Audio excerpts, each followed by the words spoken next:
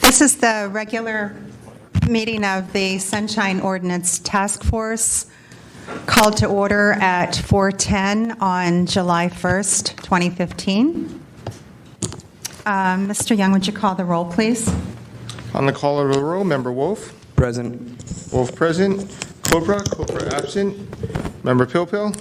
Present. Pilpil present. Member Hepner. Present. Hepner present. Member Haynes. Present. Haynes present. Member Fisher. Present. Fisher present. Member Hinsey absent. Member Highland absent. Chair Washburn. Present. Washburn present. We have a quorum. Okay, we barely have a quorum. It's July. People are starting holidays and so forth. So I just wanted to caution members, as Member Fisher reminded me, that if anyone gets up for any reason, we have to stop the meeting. So I will be calling short recesses. So otherwise, let's forge ahead.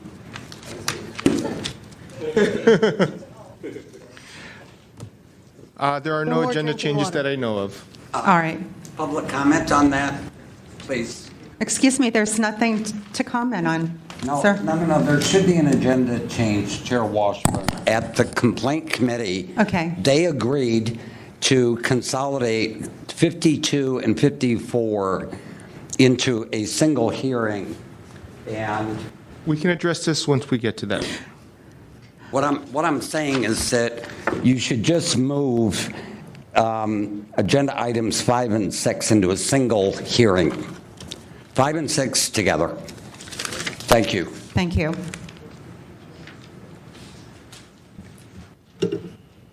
And I believe we'll be doing that. We have, the materials are combined in our packet. Great, thank you.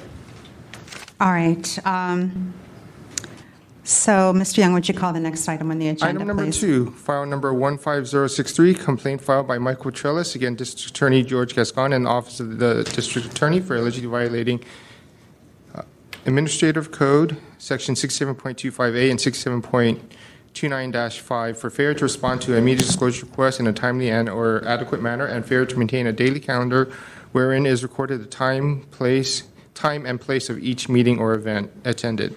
The complaint committee does not believe that the calendar provided complies with 67.29-5, as it does not list the time, place, or event attended. The district attorney states that they cannot list certain items due to the investigative nature of the office and the need to protect certain individuals. The department acknowledges that the response was late and is correcting the situation. I believe that the committee requested that the district attorney's office consult with the city attorney on this matter. All right. That's a pretty comprehensive statement. But before we get started, I'm wondering if the chair of the complaint committee, Member Hepner, would like to add anything. Also, Member Pilpel and Member Haynes was present at that June 16th meeting as well. So We missed you there. I did miss it, yes.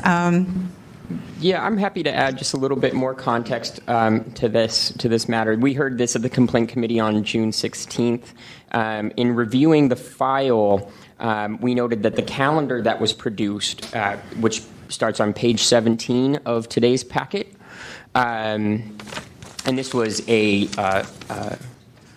sort of an exemplary section of the calendar. It does not cover the entire term that was requested or produced, but this is, indicative of what was produced, is largely blank. It's a handwritten calendar, largely blank, except for a media interview with KQED, something on April 1st, one other item on April 1st, but otherwise no information for April 2nd through April 8th. And then there's a couple media interviews on April 8th. We expressed skepticism that this was inclusive of the activities that need to be reported on a calendar under Section 67.29-5, and we're not convinced that the omissions were solely due to privileges. So that was the basis of our finding, and as the order of determination or the recommendation indicates, we had asked for the representative from District Attorney Gascon's office to consult with the city attorney about what information should be reported, and to find out whether there was another place where the district attorney's appointments were being scheduled and maintained, and whether that should have been produced. Do the other members of the complaint committee have anything to add at this moment? Okay. So I don't see Mr. Petrellis. Oh, he is here? Okay. Let's. Oh, wait, no, he's not. Oh, no, I didn't see him come in. So, but there is someone here from District Attorney. Mr. Bastian from the District Attorney's Office. Right, yes. Good afternoon, everybody. I remember you from other matters, yes. Welcome. So did you, in fact, consult with the city attorney's office about this matter? I have not. She was on a trip. Our city attorney was on a trip at the time, so we've been playing phone tag back and forth. However, to address some of the concerns, there are two things that we've done. Even though under Rivero v. Superior Court and under the rubric of the law, there are some special protections and privileges that apply to a district attorney's office, there are some things that we are upon recommendation and upon discussions from last time, there are some things that we would like to do. Number one, as it relates to any kind of emails that may be missed, we have set a new color-coded system that really makes it so that two different people are going to be reviewing the emails. So this type of thing, if an email is sent, let's say Sunday night, it will not be falling through the cracks. And secondly, as it relates to the calendar, there is going to be a little bit more detail as it relates to the calendar going forward. And it will kind of take into account the fact that we do kind of sit in an investigative function role, but it also takes into account some of the statements made by the Sunshine Ordinance Task Force. So it's really about finding that right balance, and we are moving forward, and actually it's already been implemented. We have started putting a little more detail in the calendar as it relates to what the public calendar is. And I did check and see, sir, about the calendar. This is the only calendar. There is no other calendar.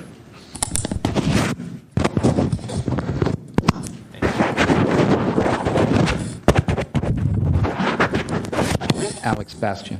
Thank you, Mr. Young. Bastian. Bastian, yeah. Yeah. No problem. Yes, that's correct. Madam Chair. Sir, any questions? First, Member Wolf and then Member Pilpel. I mean, I think it's great to see that the district attorney's office is being proactive in the matter. I don't think that changes the status of the violation or the recommendation, and I'd like to make a motion to accept the complaint committee's recommendation. Do I hear a second? Second. All right. Member Pilpel. So, Mr. Bastian, I appreciate the comments you just made. Sure. Can I ask that you reduce those to writing and send a copy to the task force with a copy to the complainant? Sure. Because I think just so that we can see, what you just said, but that it's committed to writing, and perhaps if you could provide an example of a new calendar page with more things filled in. Sure. And just to be clear, I don't want to make any false promises. It takes into balance everything that was said, but I will send an example of it. Fine. It definitely is more detailed than I think you'll recall from my comments at the committee, it was just showing something. Correct. Is better than nothing. And yes, sir. And I'm not alleging, I don't think anyone is alleging that DA Gascon has not been working, but just that there be a calendar that sort of documents that things happen during the day. Completely understand. Okay. But I think Member Wolf's point is well taken, and so I seconded the motion. Member Fisher.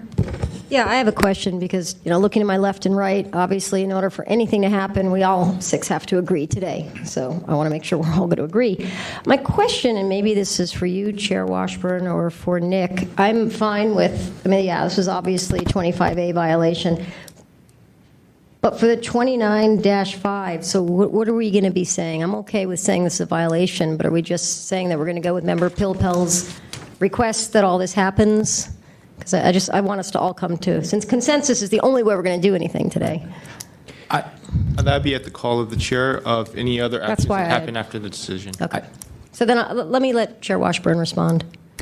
Yeah, the way I'm thinking about this is, first of all, Mr. Bastian has not had a chance to speak with the city attorney. So it would be good to hear from the city attorney, have that discussion summarized in a document.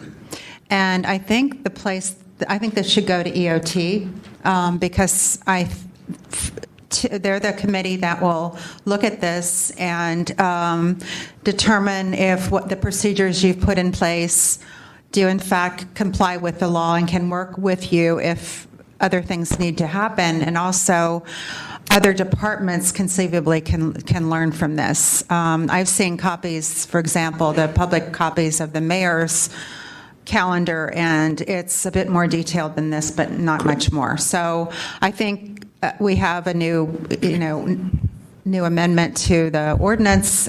This is very much on everybody's mind. So that's what I'm thinking about. But that's up to me. But if And I know anybody has any I'm better, maybe skewing the vote a little, like, what are we going to do after we vote? But given the situation, I just want to make sure we're oh clear. no, absolutely, it's good to remind us My about vote to that. count.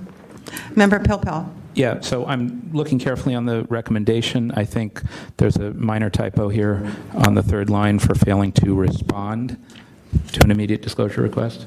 And perhaps if we add another line after the second paragraph before the recommendation, or to replace the recommendation, that we request the district attorney's office to maintain a calendar with entries as to, essentially with entries that comply with the law. And I think what we were finding, and maybe it's not, to Member Fisher's point, expressed as clearly in here as it could, is that just having either a blank calendar or just including media interviews wasn't sufficient to meet the requirements, and that we wanted an actual, recap of meetings that the district attorney attended with appropriate redactions, if necessary, pursuant to state law. So perhaps we could capture something to that effect in an additional sentence. Anything else? I did have one question for Mr. Bastian, because this is, you mentioned the Rivera case at the complaint committee as well. Rivero. Rivero versus Superior Court? Correct. Right. My understanding from that case is that this was somebody who was seeking disclosure of investigative records from the district attorney's office, and the court found first that the Sunshine Ordinance does cover the district attorney's office, but that Rivero says that you can't compel disclosure of records of an ongoing investigation. Is that your understanding as well? Well, as you know, because the district attorney's office is in a unique position that investigates and prosecutes cases, case law has indicated that anything that may touch upon investigations or prosecutions can be shielded as a result of that particular investigation or prosecution. Who, how, when, all of these questions, who, what, where, when, why, and how, are all, as it relates to, let's say, meeting with a particular investigator, meeting with a particular victim, how much time you spend on one investigation versus another investigation, all of that would actually go part and parcel to an investigation or a prosecution on a particular case. And that is essentially what Rivero and some of the other case law and also the code here, California Government Code 25303, really speak to that unique kind of positioning.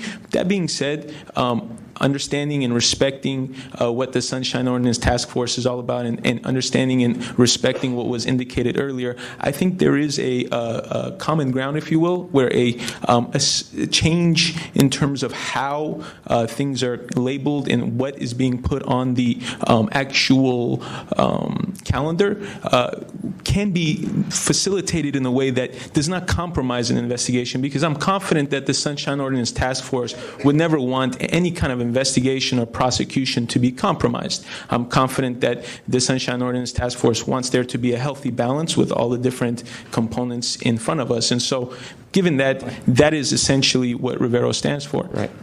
I'm encouraged by that last bit because I think I agree that disclosing on a calendar meeting with Joe Q public would be a detail of the investigation that might, put that person or the investigation in some sort of compromised position. There might still be a way to disclose, meeting regarding investigation and leave it at that, or some... Or meeting with a victim to discuss a victim issue. It can be Or pretty maybe an generic. internal meeting or some office meetings, something Just along Right. something those that But there's- describes that there's a meeting without describing who. Right, and If- understanding if then there's where a that need to line protect that. falls between Sure. over-disclosure, that would be good for us to know if it, with your conversation with the city attorney, if that information. And again, as far as conversations go between attorney and client, earlier it was indicated that perhaps some of those can be memorialized on a piece of paper. That is not, in my opinion, something that typically would happen. Any kind of conversation between an attorney and client would be privileged in general as it relates to advice. So I just want to make clear that I don't believe there will be a memorialization of our communication, between offices. Once, if that even occurs, and once that occurs, I just want to be clear that that is not something that was on the table. Is that correct? Right. Okay, just wanted to We're confirm talking that. about calendars. I might have misunderstood something. I thought I heard something about a memorialization of conversations between attorney. Oh, no, I was referring to you talking with the city attorney about the city attorney's opinion about what could be included in a calendar. Correct. Again, them being our attorney and us being the client, Right. any kind of conversations between the attorney and client would be shielded under the AC privilege, the attorney-client privilege. Okay. Henceforth, I didn't want to make any kind of misconception there that our conversations that would be essentially privileged under the attorney-client privilege would be immediately documented and presented for your approval or for your viewing, because that would be contrary, again, to everything. No, what I meant was you will have a conversation with the city attorney about what can and can't be disclosed. And as a result of that, the district attorney's office will have a new policy And you can enunciate that's informed by, among other things, your conversation with the city attorney.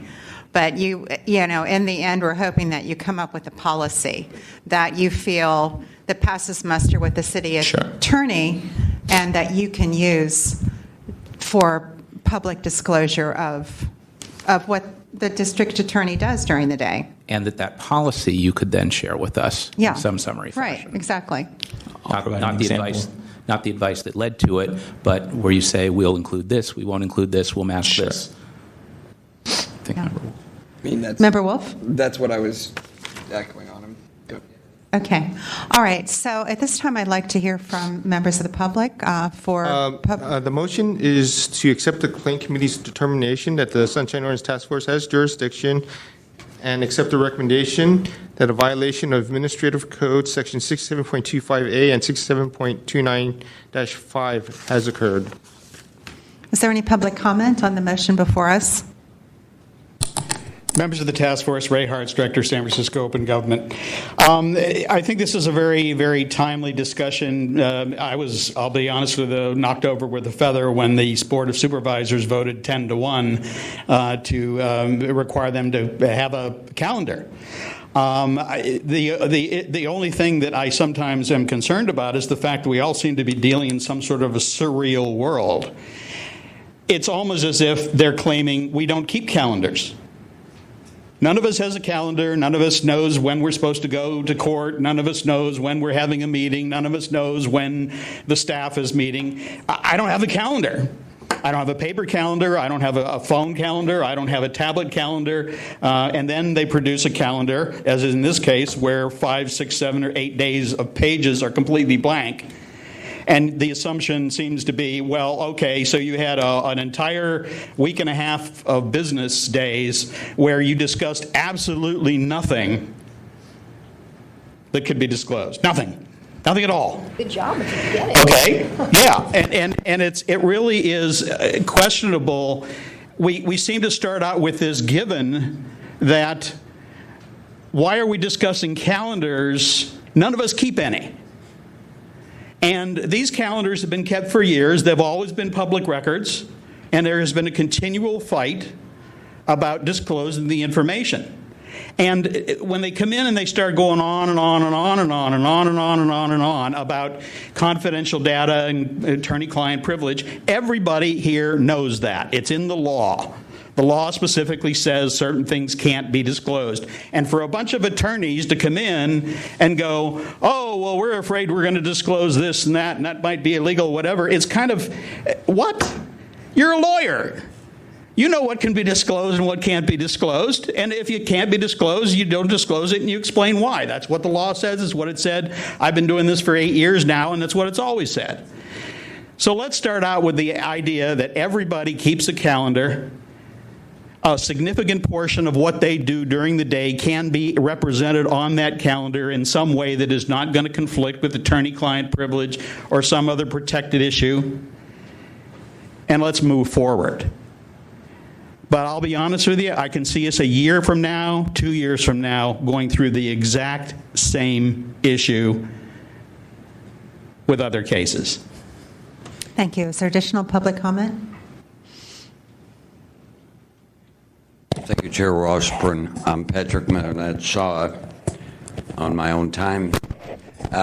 Given the fact that the Board of Soups did, in fact, pass the proposal to require each board member to maintain an official calendar, I recommend that somehow this body either introduce an amendment to the Sunshine Ordinance expanding that the requirement to keep calendars does not apply only to the mayor and certain elected officials. You need to get it into the ordinance that, given the fact that the board themselves adopted a measure requiring it of them, that you get it into the ordinance to memorialize it and to keep in mind for your, your operating procedures, that when you receive complaints in the future regarding their calendars, that you bear in mind that this was something the board itself adopted, and so it therefore falls under the spirit of the Sunshine Ordinance, even if it's not quite yet in the official language of the ordinance. Thank you. Is there additional public comment? Good evening, Thomas Piccarello. I support the motion, although I would prefer to see the matter go to Compliance and Amendments Committee rather than Education and Training Committee. Just in terms of clarification of your new process, it says that you're either going to adopt the recommendation or you're going to hold a hearing at a future date. So I assume the future date would not be tonight, correct? Right. The motion is to adopt the So recommendation. therefore, there shouldn't be any discussion by the respondent regarding the issues that have already been litigated at the complaint committee. Perhaps that's why Mr. Petralis wasn't here tonight, because he wouldn't have the opportunity to present if you did not accept the recommendation of the complaint committee. So, as you go through these cases in your new process that have already been litigated or adjudicated in front of the complaints committee, there shouldn't be any new discussion by either the respondent or the complainant. Your obligation tonight is only to uphold the recommendation and then put it through some other committee to see if there's compliance with the order of determination, or hold a new hearing at a future date, but not tonight. So you can get through these cases much quicker if all you do is address the recommendations and either vote up or down on them. Thank you. Thank you. This is very much a work in progress, so we take all of these comments to heart. Member Wolf? I think that the last comment was very on target, but at the same time, I think that when there have been any potential updates to the situation since the complaint hearing, I don't think that should change rulings around whether to have a hearing or adopt the recommendation, but I do think that using this opportunity for that communication channel is a viable one. Thank you. Member Pilpil?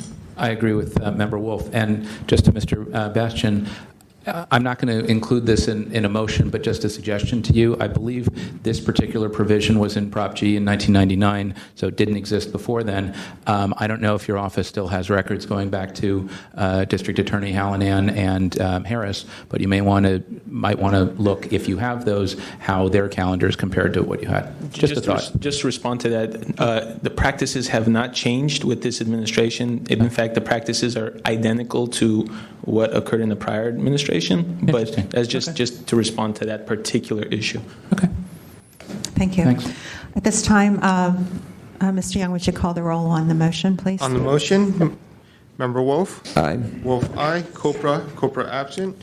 Member Pilpil? Aye. Pilpil, aye. Member Hepner? Aye. Hepner, aye. Member Haynes? Aye. Haynes, aye. Member Fisher? Aye. Fisher, aye. Hinsey, absent. Highland, absent. Chair Washburn? Aye. Washburn, aye. The motion passes. The matter, per previous instructions, will be referred to the Education, Outreach, and Training Committee. Right. Uh-huh. Actually, Madam Chair, I was going to suggest it could go either way. Since this matter was originally heard by essentially the Compliance Committee, maybe it would make sense to go there. I don't know if Member Hepner wants to just take it as a follow-up rather than sending it to the other. That's a good idea, yeah. It could go either way, I agree. Member Haynes, you're happy to hear it? To rules. You're happy to hear the follow-up? Well, there will be follow-up, so the Right. question is which committee it goes to for follow-up. Yeah, it might make sense to take it back to compliance. The Okay. matter will be referred to the Compliance Amendments Committee, and I request that to determine if the new procedure created by the District Attorney Office complies with the law. Okay. Yeah, okay, that's framing it in a way that it makes sense that it go to compliance, but it could have gone the other way. All right. Thank you, Mr. Bastian. Thank you very much. I appreciate your time. Have Thank a great you. day. How's your car? I was without a car for a couple of months. It was pretty liberating. Being a pedestrian in the city can be dangerous at times, but nonetheless, it's good exercise. But since then, I got another car, so I did it as a promise to Nicole Schneider from Walk SF. I told her I would be without a car for 2 months, and it's great being a pedestrian in the city, although at times somewhat dangerous. So just as an aside, and this is purely personal, that very night I went home from this meeting, was eating dinner, knock on my door, the police department letting me know that a motorcycle had hit my car. Oh, no. That very night, yeah. Yeah, it's hit and run is unfortunately something that can impact. It wasn't a them. hit and run, though. Oh, well, yeah. it's a motorcycle. Yeah, Hit and yeah. fall. Yeah. Hopefully he wasn't hurt. He wasn't hurt. That's the most My important car thing. was fixed, but it was so ironic. That's So crazy. ironic, yeah. It's crazy. Look both ways before you cross the street. Most definitely. Thank you for that advice. You all have a good one. Okay, thank you. Not a walk Next in the on the park. agenda, item number 3, file number 15087, complaint filed by Alex Aldrich against General Manager Phil Ginsburg and the Recreation Park Department for allegedly violating Administrative Code Sunshine Ordinance Section 67.21 for failure to respond to requests for public records in a timely and complete manner. The complaint committee determined that the Sunshine Ordinance Task Force has jurisdiction and recommends that the task force find a violation of Administrative Code Sunshine Ordinance Section 67.21B for failure to respond to a public records request in a timely and or complete manner. New letters have been received from both parties since the complaint committee meeting. They are in your packet today. And there was also an additional letter of support from a member of the public. Recreation and Parks Department has certain policies regarding the management of parks that are long-standing. However, the policies are not documented in any form, but verbal only. The violation may be seen as somewhat of a technicality, as Recreation Park did respond with a statement of what the long-standing policy is, but did not state that there are no written records of this policy. the issue of no documentations for a policy is maybe beyond the scope and jurisdiction of the Sunshine Ordinance Task Force. Okay, thank you. So that's to bring the other members of the task force up to speed on this. But again, Member Hepner, who chaired the complaint committee that day, other members who were there, do you have anything to add? Well, can I just, what was that you were just reading about it being beyond the scope and jurisdiction of the Sunshine? I believe that was my own words. I did not receive it from anyone, but from my analysis of the testimony, I believe that it was discussed that the issue of policies not being approved in any formal format may not be under the jurisdiction of the task force, as we don't determine how a policy is made. Okay. And then Josh. So Member Hepner and then Member Wolf. Right, just a little bit more context. I think, and it's summarized pretty well in the complaint committee order of determination, or the recommendation from the complaint committee, rather. We were just frustrated that there were repeated references to a long-standing policy with the Recreation and Parks Department saying that bikes are not allowed on earthen trails, and yet there was absolutely no record that could be produced to substantiate that long-standing policy.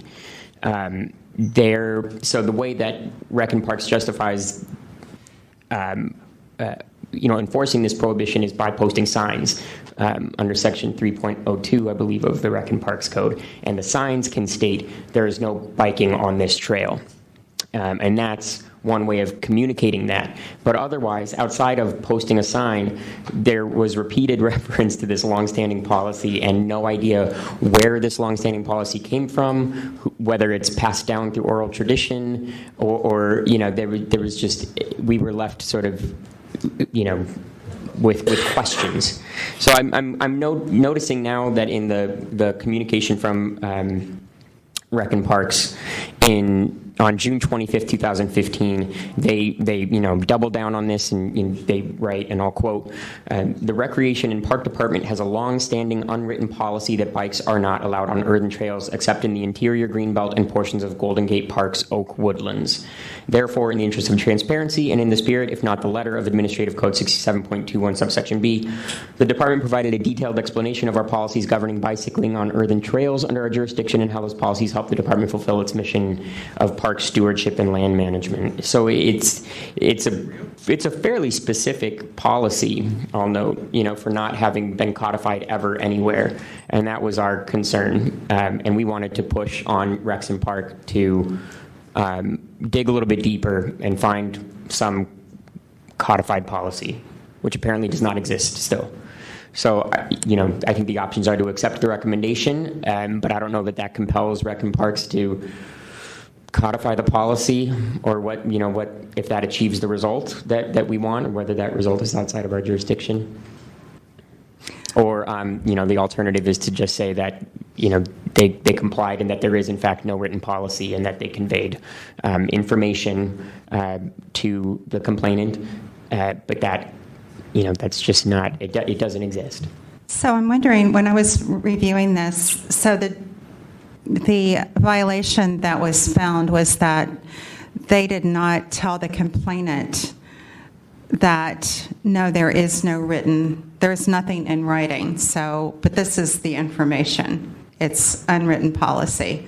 They didn't comply with the Sunshine Ordinance in the strictest sense, letting the complainant know that this written policy just doesn't exist. So the complainant is left wondering, well, why aren't you giving me the policy? You're just telling me what it says. Right. They were ambiguous in their response, and so they could not source it. So they did tell the complainant, and this is another quote from their communications: in all other parklands, bikes are not allowed on earthen trails. Period. So they did tell the complainant that. But, and then, in later communications and before us at the complaint committee said that this is a longstanding policy. but that they could never source that. They never sourced that information, and that's what was, troubling.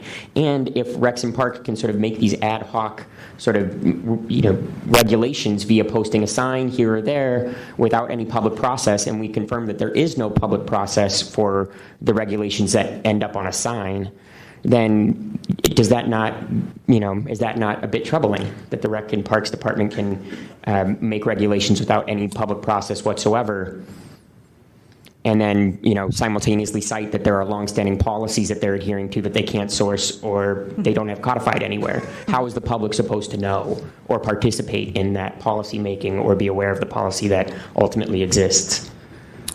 I'm just wondering, the signs, I've seen signs around the city, and they're in small print. It'll give the source of the, why something is off limits, or the city code. some kind of city code. So these signs don't have any code or anything on them. It just says no bikes allowed. Yeah, I don't see how they can, because if there there's was a nothing. code that existed, we would have seen it by now. Okay. So Chair Washburn? Actually, if I okay, might, yeah. page 63 of our packet has copies of some of the signs, and in particular, the previous sign cites certain park code sections and health code sections,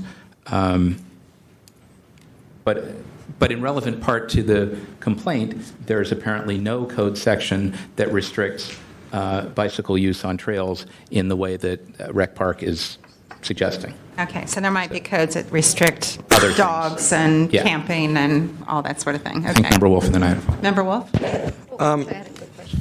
Okay. I think that there's sort of a couple levels here. There's the fact that there's a rule essentially that has no written document to support it, and then there's the process by which that rule became enforced. And I don't think that the Sunshine Ordinance has any jurisdiction whatsoever in terms of the fact that this process did not follow something that we would feel comfortable about. And I think we may have universal feelings about that, but I think that's outside of the Sunshine Ordinance. But the part that I'm curious if there is a nexus to is the idea of having a rule and there not being any documentation for it at all. Like, it seems like part of the Sunshine Ordinance is public records being accessible, and if there are no records to support a policy, that seems to be still very much interrelated within our purview, even though I can't completely grasp how. So, Member Fisher, and then Yeah, Member Paul. I kind of want to summarize this. I think we're starting to get into the looking glass thing where we're all, maybe we should just stick with the one bite of the apple. I think this is one of those, I'm going to ask you this, Chair Washburn, given that you're more experienced. I think this is one of those things where I wish I was queen for a day, where I'm like, wow, this policy really bites. I don't like this at all, because I love riding my bike through McLaren, but it's out of our jurisdiction, correct? So maybe the only thing we could do is vociferously mention this, go forward with the violation and move on, because I don't think discussing policy is really going to take us very far here. So you would concur with what Member Wolf said? That is correct. Yeah. Yes, okay. so We're done. Member Pilpel. I guess I would take a slightly different view on this. I think there certainly was a violation. I'm not sure that I'm personally comfortable with all of the language in the recommendation. I think that we should actually say to Rec Park, either through an order or in a separate communication, that we think whatever their policy is, that policies and regulations should be codified. Ideally, there should be a public process to make a regulation, but in any event, policies, particularly policies that they're going to enforce, should be codified somewhere. And we're not opining one way or another about bicycles on trails or natural areas or trees or any of that stuff, just that whatever their policies, and for that matter, any department's policies that are regulatory in nature should be codified somewhere, in a policy manual, in a code, perhaps approved by a board or commission, but should be codified. So it shouldn't just be, well, maybe it's the oral tradition or somebody told me and we enforce this because there's a sign, and, that it ought to be somewhere. And I think we can express that without expressing, again, a view on what the policy should be, but just that policy development should be codified. I think we could do that, and I think we should. Okay, would you be willing to draft some language about this? Yeah, And either in here or in a separate communication. If that's the view of the body, if people feel like we shouldn't go that far, then, there's no point doing that. That's just where I am. Yeah, I agree with a lot of what you said. I'm just concerned about putting it in the order of determination. I think it's a matter that's bigger than this issue and We could do it as a separate follow-up letter like Member Wolf's letter in our packet today. Yeah, I think that might be a better idea because I can imagine a scenario where Rec and Park goes, okay, we're going to put all this stuff in writing. And then members of the public go, wait a minute, where did this come from? What process did you use to arrive at this? And then we have, another set of issues that ought to be That's worked a better out. problem than not having anything codified. Yeah, you're right. Okay, I think a separate letter and Member Pilpel and anybody who wants to take on this project. I think it's okay. Member Wolf, and then I'd like to move on with this. I would like to make a motion to accept the Complaint Committee's recommendation, and in terms of the letter that Member Pilpel intends to write, I imagine likely supporting it, but I do think that we're treading in really dangerous territory when we start lobbying for policy that starts to go outside. I'm not saying one way or the policy or another, but just the idea of lobbying around policy that goes slightly outside of the purview of our mandate. All right, is there a second on the motion to accept the recommendation of the Complaint Committee? Just to be clear, this would be a violation as well of 67.21 subsection B for failing to provide a public record or to justify the withholding of the record within 10 days, correct? That's what we're affirming, and that is a violation that we can find even if the record does not exist. I am agreeing to support the recommendation of the Complaint Committee, as you just described. Is there a second? Second. Member Hepner. Okay. All right. At this time, I'd like to open this up for public comment. And I believe the complainant can speak under public comment. Yes. This is not a hearing. We're just trying to understand what we're voting on here. So at this time, I'd like to welcome members of the public, including interested parties, to comment. Go ahead, Mr. Hartz. Members of the task force, Ray Hartz, Director, San Francisco Open Government. And hell just froze over. I agree completely with Mr. Pilpel. The bottom line is... why is it so humid? That's what... I'm waiting for the lightning. Yes, I know. I'm waiting for it to strike.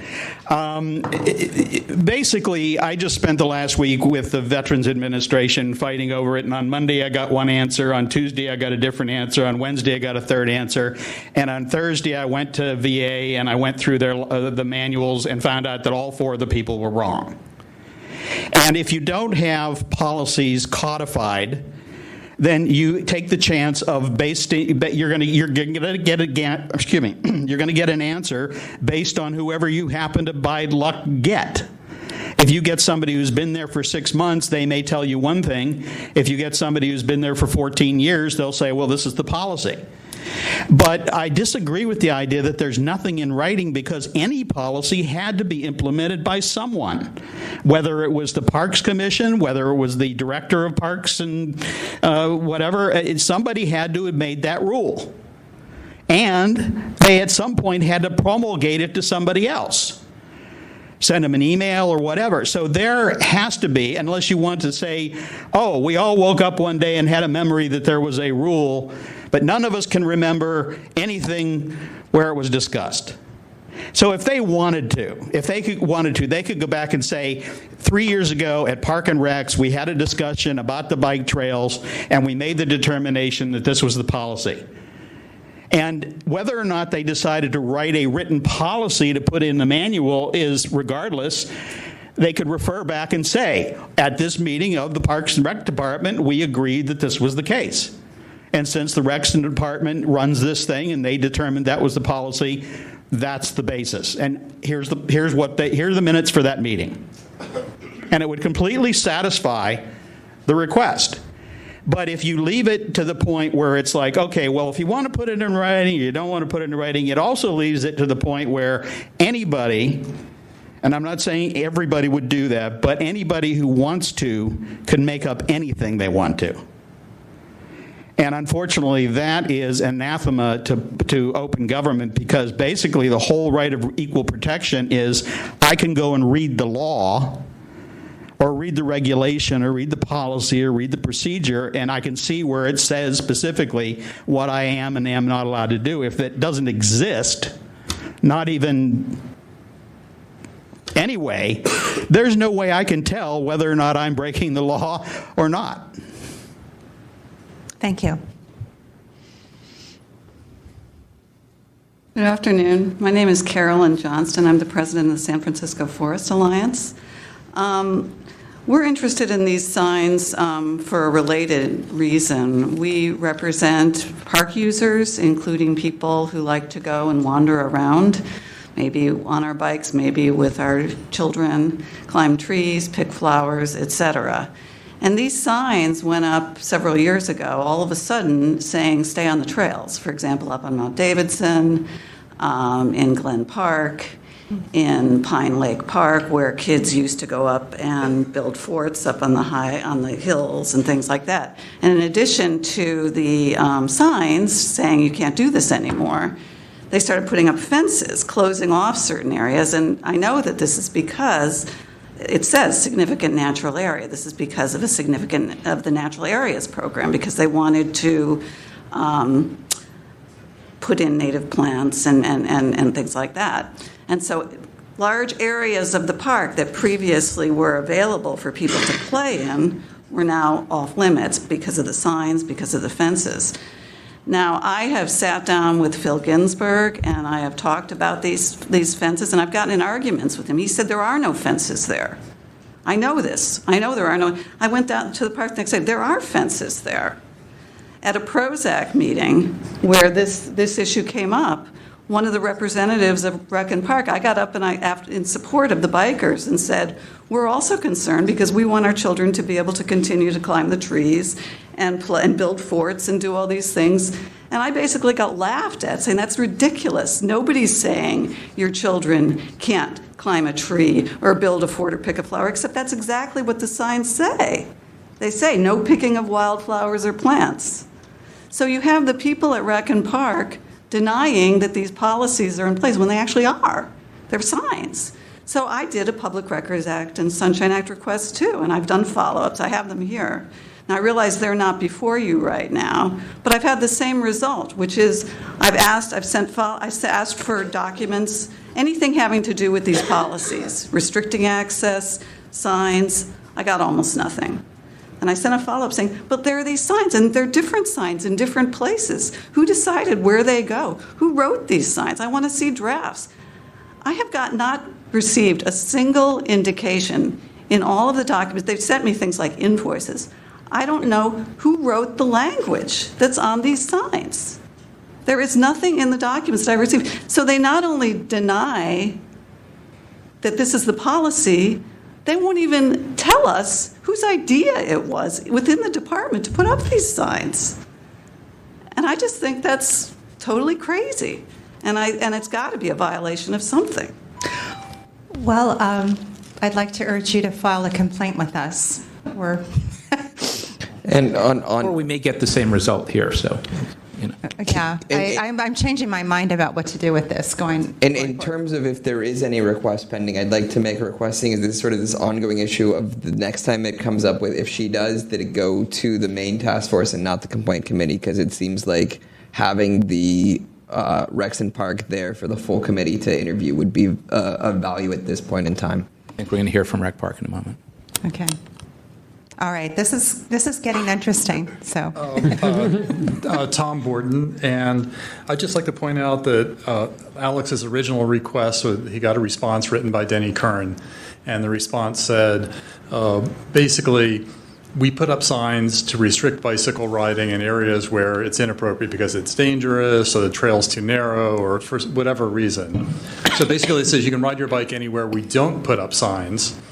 But Phil Ginsburg's original message said it's illegal to ride your bike anywhere unless we put up signs saying that you can. So there are two statements that are the logical inverse of each other. The official response to the Sunshine request was, you can ride except where we put up signs. And so Alex wrote back after he received that letter, and he said, Mr. Kern's message states that RPD posts signs restricting or prohibiting bicycle riding on trails at specific park sites based on a need related to the specific area. This does not support Mr. Ginsburg's assertion bicycle riding on all earthen trails in all parks is against regulations unless specifically allowed by RPD. Could you please either confirm Mr. Ginsburg's statement in all other parklands bikes are not allowed on earthen trails was made in error, or provide the regulations that support the assertion cycling is not permitted on earthen trails in any park? And the response that he received from RPD to this letter was, we've closed your case and we're not going to provide any more information. So he asked for something very pointedly. He asked for it in his original request as well, which was for this statement, and the response provided by Mr. Kern was totally non-responsive in bringing anything to light. So I'm saying that's where the failure to meet the Sunshine Ordinance occurred, was in ignoring this request, even though he asked for it twice, and quite pointedly ignoring it. So that's my comment. Thank you. Thank you.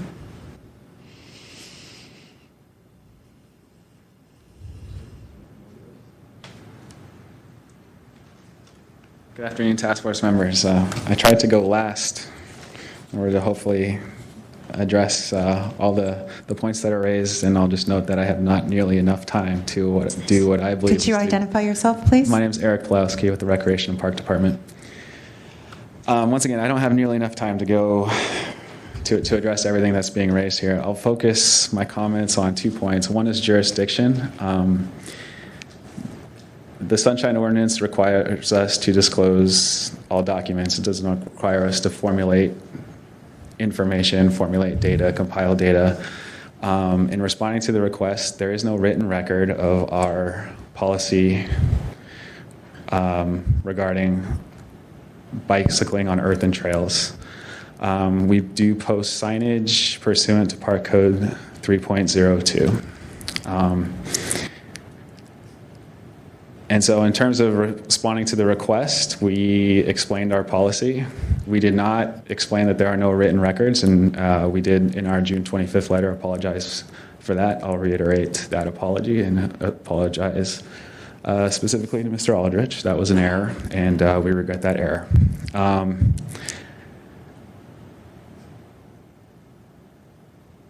There is no written record. I don't know what more we can do to respond to this public records request. And that gets to the matter of jurisdiction. I'd really caution you against going outside the letter of the Sunshine Ordinance, because you just simply do not have all the facts at hand and all the information you need to make a fully informed decision on the matter. Regulating recreation in our very beloved and very well-used parks is a very difficult task. It requires balancing the needs of the environmental community, the recreation community, dog walkers, bicyclists. We do our best given the resources that we have and the rules and regulations that are in place. I assure you we are within our authority to post signage restricting bicycling activity in McLaren Park. And so, yeah, once again, I'll just simply reiterate, I'd caution you about going above and beyond the scope of the task here today. The germane issue is whether or not we responded to a public records request. We did respond. We responded timely. We did not make it explicit that there is no written record of the policy. And I would formulate your decision here today based on those facts and those facts only. Madam Chair? Yes, Member Pilpel. I'll do all I can not to respond in the emotional way that I'm feeling right now. But let me just ask you briefly. You just stated in your comments that we don't have all the information before us. What information would you suggest is not before us that would help in making a better decision here? About the policy? You said we don't have all the information before us. I said we don't have all the information to go into the task of policy making. I don't believe we are. Policy making. We'll agree to disagree, sir. How would you suggest that we're intruding on policy making here? Well, you're suggesting that your motion is to find that there's a violation, and there was a suggestion that I don't exactly follow, but you made a suggestion that you're going to write some committee was going to write a letter. That we would draft a letter and bring it back here. Bring it back here for further discussion before agreeing to send it. Right, concerning your concerns about the existence or lack of records. As I said, the Sunshine Ordinance Task Force requires us to disclose what we have on hand. You may agree or disagree with the way we manage the lands that we're charged with stewarding, but in terms of forcing us to codify certain policies, you're certainly entitled to your opinion, and you can make that opinion clear. And your opinion is actually noted when we are in the process of clearing up and in the process of adding more bicycling capacity to McLaren Park, and through that will come some hopefully more clear rules and regulations. But forcing us into codifying or Sir, we don't forcing us into force you to policy do making. anything. Well, I'm comforted to hear you say that, because that's not what I gathered listening to your commentary. Okay. Thank you. Member Hepner, do you have something? Yeah, but I think it would probably be prudent to finish. We have another member of the public, and it'll be back to us. So this time.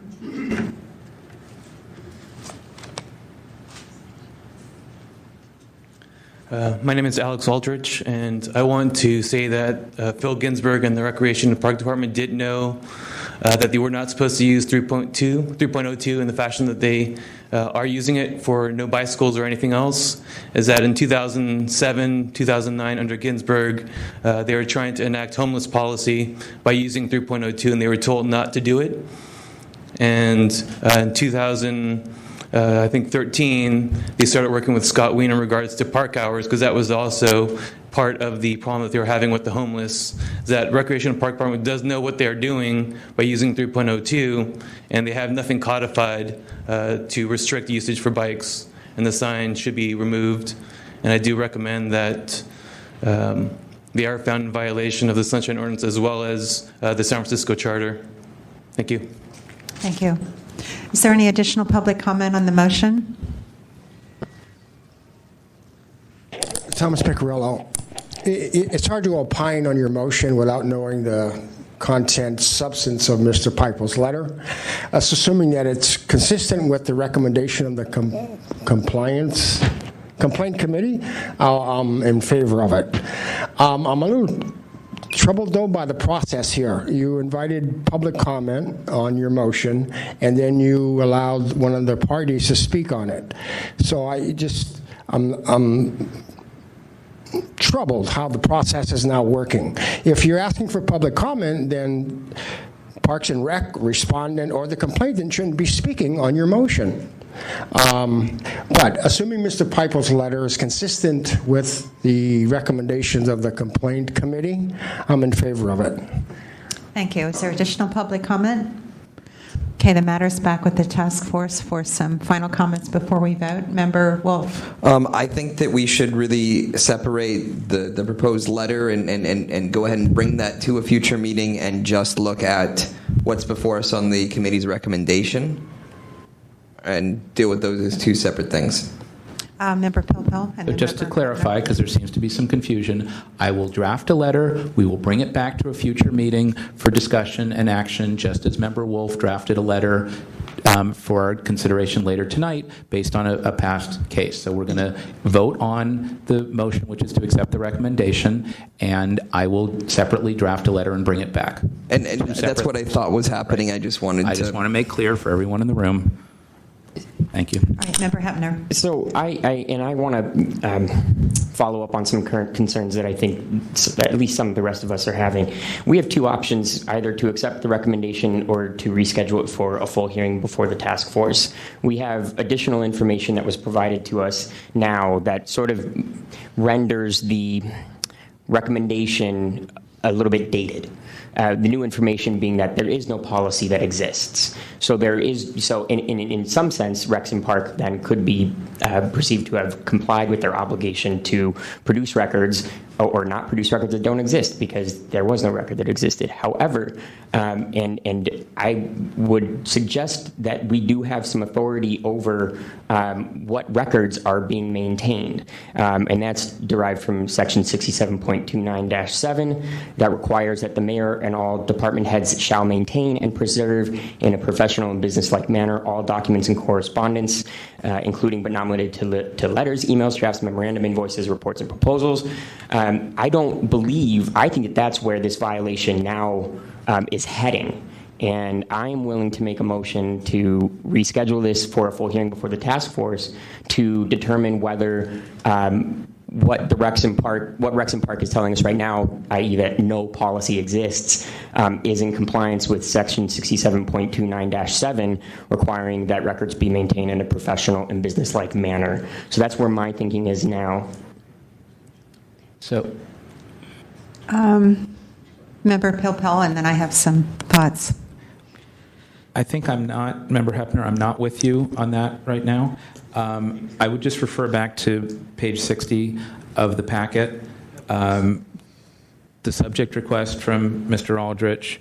Hello, Mr. Pawlowski. In accordance with 67.21, blah, blah, blah, I hereby request copies of all regulations that prohibit or restrict, da-da-da. Response from Denny Kern, May 1st, same page. Mr. Aldrich, I'm responding. Our approach has been one of park stewardship and land management, da-da-da. So I think the view that I had, perhaps Member Haynes concurs or doesn't, at the time was that there was a specific request and the response within the 10-day period was not responsive. It did not provide the copies of the requested regs. And so I think we still have a basis for finding this violation, and that's why I'm with the main motion. And in the letter that I'll draft, we can talk about that, and perhaps we can work any other views into the final May letter. I suggest that if the complainant would like to pursue this new code section, that they file a new complaint? Well, because it's not. Hold on. I think we still have sufficient facts to find this violation here today. That's my feeling. I agree, but I do think that if we want to reach the deeper issue that I think we're all sensing, this ad hoc policy making, or sort of more precisely, this sort of invention of policies without any codification or written basis for how those policies were arrived at. If we want to get it to that issue, then it's a violation of 67.29-7 for failure to keep records in a professional and business-like manner. And that would require renoticing and all kinds of things. I have a process question. Member Wolf. And then we need to hear from We have you. two motions on the table. No, we actually only have one. Oh, okay. I haven't. I just suggested. I floated the Sorry, motion. I apologize for that, but my question still remains, which is that any motion requires all of us to vote for it. There's two possible outcomes, as best I understand. We have a hearing, or we accept the recommendation. So if the motion to accept the recommendation doesn't have the votes, does it then default to us scheduling a full hearing? Is that a correct understanding? It doesn't have to. No, we could just the matter could just die completely. So if someone makes a motion for a new hearing and that doesn't have 6 votes, then what does that mean? There's no new hearing. We have to all be in agreement for anything to move forward here. This seems like a Use the mic. We will continue this to the next meeting for reconsideration of this motion only, of the recommendation of the committee. If you cannot come to consensus of whether to accept the recommendation or to schedule a new hearing, that question will come again at the next meeting. Okay, good. All right. Thank you. There was a huge problem there otherwise. Okay, all right. DC We Acola? solve problems here. So the policy concerns that everyone seems to be addressing, which, as important as they do seem, aren't really before us. I think that might be warranted. Maybe the complainant or someone else, other member of the public, might want to file another complaint on the basis that a policy body decision was made in violation of the Brown Act. No, I think that's fine. But that's something that should be done independent of this. Let's Right. come to the decision on the matter before us. Okay, yeah, I was, the And I'm woman not who's... suggesting that one way or the other, so. Okay. The woman who spoke about the fences going up when Phil She left. Ginsburg said, I know she left, but I suggested she might file a complaint. And this could also pertain to the bicycle trails, too. It just staggers the imagination that there's nothing in writing that's relevant to these things, that things happen and there are no emails, there's no meeting where there's some notes taken. So there may be some public records that are relevant that speak to these policies that are being formed that are public records and should be disclosed. So, but that's interesting that there's another issue too. How is policy being made that affects the public? And it seems like in these instances, it's a very sort of arbitrary thing. I mean, people may be acting in what they think is the best interest, but there are certainly many San Franciscans who have great ideas about how our parks should be used by all of us and maintained and conserved. So that's my 2 cents. But I'd like to have a roll call on the motion before us. On the motion to accept the committee's recommendation, complaint committee's recommendation, Member Wolf. Aye. Wolf, aye. Copra, absent. Member Pilpil. Aye. Pilpil, aye. Member Hefner. Aye. Hefner, aye. Member Haynes. Aye. Haynes, aye. Member Fisher. Aye. Fisher, aye. Hinsey, absent. Highland, absent. Chair Washburn. Aye. Washburn, aye. The motion passes. Okay, now on the, Where do we want to refer this? where do we, do we want to refer this back to the original complaints committee with also the charge to have this letter drafted and considered there and then brought before the full task force? Does that sound like a plan? I think the letter should appear before the full task force and not the complaint committee. Okay, so maybe this doesn't go back to complaints at all, it comes back here. Okay, I'm happy with that. There is no instructions for this matter. We found the violation. The letter is a separate matter and not associated with this complaint. Right, so this order of determination will simply be sent to Department. the department. Will be Yes. noticed about this. Oh, no referral. No referral, no. But we will be discussing this matter again in more general terms by the full task force because it raised some important issues. Yes. Should we move to general public comment? Please, yes. Is there any members of the public who would like to make general public comment? Members of the public may address the Sunshine Ordinance Task Force on matters that are within the task force jurisdiction, but not on today's agenda. I thought it was going to be a short meeting. There is no It's such 5 o'clock. We skipped.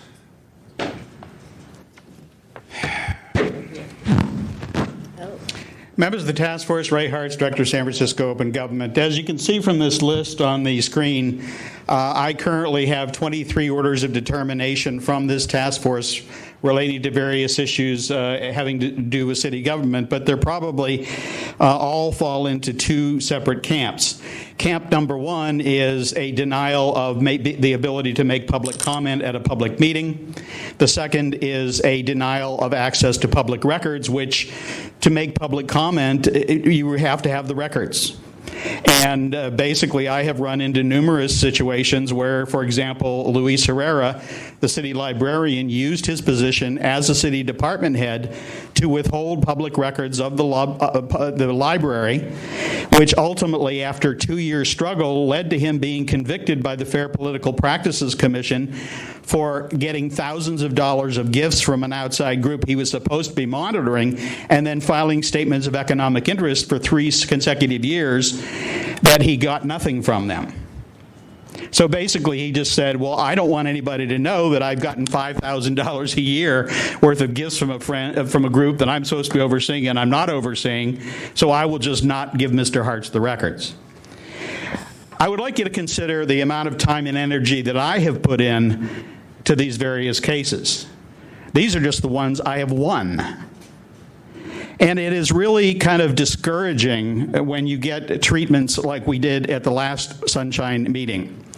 London Breed, president of the Board of Supervisors, who, from everything I understand about leadership, should be setting the example for the rest of the board, basically did not respond to the IDR, still has not, didn't respond to the complaint, didn't send a representative to the meeting, and the only comment that I've seen from their office was when it was referred to EOT, some guy named Colin, or I don't know if it was his first or last name, said, "What, another meeting?" At what point do you say, look, I am tired of you being just totally disrespectful of who we are and what we are here to do? And when a member of the city government simply says, I'm not even going to give you the courtesy of a response, yes, it's an insult to the complainant, but it's an insult to you.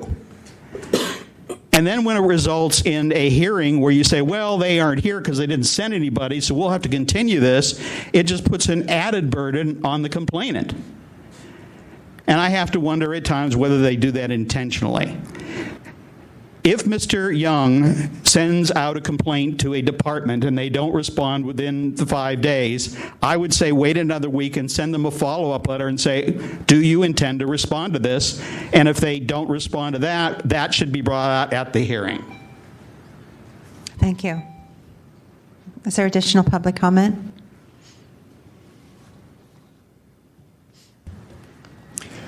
Good afternoon. I'm Peter Warfield, Executive Director of Library Users Association. Ray Hartz's previous comment a moment ago, I think, needs some close attention.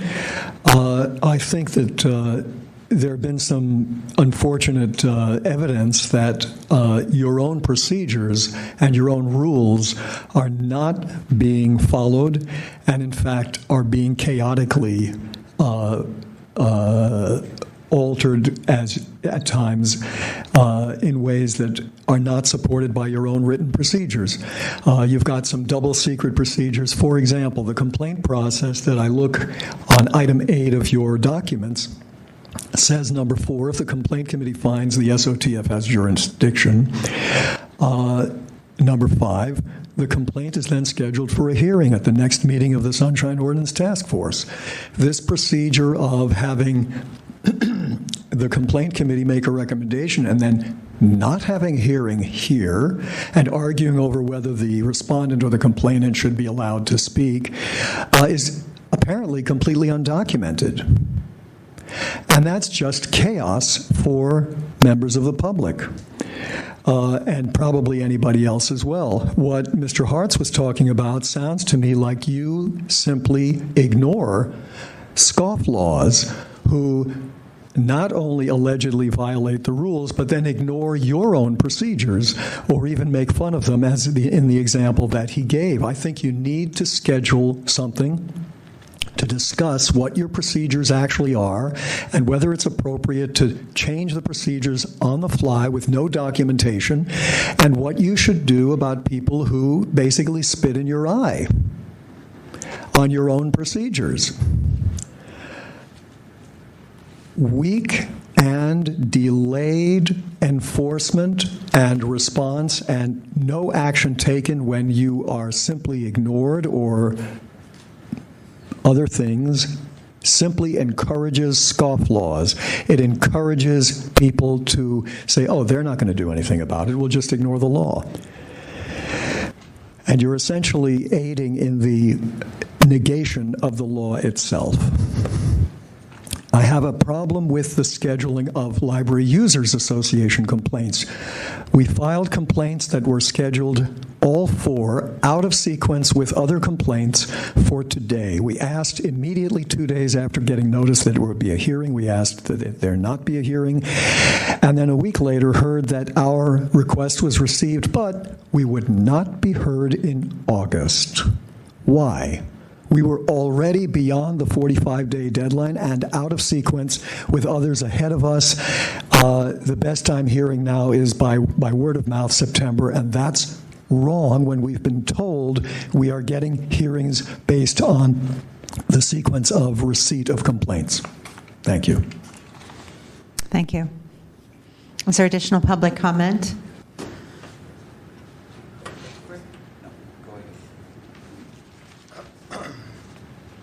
Thomas Piccarello. First, let me thank the 6 of you for showing up tonight and having a quorum. That's nice. A couple of items. I assume you're still going to have the election of officers tonight. I didn't hear anything about an agenda change. If you are going to have the election of officers tonight, it should have been held earlier than at the end of your agenda. Also, the minutes from last meeting, some of us attended. We might want to talk about the minutes, but if you put them at traditionally the minutes were heard at the early part of your calendar. That makes sense, so that people that spoke the month before could address the minutes. But I'm not going to be here. I'm not going to stay here till 9 o'clock tonight, and you're not going to get to the minutes till 9 o'clock at the rate you're going. So, items on your agenda that you invite public to speak on, they should be heard earlier in your calendar rather than at the end when nobody's here. The only people that are here at 9 or 10 o'clock are the parties, not members of the public. So if you want public input, then have matters earlier in your calendar. Thank you. Thank you. Is there additional public comment? Sorry. Patrick Manetshaw, I'm sure you're aware that the Ethics Commission just placed a measure on November's ballot after a long delay. They finally exercised their authority that they've had all along to do that. I strongly urge the task force to get around to developing a comprehensive set of amendments to the Sunshine Ordinance and to submit them to the Board of Soups, asking them to finally get around to putting on the ballot a whole host of amendments to the Sunshine Ordinance. And you should do so by culling from your orders of determination and the cases before you over the last several years what those amendments should look like. You should schedule a public hearing and take public comment on it.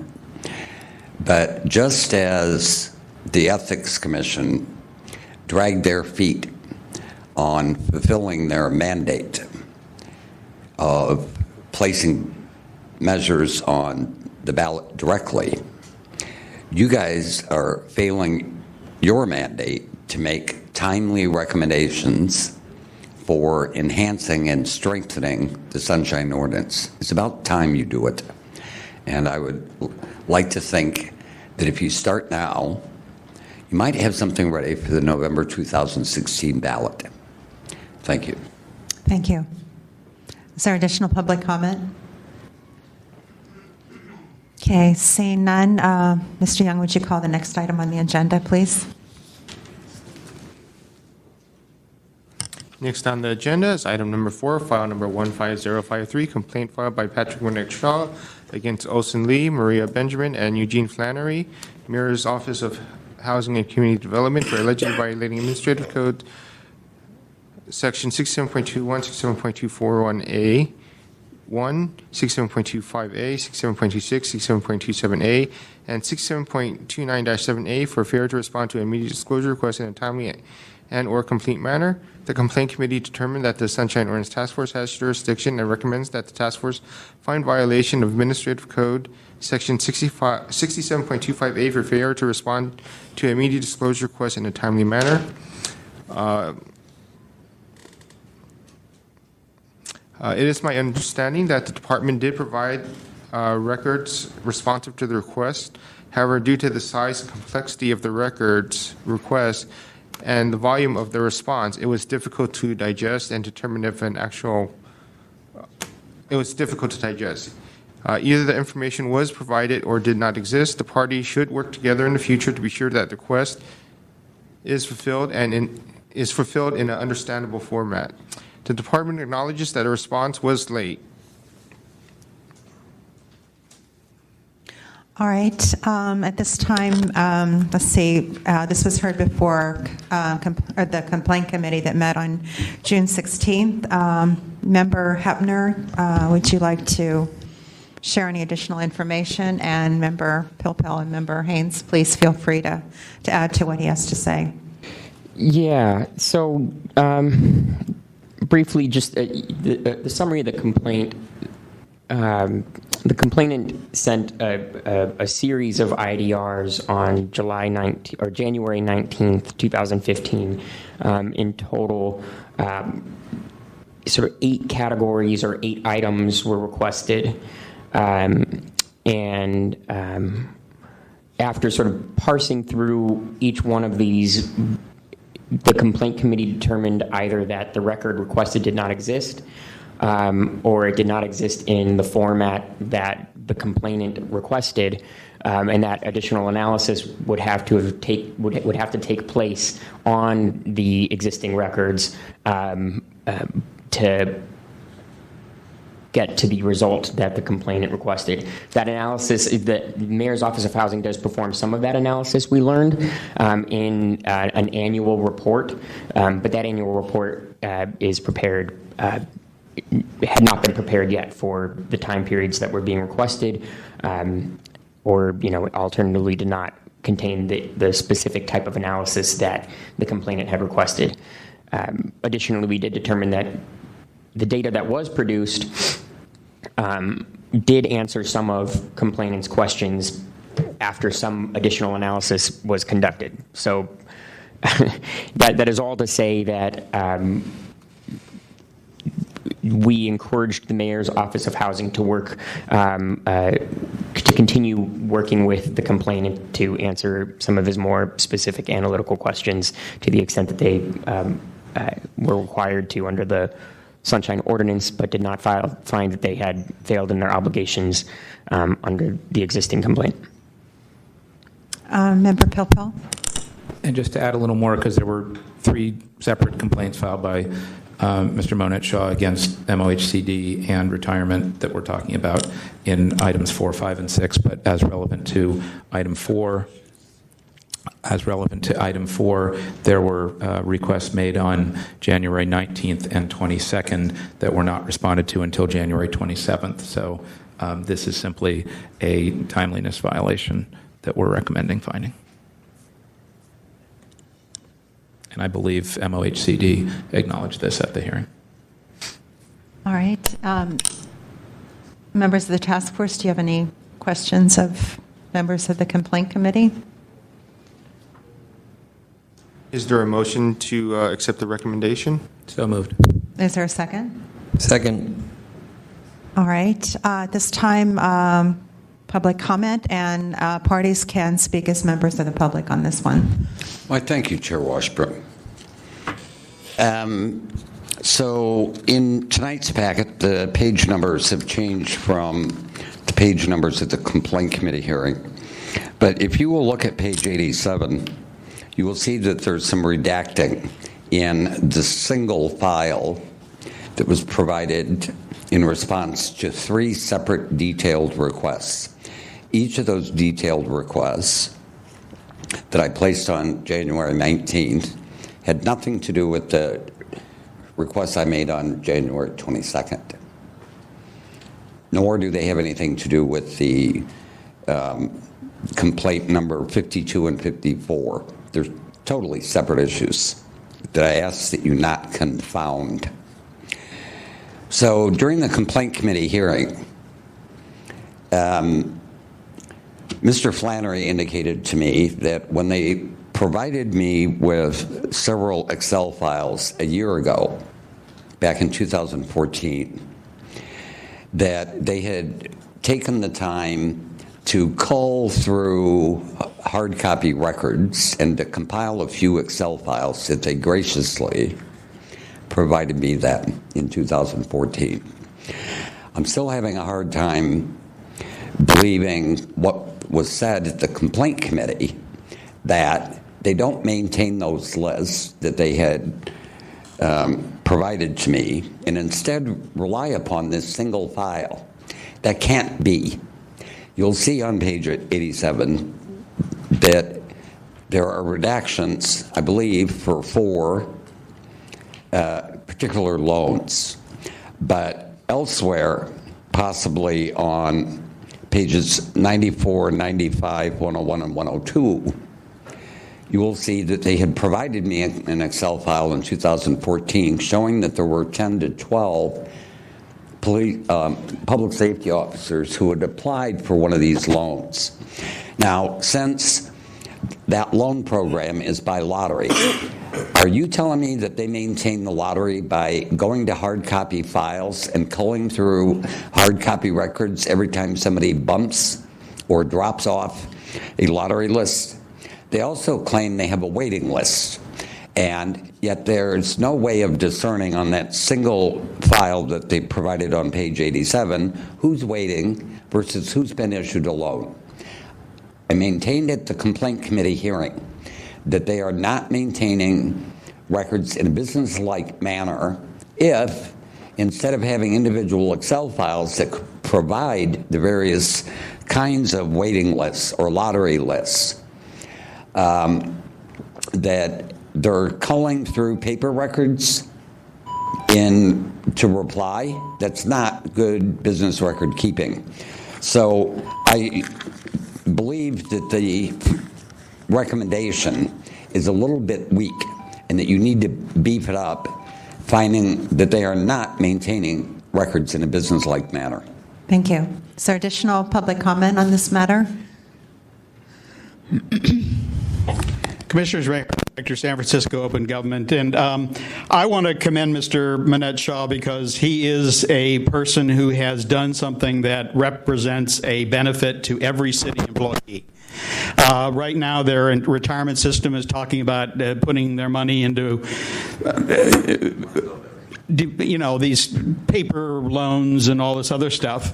And when someone needs to go before the board that is going to make that decision, they need access to the records to make an intelligent comment about whether or not it's a good idea or even a viable idea. And by denying the records, what they do is they deny them free speech. Basically, if I can keep you from getting what you need to say what you want to say, I'm violating your First Amendment right. It may be an indirect violation, but the result is the issue. Mr. Manette Shaw is asking for information relating to how they intend to use part of the city employees' retirement fund, whether or not it's a wise investment. And anybody who doesn't understand the intelligence of that and the correctness of that needs to go back to 2008 and think about what almost happened to our country in the financial meltdown. People had a bunch of records which they didn't let people see and still won't let them see because they know they did criminal stuff. And so basically what they do is they get what they want by manipulating the system. And what I said earlier about Luis Herrera, I spent 2 years fighting with him to get public records, which he had a bylaw under not only the Sunshine Ordinance, but the California Public Records Act, a responsibility to produce, and he withheld them solely for the reason that it ultimately ended up in finding him in violation of the law, where he signed a document to the city saying, I didn't get this $5,000 worth of stuff I'm supposed to report, I got nothing. members of the public who are willing to take their time and their energy and go through the cases like this should be commended. Because unfortunately, in this day and age, and we're seeing it more now, a lot of the younger people, I don't know what they call them now, not the millennials, but they're basically saying, I don't want to get into government, I don't want to be part of government, I don't want anything to do with government, because it's all a bunch of crooks. If you have a program and it's a good one, then you present it openly, honestly, you allow public comment to it, you give people documents they request, and you allow them to make an intelligent an intelligent part of the process. That's what all these laws are really intended to do. Thank you. Is there additional public comment?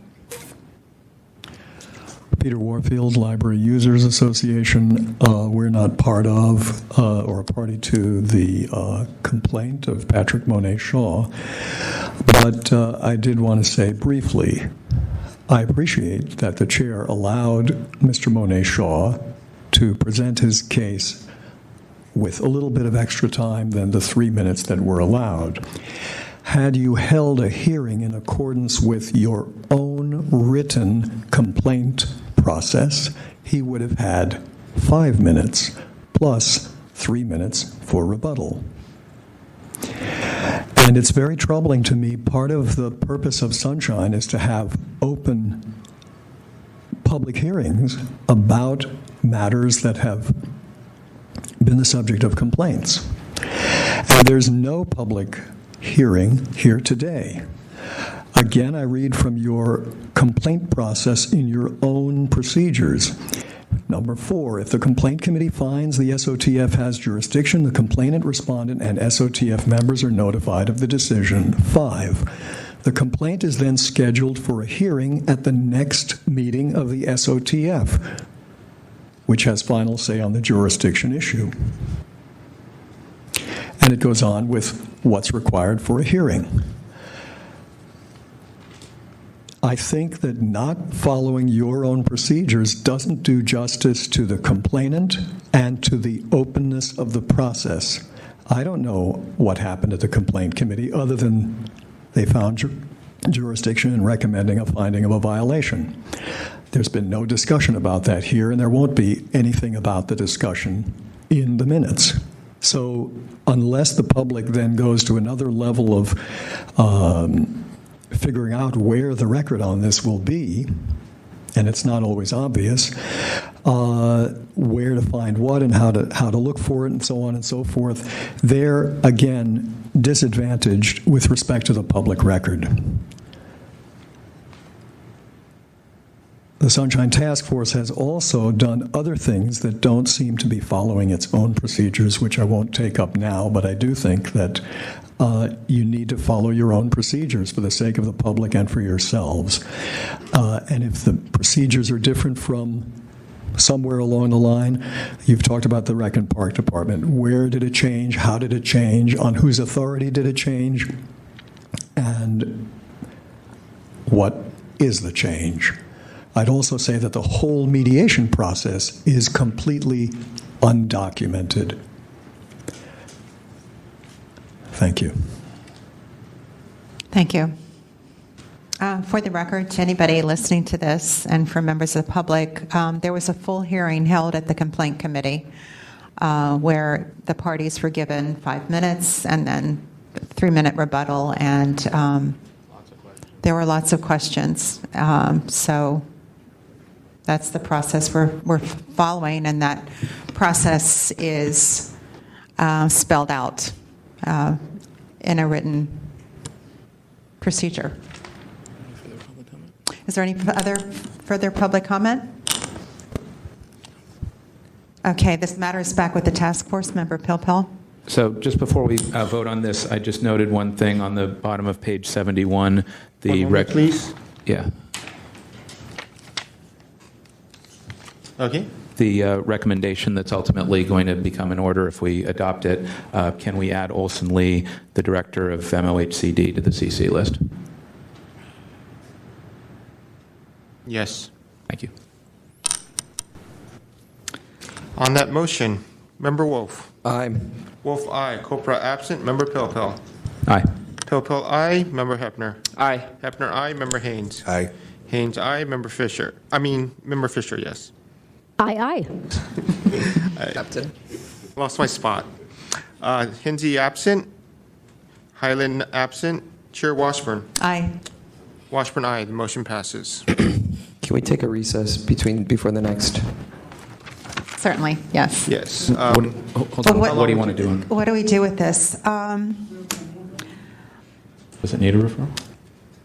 I think that I'm not sure if there's anything more to be done with this. I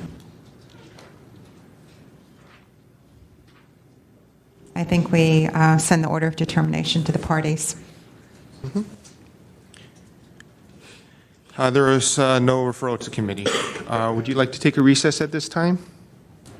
Yes, 15 minutes. So if everybody would come back promptly at 6 o'clock. Oh, you can't hear my next case really rapid.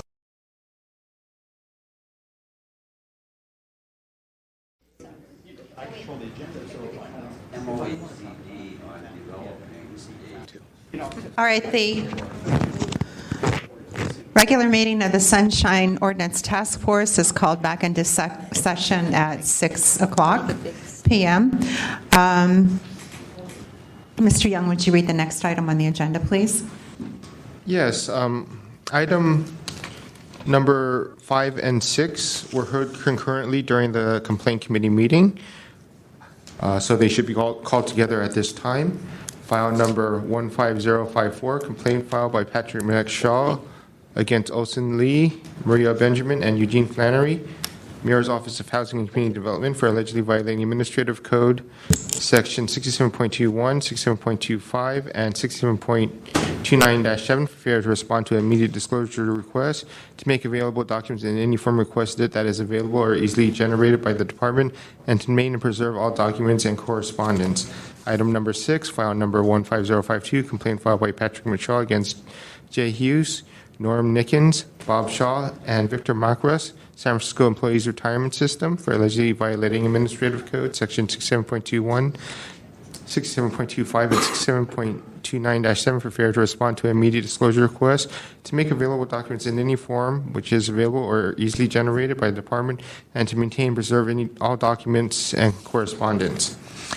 Files number 15054 and 15052 were heard together. The department complied with the request by providing a PDF version. However, the complainant did request an Excel version. I believe that the San Francisco Employees Retirement System stated that they were never in possession of the Excel version, and they provided the document in the PDF format as that was the only version that they maintain. I believe that the Mayor's Office of Housing and Community Development provided the document in the PDF format. They did state that they could not find the Excel version in their records. The departments were instructed to continue to search for the Excel version. Mr. Norm Nickens from the San Francisco Employee Retirement System did provide an Excel version that he reproduced from the PDF document. The complaint committee determined that the Sunshine Ordinance Task Force has jurisdiction and recommends that the task force conclude the matter as no violation of the Sunshine Ordinance has occurred. All right. At this time, I'd like to hear if the members of the complaint committee, beginning with Member Hepner or Member Pilpel, Member Haynes, any or all of you have anything to add to? Just that the scope of the complaint was a bit broader than that, but we sort of and there were multiple requests, but that it really sort of ultimately turned on the issue of whether they were obligated to provide the document in a format that they did not possess at the time. I recall being persuaded in part by the first, that we did not believe that they had an obligation to produce it in a format in which they did not have it in. But I was also comforted, I'll say, by the assurances that the document would be provided in an Excel format. And I'm seeing in the record here that following our hearing on the matter on June 17th, the Excel version of the document was provided, and it was, in fact, created from the PDF version. So I thought that that was a courtesy that was unnecessary, but worth noting. Anybody else have anything to add here? Maybe in discussion. Member Wolf? I see how there's no violation around the parties involved, I think, but I'm trying to ascertain where the original Excel document came from and why that entity did not have it in the original Excel form. And maybe they were not a party to the Sunshine request, at which point I agree that the no violation, but I'm trying to figure out who had the file in the Excel format and why did they not provide it to the complainant? Is there a representative from the department here?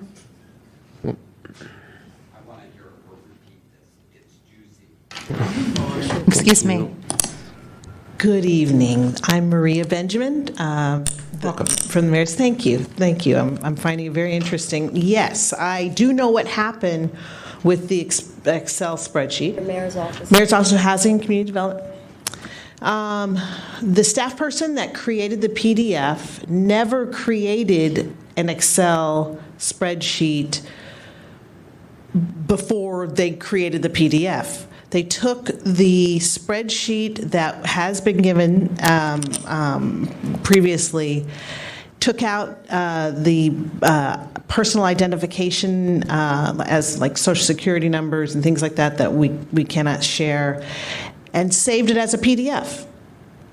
And then went back to it, the spreadsheet, and saved it back into, or hid I'm sorry, she didn't delete them. She hid the fields that had that information and then created the PDF. So there never was a PDF that is just like there never was an Excel spreadsheet that was just like the PDF other than the one that we have provided. Wait, so if I'm understanding this correctly, there is an Excel file, but it contains data that needs to be redacted. So there still is an Excel file. Which we have provided. Why was that Excel file with redactions not provided? It was. It sounds like you provided it in a PDF format. No. We also provided an Excel. In previous requests. Excuse me, Mr. Mitchell. I mean, we've provided the Hold same on. spreadsheet several Why times. don't you introduce yourself, Mr. Flannery, and then use the mic. Eugene Flannery, Sunshine Compliance Office, Mayor's Office of Housing and Community Development. We have given this same spreadsheet many times to Mr. Monette Shaw. He has this spreadsheet in all its reiterations. The file that was attached to the email was a redacted version that was put in PDF format because we're required by law to protect certain information of the public. And it wasn't, the file was meant to go to the retirement board, so there was certain information that we didn't need to share with them that's on that large spreadsheet. So that's why there were some fields that were hidden, and then the PDF was created to send to the retirement board. So one last time to you guys, and then I'd like to ask Patrick Manette-Shaw through the chair, but it sounds to me like you're saying that this is a piece of a larger document that he has received. And through the chair, may I ask this question? Mr. Shaw? Certainly. Let's play in the sandbox. So the question to you is, the Mayor's Office of Housing has asserted that you already received the larger Excel file and that this is just a subset of that. Is that accurate?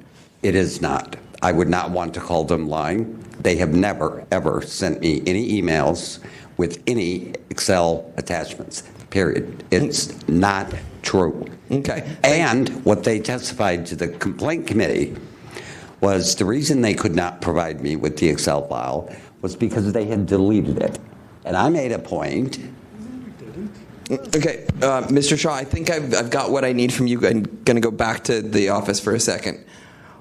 If that file was previously provided to Mr. Shaw and it was clearly central to this this complaint, I'm curious why the file in its original Excel format wasn't submitted to Victor as part of our file so that we could see that that had been provided. Please. Eugene Flannery, Mayor's Office of Housing and Community Development. Actually, that spreadsheet is part of this attachment. It's that 65-page monster that was the subject of much conversation at the complaint committee several weeks ago. But before I go on, I'd like to say one thing. The level of acrimony and insults and allegations of bad faith and criminality are totally unwarranted, and they're not appreciated. We take our job seriously. We take the Sunshine Law seriously.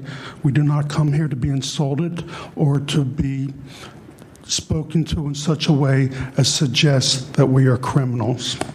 I did not mean to ask. I'm not referring to you. So. And through the chair, Victor, did the representatives from their Office of Housing submit this spreadsheet in an original XLS format as opposed to a PDF to you for the file? It may have been submitted under a separate file number.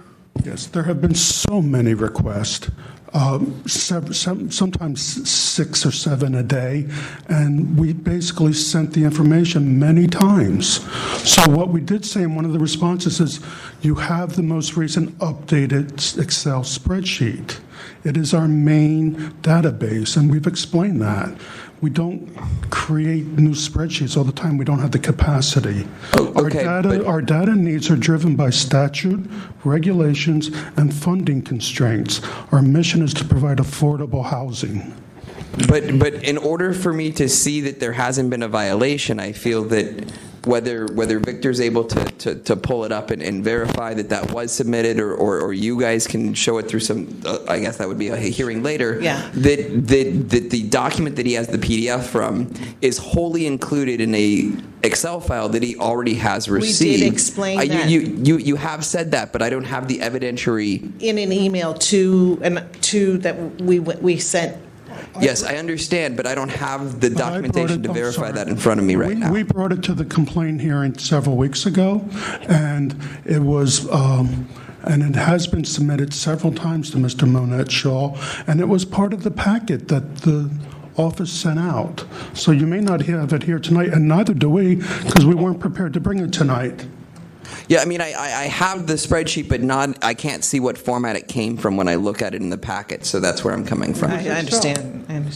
So, Member Pilpel, so you were at the complaint committee. What yes, what and did you have? we spent like an hour and a half on all 3 of these, which were somewhat related and somewhat not. So to Member Wolf, and the way I've sort of pieced the story together in my mind is that MOHCD has been running various home ownership and down payment assistance programs for some time. They've got some master database that they use for, if not all, many of their programs. Some of the information in that database can't be provided or needs to be redacted if there's a request. It was represented that a copy of that database, which is essentially kept in Excel, was provided to Mr. Monette Shaw at some point. He may dispute that now. I don't know. His request that sort of triggered both of these items was, as I understand it, a result of him following the retirement board and them looking into using some of the retirement system funds to invest in some of these programs. As a result of the retirement board considering whether or not to invest some of the city retirement system money into these programs, they needed to do what's called a due diligence exercise, and that involved the retirement system staff reviewing some spreadsheets and information from MOHCD to determine, I guess, again, I'm interpreting how many loans were outstanding, how many had been paid off, sort of how the program works. And in connection with that, there was a lot of email back and forth between Ms. Benjamin, Mr. Shaw, various people on both sides, and that included, as relevant to this discussion, something called a list of DALP repayment loans from November 2013 and a list of DDALP active loans December 2013, both of which were, at the time, attachments to an email that were in PDF. Does that? A lot of that context helped explain the narrative of what happened, but I still, as best I can tell, am hearing that the Mayor's Office of Housing says they provided the master database document with redactions. Mr. Shaw is saying he hasn't received it. Wait, I need to clarify that. I misunderstood. May I clarify my answer? Through the chair? Please, Mr. Manette Shaw. So when Ms. Benjamin indicated that they had provided me with the Excel files I had requested, I misunderstood what she was saying. Those two separate Excel files that may have been generated from hiding some fields and then generating the PDF, I was confused on whether there was a separate Excel file, and I'll tell you why in a moment. It involves its file name, right? So I retract my statement. They have sent me the master file, but there's no way of sifting through that thing easily for me to figure out what they hid so that I could try to create a replica of the data in the PDF file. And I can almost guarantee you the file name of the master document they sent me does not match the file name on the footer contained within the PDF file that titles it as a different Excel file. And so what I'm saying is if they hid the data, temporarily saved it to a different file name as a file, with a different file name from the master file, they had an obligation to save that record. And I believe if I go back and listen to the complaint committee hearing, I could swear that Ms. Benjamin testified at the complaint committee. She was not at that meeting. Who was there with you? Ms. Hayward. Ms. Hayward. I'm sorry, it was Ms. Hayward that asserted that file had been deleted. And I maintained at the complaint committee hearing that I know I have inadvertently deleted files myself, and I instantly turn to my IS department and say, oops, I hit the wrong button, I deleted a file, can you please restore it from backup tape? And at issue in this case is if they hid the files, generated a different Excel file with a different file name, that should be retrievable from the backup tape. And your question should be not to dismiss this or to conclude this, but to insist that they find that second file with the different file name and provide it as requested. Okay, so after hearing the back and forth here, I think I understand what happened. Just let me explain, and then if I'm wrong, you can jump in later. It sounds to me like what happened was there was a master Excel file that some of this data was worked with, presumably through Excel or some other document, and when they exported the data sets that they were looking for, it was never ever saved as an Excel file. It was just exported as a PDF. Let me explain how it works. We have a Eugene Flannery, Mayor's Office of Housing and Community Development. There's a program, it's a PDF converter.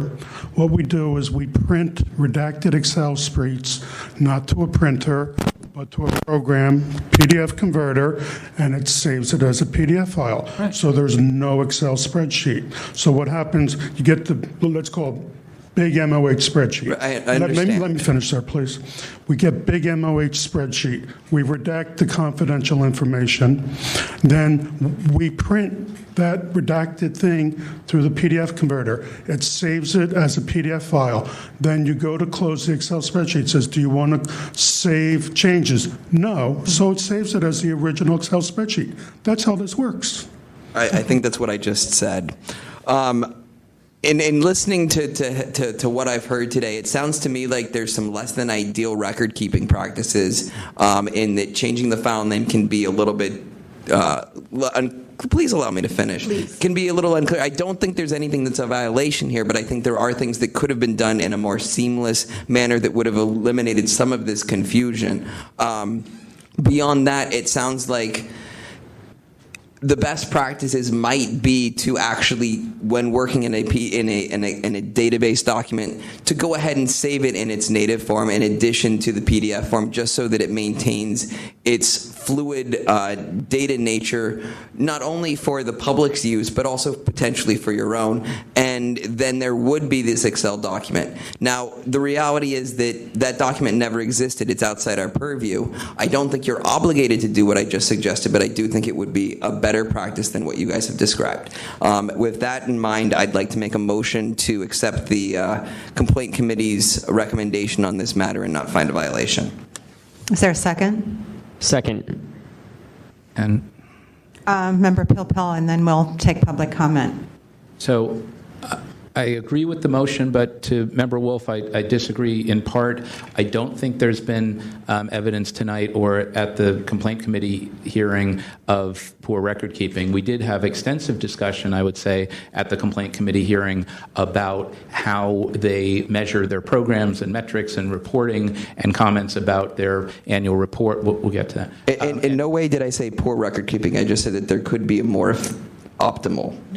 Well, they represented, and I don't have any evidence to the contrary, that they maintain their records in a way that complies with laws, regulations, policies, whatever related to the financing of these loans, and that there's nothing else specific about how they need to keep their records. And they've got it was sort of represented or suggested they've got all kinds of files on specific loan programs, on manuals, on individual loans, on applicant, all kinds of things. So.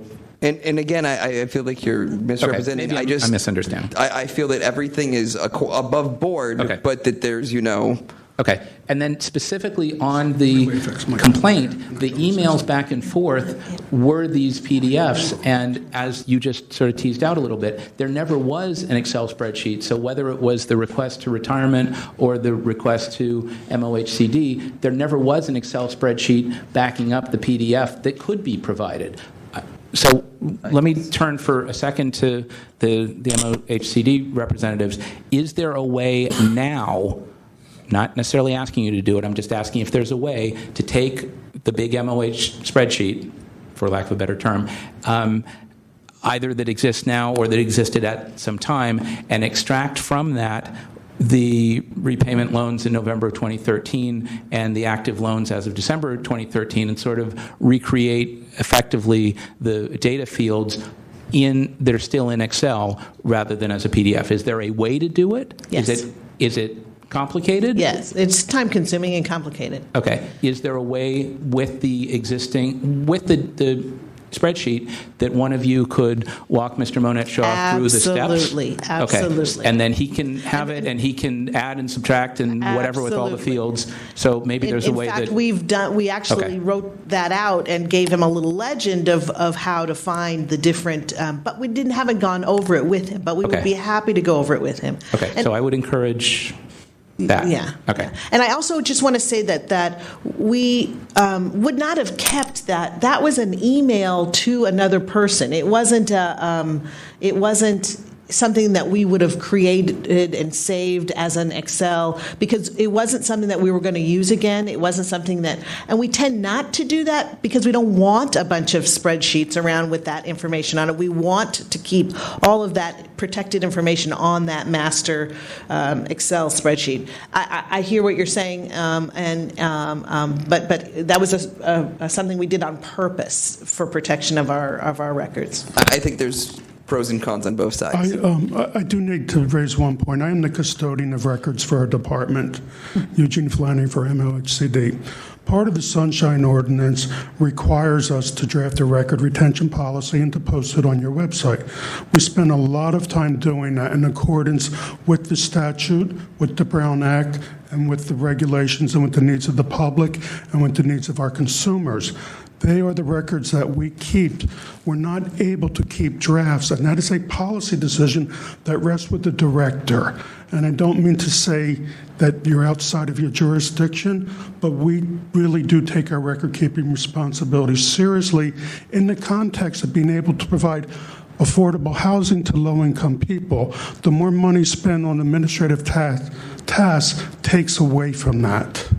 Thank you. Follow-up question? Okay, and then let's move on. I just wanted to ask the MOHCD folks, and I don't know how long either one of you have been there. The task force heard a complaint, I'm thinking now about 5 years ago, relative to the below market rate home ownership program and Diamond Heights and issues with that, which, because there was a hearing at the board. There's all kinds of issues related to that. I believe Ms. Melgar was in charge of that program at the time? That was before my time. Okay.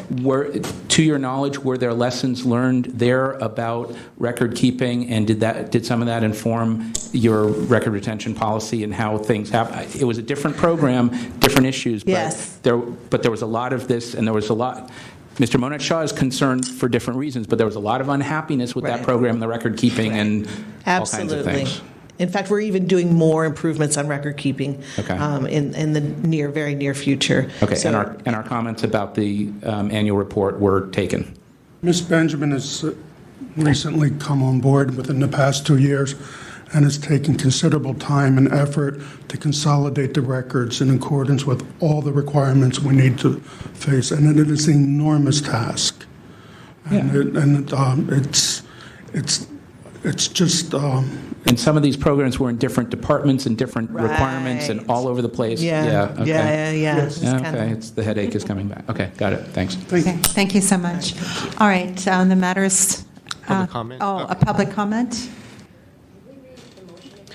The motion is to accept the recommendation of the complaint committee to find jurisdiction and that no violation of the Sunshine Ordinance has occurred. For either file? Yes. And so Mr. Monette Shaw can speak as a member of the public now. Thank you. Okay, for 3 minutes. So I still dispute what's going on here. I think you should find some sort of finding. What MOHCD's representatives did not just share with you was that the civil grand jury came out recently also alleging that MOHCD has very poor record-keeping practices. They did not explain adequately how, when they generated the PDF file, that within the body of the Excel file, I could see, the PDF file, I could see the file name of an Excel file which does not match that master document. There had been, at one point, a second Excel file. Unfortunately, the retirement board people are not here tonight, and although Member Hepner said that they had followed, that the ERS system had, as a courtesy following the complaint committee hearing, generated an Excel file for me from the PDF file. What Mr. Hepner doesn't know or didn't report to you was that Norm Nickens claimed that by saving the PDF to Excel, it might, unfortunately, fiddle with the quote-unquote formatting. What in fact happened when he went back to his office the day after the complaint committee hearing and generated an Excel file from the PDF file, it turned it to mush. It didn't simply alter the formatting. It would take anything that fell beyond the right-hand page margin, and it would pick it up and move it to the bottom of the Excel file. That's mangling the data, not merely fiddling with the formatting. I pointed out to you in my rebuttal that as early as January 20th, the employee retirement system was exchanging two separate Excel files by Excel file names as file attachments. And the question is, where did they get them? Did they get them from MOHCD, or did they do open PDF, save to Excel, and they haven't sent them to me? I can't imagine that they would not save this subset because they were asked repeatedly by MOHCD, please provide this stuff to us in Excel, over and over. They were asked, don't give us PDF, give us Excel. My final point is Nick Cola, on page 173 in your packet, posed the question to you. Did the two agencies coordinate with one another to provide me that Excel file in its original Excel format? And the answer is that master document doesn't do it. Thank you. Is there any additional public comment? Members of the task force, Ray Hartz, Director, San Francisco Open Government. Something that I've been commenting on for the last couple of years is the issue of what they call relational databases. For example, Microsoft Access, where you can put tons and tons and tons of data, and then you can simply go in there and say, I want a report that tells me these 10 factors. And it will chug out a report very simply, and it will say, here's the report. What we're running into, I think, in some degree, is the fact that because of these systems being set up for the convenience of the users, it also leads to a temptation to hide things. For example, say I had a list of 10 of these loans, 10 categories of these loans. And there was a category on there with the name of the person and their home telephone number. I can see very clearly that that would be a very valid thing to redact. However, do you have to redact the column title which says name and telephone number? Because that gives the person receiving the document the understanding of this is what was redacted, and that's what the law requires. If you're going to redact stuff, you're supposed to explain what you redacted and under what tenet of the law you did it. And if you get 4 of those columns out of the 10, you have gotten sentences out of context. It's like reading a book and said, oh, well, I'm going to give you one sentence from each of 5 pages and say you should make some sort of sense out of it.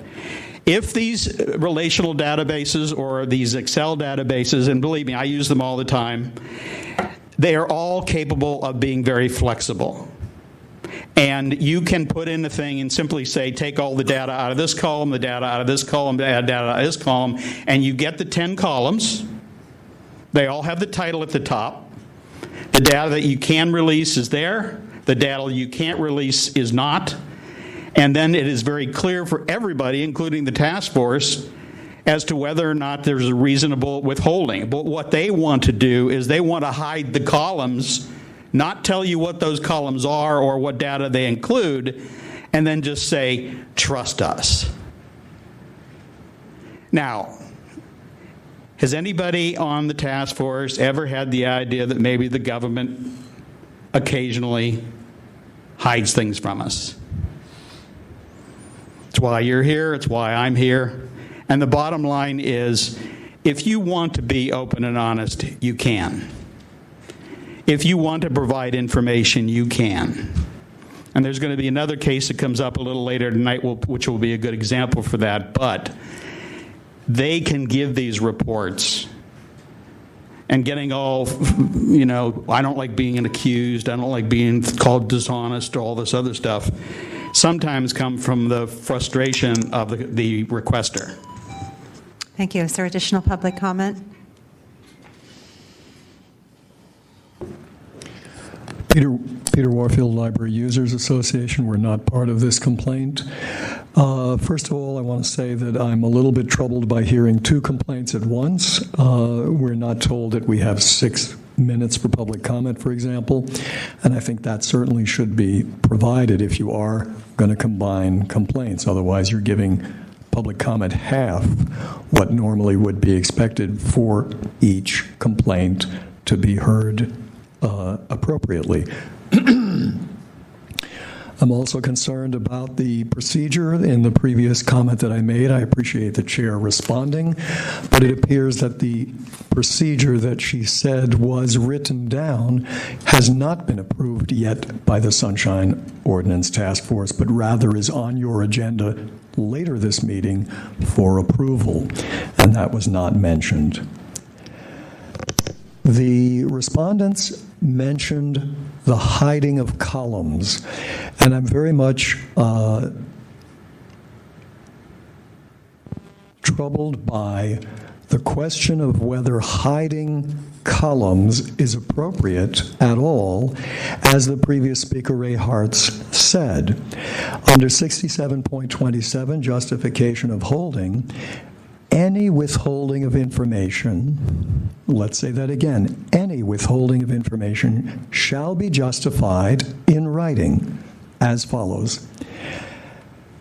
And then it goes on to say that this justification in writing has to be keyed, a withholding under a specific permissive exemption in the California Public Records Act or elsewhere, which permissive exemption is not forbidden to be asserted by this ordinance, shall cite that authority. B, a withholding on the basis that disclosure is prohibited by law shall cite the specific statutory authority in the Public Records Act or elsewhere. And there's one or two other things. I'm not familiar with the complaint. I see that 67.27 has been cited as having been violated, so I imagine that there hasn't been specific revelation of what has been hidden and what the justification is for that hiding. There's also the issue of 67.29-7, correspondence and records shall be maintained, and it says the mayor and department heads shall maintain and preserve in a professional and businesslike manner all documents and correspondence. Seems to me that if you go to the trouble of making a spreadsheet with important information, a PDF is essentially a convenience for not disclosing portions that you don't want disclosed, but the original certainly should have some standing with regard to the requirement to keep it. Thank you. Is there any further public comment? There being no further public comment? Member Pilpil. So just very briefly, a couple of things. The PDF that was created, as I understand, was from MOHCD to retirement as a result of retirement's request for data on their active and repaid loans made since 1998. That's covered in the email that's on page 247 of the packet. I would suggest to Mr. Monette Shaw that if he's interested in the Excel spreadsheets, as he might, that were the subject of the email from Mr. Shaw, Bob Shaw, to Mr. Pickett at retirement, he should request those if he hasn't. It doesn't appear to me that that email or those Excel spreadsheets were shared with MOHCD. They were, it appears, created internally and shared internally at retirement. No comment from the audience, please. These are my comments. And on the order of determination, again, we'll add Mr. Hewish from retirement, Mr. Olson Lee from MOHCD, and I think Ms. Benjamin and Mr. Flannery from MOHCD, so that everybody is properly notified. Yes. Great. I'm good. Thanks. Okay. Chair, a point. Excuse me. No. Hearing, the complaint committee hearing. Mr. Monette Shaw, we're moving on, please. On the motion to accept the recommendation of the complaint committee, Member Wolf. Aye. Wolf, aye. Copra, absent. Member Pilpil. Aye. Pilpil, aye. Member Hepner. Aye. Hepner, aye. Member Haynes. Aye. Haynes, aye. Member Fisher. Aye. Fisher, aye. Hinsey, absent. Highland, absent. Chair Washburn. Aye. Washburn, aye. The motion passes. Excuse Provide those files, and they haven't. Excuse me, Mr. Monette Shaw, you are, Member Pilpil made some suggestions for you, and the mayor's office staff has agreed. Through the chair, that Norm Nickens told the complaint committee he would specifically ask Pickett and Shaw to send me those two Excel files. Okay. And you guys were aware of that. You should have introduced it into your motion, and you didn't. Excuse me. Pathetic. You can always file a complaint again. Sorry.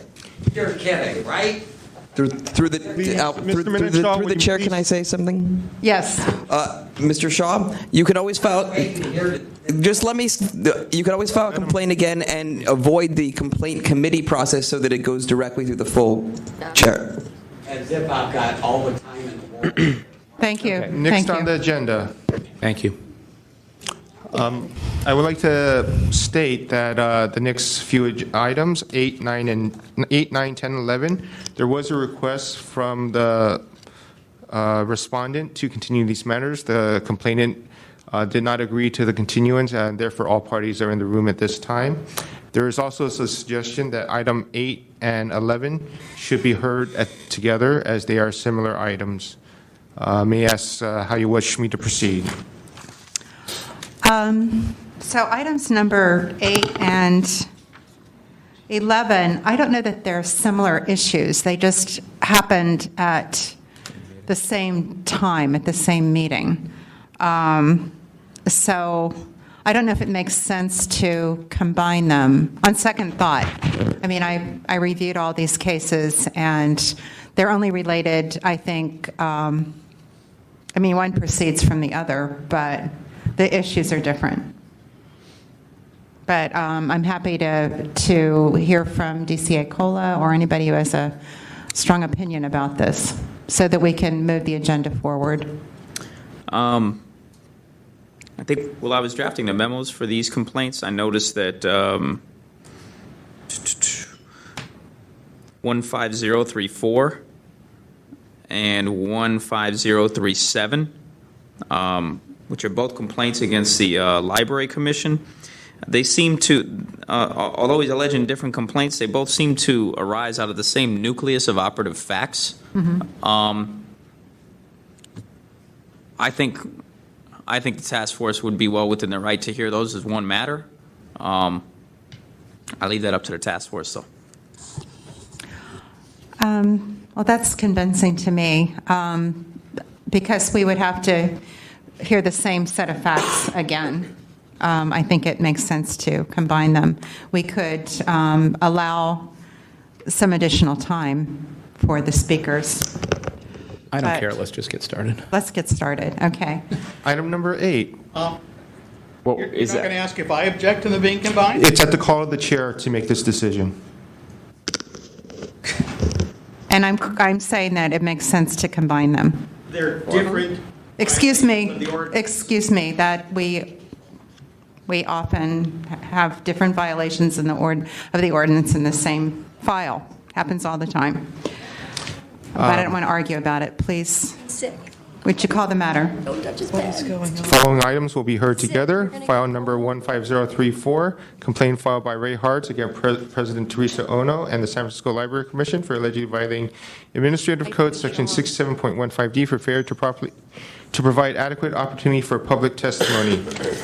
File number 15037, complaint filed by Ray Hartz against President Teresa Ono and the San Francisco Library Commission for allegedly violating Administrative Code Section 67.5 for failure to provide adequate opportunity for public testimony, failure to provide a meaningful description of agenda items, and taking action during a closed session meeting. At this time, Move to find jurisdiction. Okay. Do I have a second? Second. Is there any public comment This is on both. on jurisdiction for both items? On both? This is on both items. Which are we There is no conflating? public comment on jurisdiction. 8 and 11. 9? Excuse me, we do have someone for public comment. Sylvia Johnson, and I wrote up jurisdiction, and I gave it to Julia Tristan, and she would inform you with a lot of better jurisdictions on this process. And thank you. Is there any Thank you. further public comment regarding jurisdiction only? Quick. I'm not sure whether you're doing them both together or separately. Together. Together. Peter Warfield, I don't object to jurisdiction. I do object to the last-minute shift of approach. You've got two separate That agenda does not items. concern jurisdiction, and, so what's that the is not- timing that is that out you're of going to order. allow? What's the timing you're going to allow? I just said that I would allow extra time because we're considering them together. It's at the call of the chair. Please have a seat, Mr. Yes. Warfield. All right. At this time, the complainant will speak to... Vote on the jurisdiction. vote on jurisdiction. Without objection?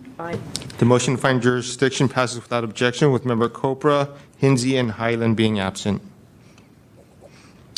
How much time would you like to allow the speakers? Normal is 5 minutes.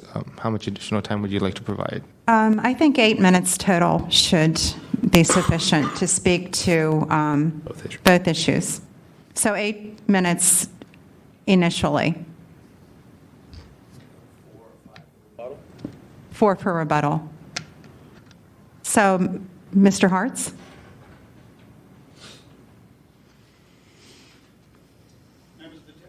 One moment. Please proceed. Member of the task force, Ray Hartz, Director, San Francisco Open Government. The real reason I objected to the combination is because I did all my preparation based on 2 separate cases, and the facts are not the same in both cases, and now I have to, on the fly, mix the 2, which I think is really inappropriate at the last minute. If you had said to this last week, that's another thing. In case 15034, I would like you first to turn to page 319 in your packet, which is the legal analysis by the Deputy City Attorney. At the bottom of the page, it cites White versus the City of Norwalk, and I'd like to read a very brief couple of sentences from this. The very bottom of the page, the Ninth Circuit opinion also stated that there is no precise way to calculate when speech becomes unduly repetitious or irrelevant, and that the role of the meeting moderator involves a great deal of discretion. The task force should take into account the ruling in Norwalk when determining whether the complainant's speech during the March 19, 2015 commission meeting was irrelevant, in which case the restriction of speech at issue would be justified. Okay. I got up at general public comment, and I made a comment relating to the city librarian and his acceptance of funds that I mentioned earlier this evening, that he was found to have lied about on his statement of economic interest for 3 years, and it was actually more, but that was the statute of limitations. And I then got up during a subsequent item on the agenda, the city librarian's report, and although I talked or referenced that same item, it was not the same speech. If I got up and said, I want to talk about the rings of Saturn, I think it would be really sensible for the moderator to say, what does that have to do with what we're here to do? If I got up and read the exact same 150-word summary, that's repetitive. But the simple fact that the second comment had something similar in it doesn't make it repetitive. The bottom line is the first comment was related to the city librarian's personal behavior or misbehavior, unlawful behavior. The second one was a comment that I was very carefully started with, I want to talk about what is missing from the city librarian's report. Now, I will refer you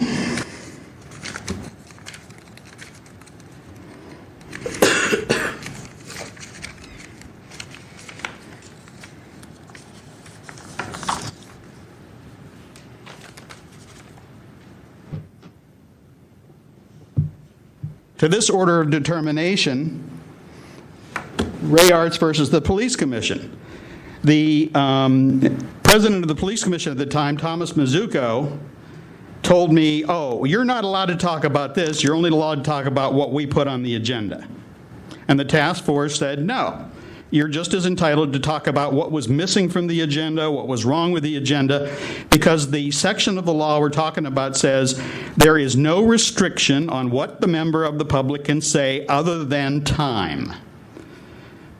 What they're trying to do is say, well, Mr. Hartz got up and was saying the same thing again, and it was not. In fact, if you look at the minutes of the meeting, which have been officially approved, there is a 150-word summary for each of these, and they are uniquely different.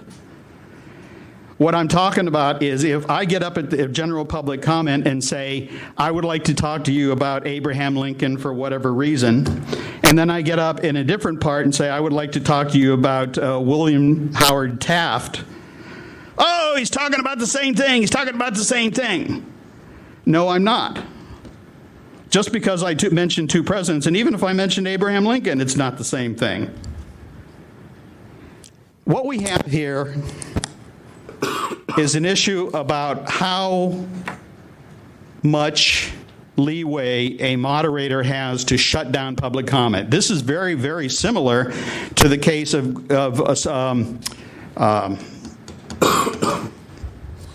former president of the Library Commission. Somebody help me?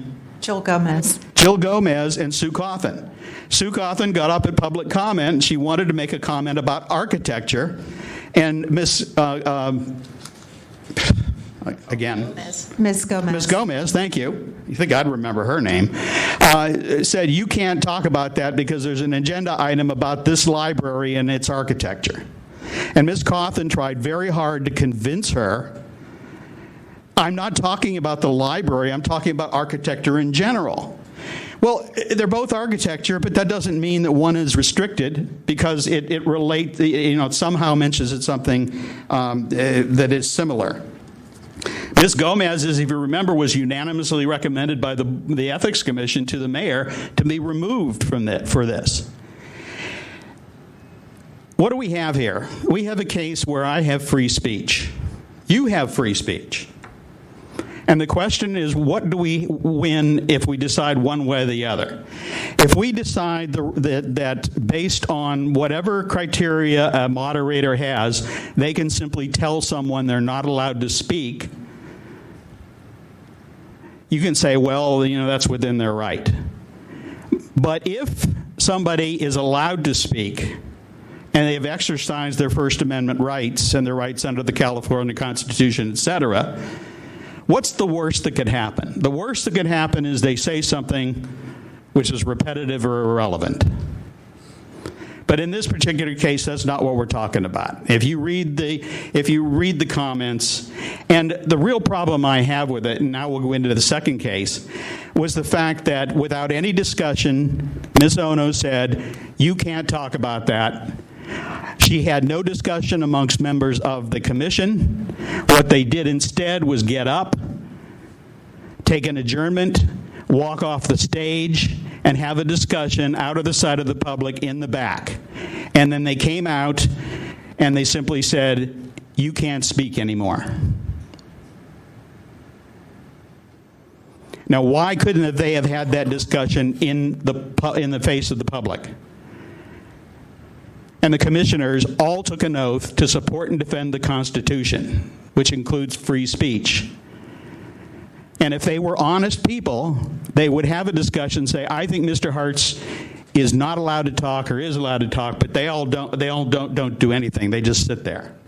And I'm amazed by the number of city boards and commissions where there is a clear violation of public comment, and yet other commissioners will sit there and silently allow it to happen. In this particular case, I was talking about a similar issue, somewhat related, but they were different comments. The words are different. And if free speech doesn't hinge on the fact that the words are different, then what is free speech? Thank you. Now the respondents. First of all, are there any facts and evidence in support of the complainant? Okay, seeing none, the respondent. Can I just ask one procedural question? Given that we gave Mr. Hartz more time, I'm not sure that I heard anything in his presentation about item 11. That included his time for item 11, correct? Right, he was talking about that at the end. Yeah, at the end, he was. Okay. I must have missed it. Hi, Sue Blackman, Library Commission Secretary and Custodian of Records. We have a lengthy response on this, the 15034 that you have in your packets, but I want to refer to one paragraph specifically It's on page 4, and it's the legal standing that we have been following at the Library Commission, where it says allowing comment on what is not included in an agenda item would eviscerate the distinction between general public comment and item-specific public comment. It would create at least 2 and perhaps more periods of general public comment at a meeting. We have been very consistent with our preparation of our agendas under the city librarian's report. That's at the direction of the deputy city attorney, that we include the exact topics that are going to be talked about under the city librarian's report. So we have limited public comment to those topics that the presentations were on. And again, Mr. Hartz had 3-minute general public comment at the beginning of the meeting where he could express what wasn't on the agenda, what he thought should be on the agenda, whatever he wanted to address, and he did.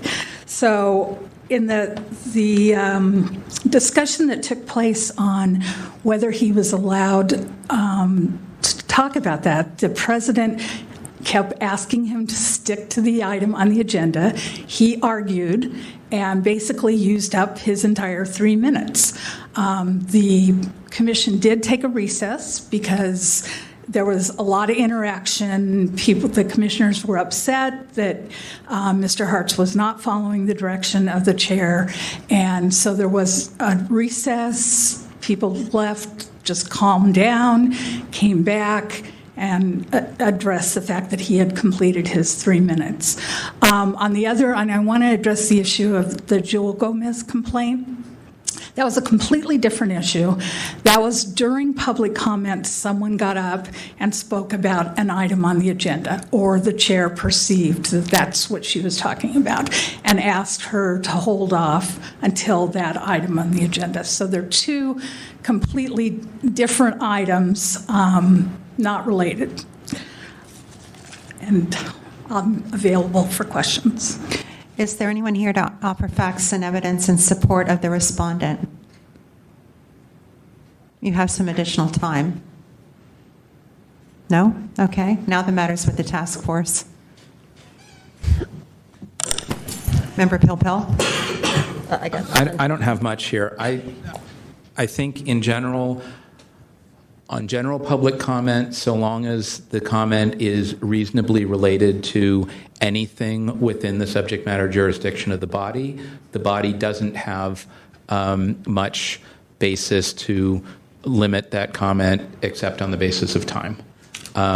With respect to comment on a specific agenda item, including the city librarian's report or any other specific agenda item, I think the chair can not only limit as to time, but also limit it if it strays from something related, or in my view, reasonably related to the agenda item. I think that's subject to interpretation, and I think that's consistent with, hold on and I'll find it. 67.15c about adopting reasonable regulation. So the question, I think, for us is whether what happened at the Library Commission meeting at issue was a reasonable restriction. And I think there is a problem if you say, well, I'm not commenting on what's in the report, I'm commenting on what's not in the report. Well, if the comment should be limited to what's in the report, and then you're saying, well, I want to comment on something that's not in the report, pretty much everything in the world is either in the report or not in the report. So it doesn't provide any real limit on public comment as to the agenda item. And I think you sort of no longer have a rule if you're going to say anyone can comment on anything on any item, and it doesn't even have to be related or reasonably related to the agenda item at issue. So I'm having trouble finding a violation here, but I'm interested in a great discussion. So I'm happy to be wrong. I'm looking at the page 332 of our packet, the notice of meeting of the San Francisco Public Library, and what is described as the city librarian's report in this notice. And it includes, the city librarian report includes an update on the following topics: tech mobile services, facilities operational enhancements, and Ingleside Library Garden project. Those are very discrete topics that are noticed on there. Nowhere is it supposed to be, to me, the city librarian's report, an all-encompassing review of, potential conflicts or issues, or, in this case, statements of economic interests, problems with statements of economic interests. Had the city librarian's report, been on a review of ethics in the San Francisco Public Library or the commissioners on that commission, then I think that it would be easier to say that a criticism of the report for not including information about city librarian Luis Herrera's statement of economic interest. It would be easier to conclude that should have been included in there. I just don't see how this is.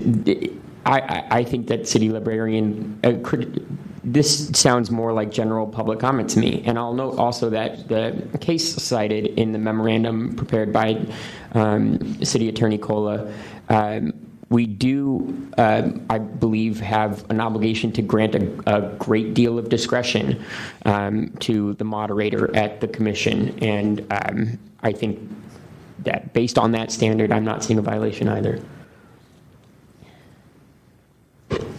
Other members?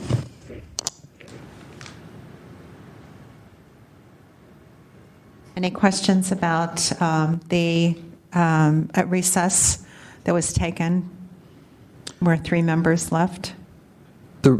Any thoughts about that, Member Wolf? The recess is disconcerting, and there is this.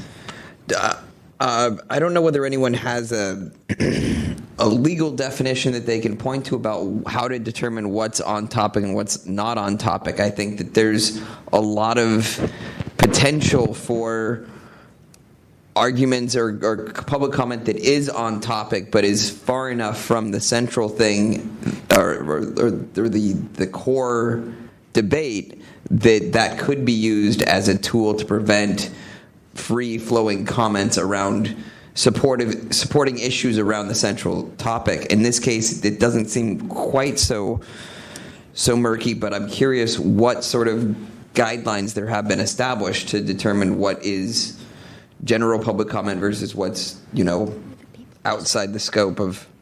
Well, and if I may, that's why I said earlier, I don't think it's just what's directly related. I think someone can make a point in however people choose to express themselves that may be indirectly related. So from my perspective, as long as it's reasonably related in some way, connected to the item. Everyone may be at a planning commission meeting, you may be focusing on the design of the house, and someone may say, well, I'm really concerned about the light wells or the structural something or other. It's reasonably related to the agenda item, and I would say that's okay. It's when you say, but that how, or even if you say, and that house way across town, which has nothing to do with this, the way it's painted, if that color were used, you can pull in other things and make it reasonably related, but when you talk about things that are really so far off and you're not connecting, or you're never going to connect because you're not making a point that connects, then I think the chair has some discretion there to say you really need to get back to the topic. I have a question for Ms. Blackman. I'm wondering. Sorry, I can't do better, Josh. So the city librarian's report is an agenda item that's always on the agenda. Correct. Each meeting, and is the format? Is it similar to what we see here, that there are specific topics that are discussed? Yes. And public comment is invited on those specific items, and that's correct. The way it It's the way it is every meeting, and we have 2 or 3 or 4 items that the city librarian wants to make the commission aware of and that we have public comment on.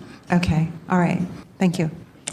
Sorry. And to follow up, I think, Ms. Blackman, I don't know if this occurred before you got there, but the commission agendas used to just say city librarian's report, and it was much more generic, and as a result of either complaints here, litigation, practice, all of the things around commission meetings, each item has sort of what the explanatory document is, what the topic is. There's a lot more detail and focus to your agendas than occurs at most other policy commissions. Exactly.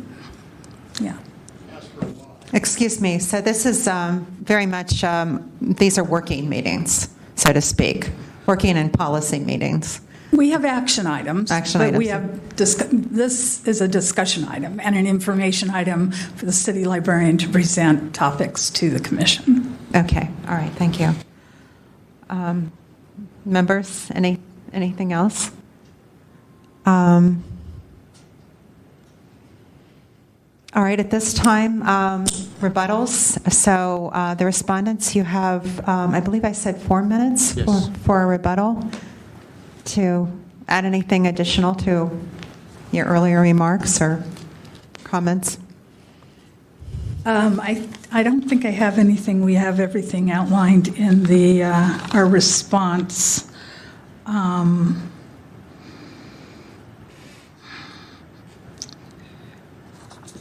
And I don't think there is anything about the recess that we took. I mean, it was a legitimate recess after his 3.5 minutes of public comment, and the commission came back and went on. There was not a seriatim meeting. It was brief, just a brief recess to get everybody collected and come back and continue with the meeting. So this was a cooling off period. Okay, all right. Thank you. Mr. Hart, you now have 4 minutes.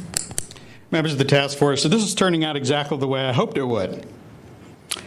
Number one is the idea that I had 3 minutes to talk about my public comment is a bunch of BS, because I spent most of my time arguing with them about whether I had the right to speak at all. And the clock was ticking, and they go, oh, well, since we made you fight for your right to speak, we're now going to say that you had your full time. The second thing is the Library Commission has a pattern for the 8 years that I've been attending, and that is we will only put on the agenda things that reflect well on us. So all of the agenda items like this city librarian report, it will be all the bookmobile, the teen center, the whatever. So unless you want to bash one of those programs, which I don't, and I've got up, and they'll have to admit this, on a number of occasions said this is a wonderful program.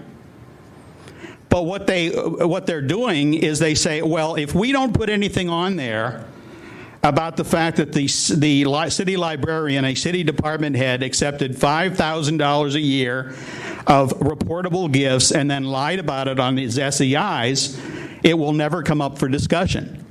So basically what you're going to allow them to do is you're going to say, okay, you set the agenda, so anything you don't want talked about, just leave it off the agenda.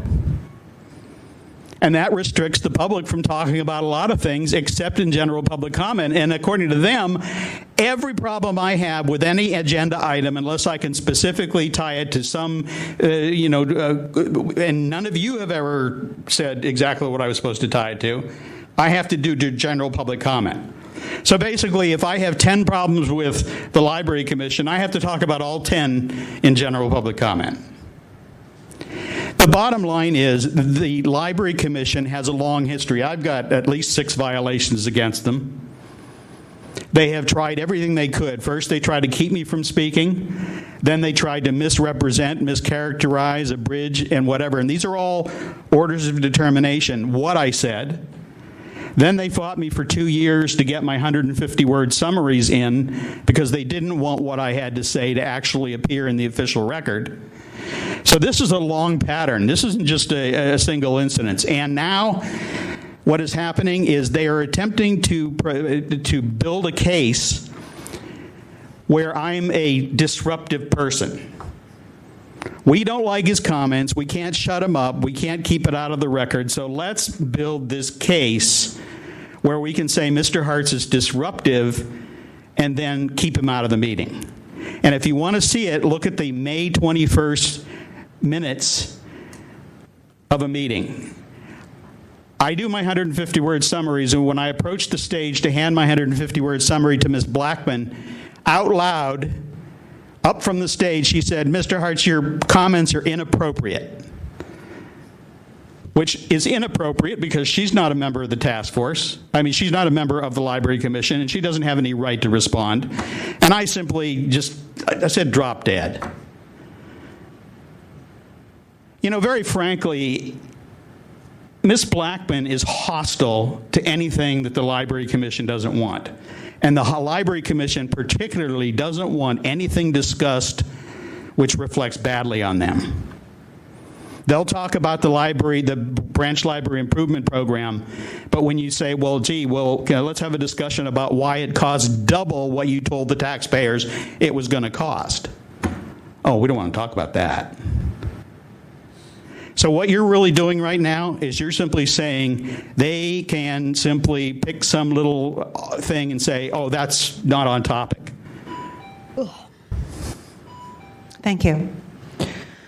The matters with the task force for a motion or Is there a further motion regarding comments? this matter or additional discussion? I mean, Member Wolf? I'm still really sort of not sure how to feel about when determining what is an on topic versus off topic conversation or public comment and interrupting therein.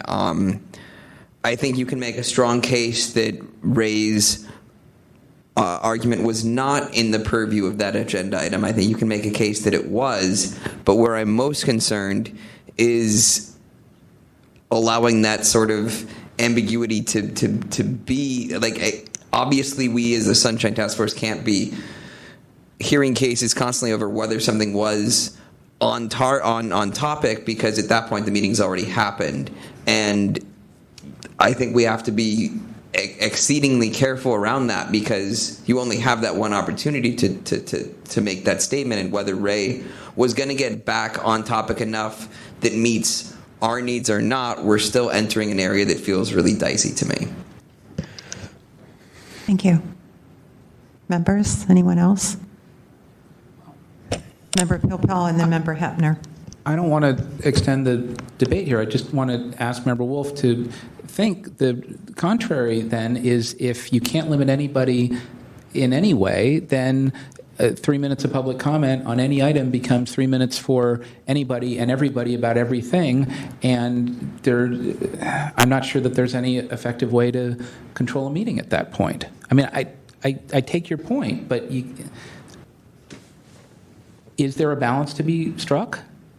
I mean, I would also suggest, I'm not sure that we heard testimony on this, if this was the first time Mr. Hartz had appeared there or the first time he had made these remarks, I might lean more towards finding a violation. My sense is this is not the first time Mr. Hartz was there. This is not the first time he's represented these concerns. I think he's repeated them, I would suspect, over and over. And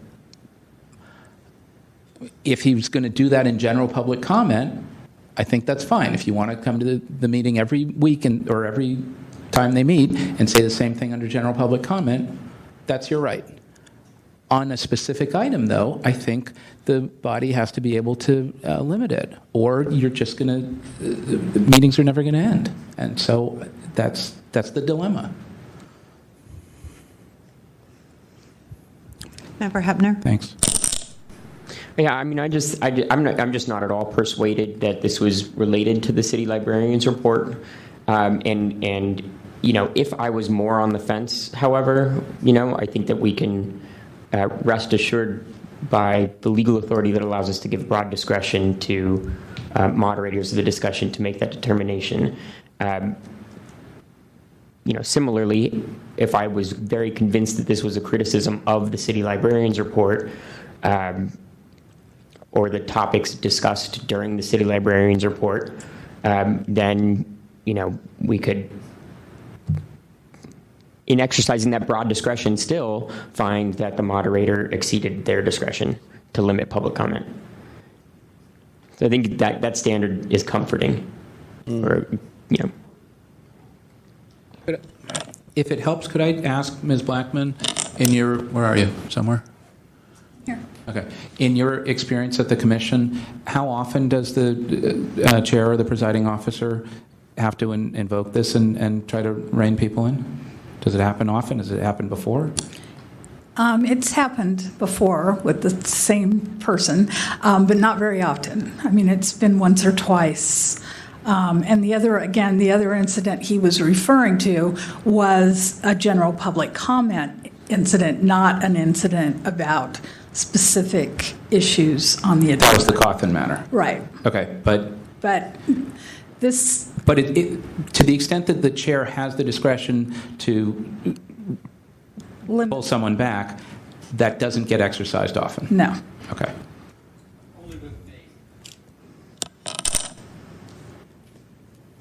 I was just thinking that having sat in this chair and had this ability, it's a tough call sometimes, and I know that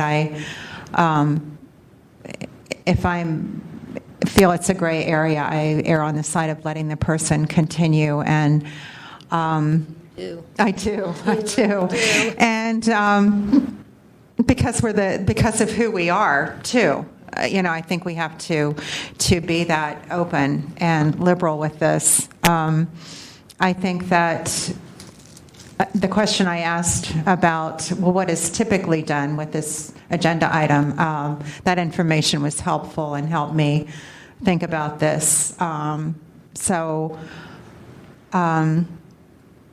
think that it's possible to say make the point you really want to get across in different ways. I've seen people speak directly to the agenda item and then at the very end tack on something that's a little bit far afield, and who's gonna ding them for that? So there are ways to express yourself and be allowed to continue. So. With that, can I also just say, Member Pilpel, and it's not so specific to the Library Commission, to those of you on the task force and in the room that haven't been to a variety of meetings in the city, one's experience at different boards and commissions, and for that matter other policy bodies, can vary greatly. The way the Board of Supervisors conducts their meetings versus the MTA Board, the Rec Park Commission, the Library Commission. Yeah, they're subject to the same basic rules that we sort of monitor and enforce, but the conduct and sort of the way things happen varies considerably. And one of the things that we might want to look at in the future is how to either make that experience a little more consistent or recognize that there are variances, and to a degree that that's okay because of their subject matter, the other laws that govern them, their past practice, or some other consideration. But there really is a great variety. So when we hear about the Arts Commission did this, or the Police Commission did that, yeah, they can handle things somewhat differently, even on the same kind of item. And I find it odd and sometimes difficult. So just say that. There you go. Okay. Are there any motions by the members of the task force? Okay, seeing none. There being no motion, I believe that no violation has been found, but we should take public comment on that matter. Right. How much public time for public comment would you like to allow? I think 3 minutes will be fine for this. Is there any public comment on this matter? Oh, of course. I can't see over the podium. Peter Warfield, Executive Director of Library Users Association. We're not a party to this complaint and aren't closely familiar with it, although I was at the meeting in question. I believe this is really about silencing the public, and the Library Commission and the library's attempt to silence any kind of knowledge about certain things that they want hidden. As an example, the city librarian was found by the Fair Political Practices Commission to be in violation of the financial reporting laws, and he had to sign a stipulation, a legal document acknowledging his illegal actions and acknowledging that he would pay the fine that they had imposed and acknowledging that he would refile 3 years' worth of financial disclosure statements. The Library Commission has never put this on any agenda and has never in any formal way discussed. Jewel Gomez at one point made a little comment at the beginning of a meeting about poetically put the ins and outs and the complexities and the difficulties of complying with the law as an excuse, basically, for Luis Herrera's behavior. I am mentioned in the transcript because I, too, was interrupted when I made comment about that very city librarian's report. This item says, City Librarian's Report, this item is to allow the city librarian to report on recent library activities and make announcements. I commented on the omission of any word on the agenda or his report about the implementation literally a few days earlier, that same week, of BiblioCommons, with which the library is well acquainted that I have very serious problems with privacy issues, censorship issues, and exploitation of patrons. I said that there was an omission in the report. Now, let's say you had a book about civil rights and you never mentioned Martin Luther King. Would it not be appropriate in a review or in a comment to say, what kind of a book is this about civil rights that never mentions Martin Luther King? I was commenting on the city librarian's report on recent library activities and on the unfortunate omission. Initially, the chair interrupted me, and then I explained by reading the item what I was talking about. I think you need to take a very broad interpretation on this subject about expression, or else you're going to basically say the Library Commission can stop anything it wants. And I can also say that incoherent and favorable comments have routinely been allowed at the Library Commission. All right, is there additional public comment? Good evening. My name is Ellen Egbert, and I do attend many of the Library Commission meetings, and I was in attendance at this particular meeting. I can tell you that it isn't frequent, but there have been a number of occasions in which someone was stopped from making a comment because it did not pertain to the topic. In fact, I can remember years ago, I was stopped. Was one of my first meetings that I attended. I didn't realize that public comment didn't happen after every meeting, every item. And I was embarrassed. But that was long before we had this library secretary. We're 2 secretaries back. I was sitting in the back of the library during this meeting because one of the library staff had a child with him, and he was doing a presentation, and I was watching the child. And at the time of the kerfuffle, there was so much negative unpleasantness in the tone of voice that you just heard, that I snatched up the child and left the room. So I wasn't there when the meeting was called to be adjourned. But I can tell you, it was essential. I couldn't let a child be there to hear the tone of voice and the ugliness that was all around the room. So that perhaps hasn't been discussed as outside of the report that you read, but it was very unpleasant, and the break was necessary, I'm confident.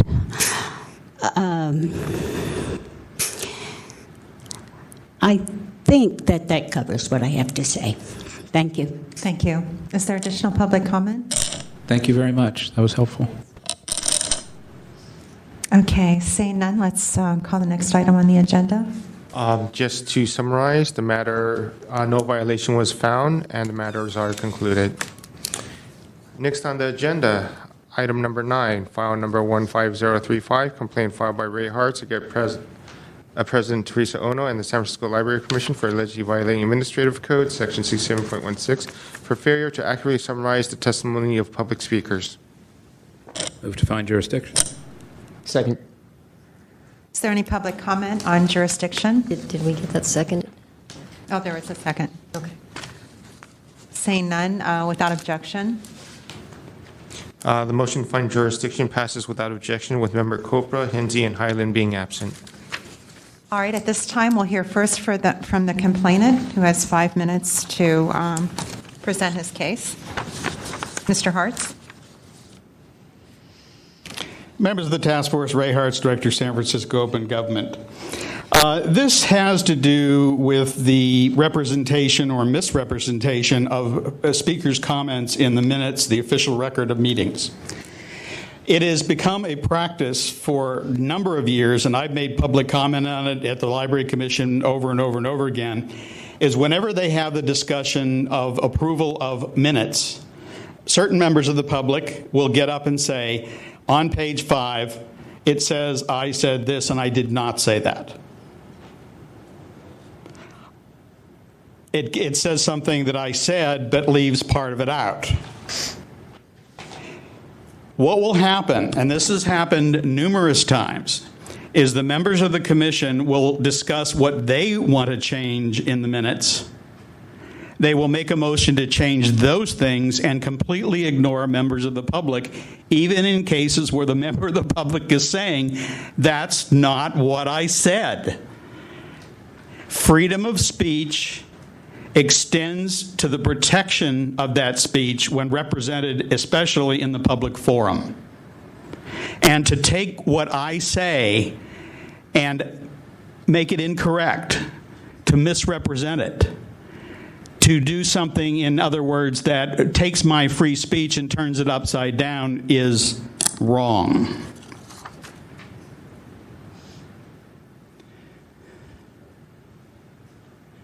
So this little cartoon was in the Examiner, and I think it's a very important one because of some things that have happened tonight and relate to this particular issue.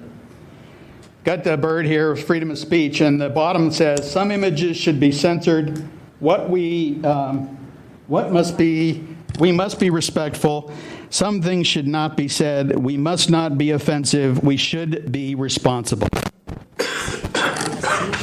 Okay. I'm going to have a seizure. If I get up and I say something in this hearing, and in the minutes you write down that I said exactly the opposite, and I come to the meeting where you approve those minutes, and I say, if you go back and check the record, you will see that I did not say that. In fact, that is exactly the opposite of what I said. I expect that this task force would say, well, okay, let's either continue this or let's go check the record. If Mr. Hartz is right, let's change that so that it is an accurate record. The Library Commission is totally unwilling to do that. Now, in her comment, she said, oh, Mr. Hartz didn't provide any particular example.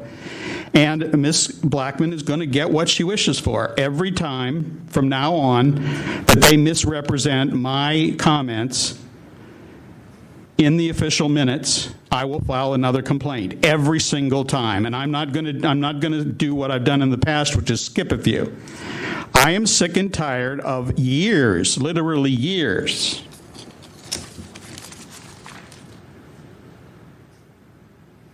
of hearings regarding the Library Commission where they have violated my First Amendment rights, my rights under the Brown Act, my rights under the Sunshine Ordinance, as ruled by this task force. And they continue to do it. And they do it to other people, and that's the thing that bothers me most of all. How many citizens, when they go to a public meeting, really understand their rights under the Sunshine Ordinance? I happen to do it. And I don't fight the library commission or whoever it happens to be simply because they bother me, which they do. So that is part of it, I'll admit. It's the fact that I watch them do it to other people. If I get up during an agenda item on the approval of the minutes and I say to them flat out what I said is not accurately reflected in the minutes, and I don't mean I get to put my phrasing in, I'm saying it's Mr. Hart said we should all drop dead. When Mr. Hart's actually said, Mr. Hart thinks you should all resign. Is that accurate? No. And she wants examples. I am going to go back to the examples, and I will tell you, not exaggerating, I have literally hundreds of examples of minutes they have approved where what I said and what they put in the minutes are different, and I'm going to file a complaint on every single one of them.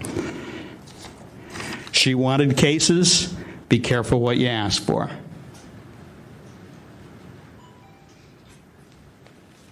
Is there any speakers in support of the complainant? There being no speakers in support of the complainant, Thank you. Sue Blackman again, Library Commission Secretary. I don't even know how to respond to this. We have made modifications to our minutes based on Mr. Hart's complaint. We include his 150-word statements, so they are in the body of the minutes that he can say exactly what he wants to say. My summaries, the commission has now directed me to do shorter summaries because I was at a point where I was almost doing verbatim minutes because of the complaints that we've had. So they are summaries. And I will say that the commission has in the past made changes. If there's a glaring mistake about a fact or something, the commission has directed me to go back and listen to the tape and make any corrections necessary. So they have done that in the past. Recently, because we are doing the more synopsis, the more short summaries, we have not been getting into the detail. And most of the complaints at the meetings have been that they are not specific enough, that they don't include this statement that they said, they don't. But again, they're not verbatim. They're supposed to be a brief summary. So.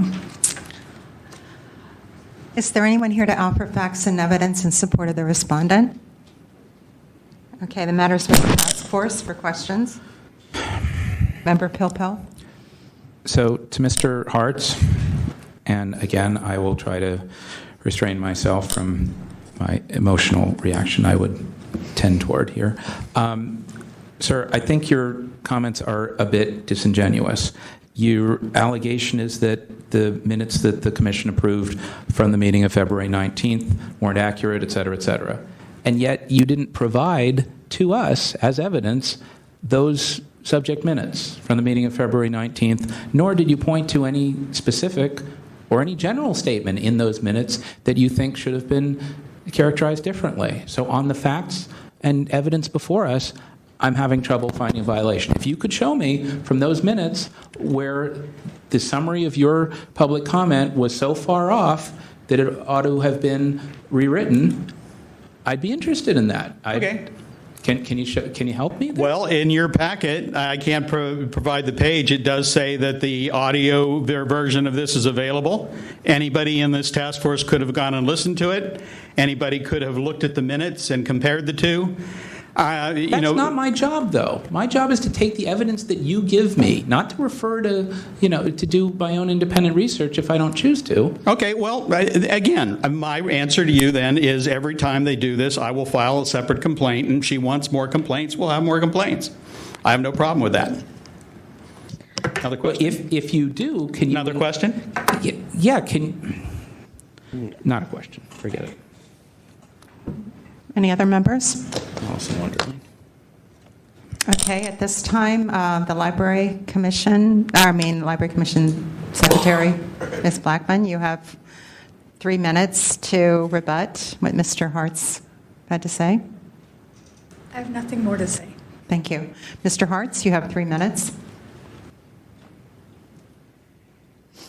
Ms. Blackman got up and she made the comment that, oh, we've changed this and we've changed that. Well, the bottom line is the reason they've changed these things is because I brought them to the task force and I made a public issue of them.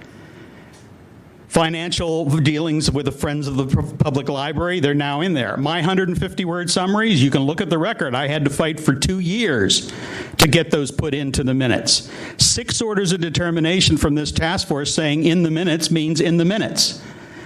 And then she'll get up here and she'll mention these things and say, oh, aren't we being cooperative? No.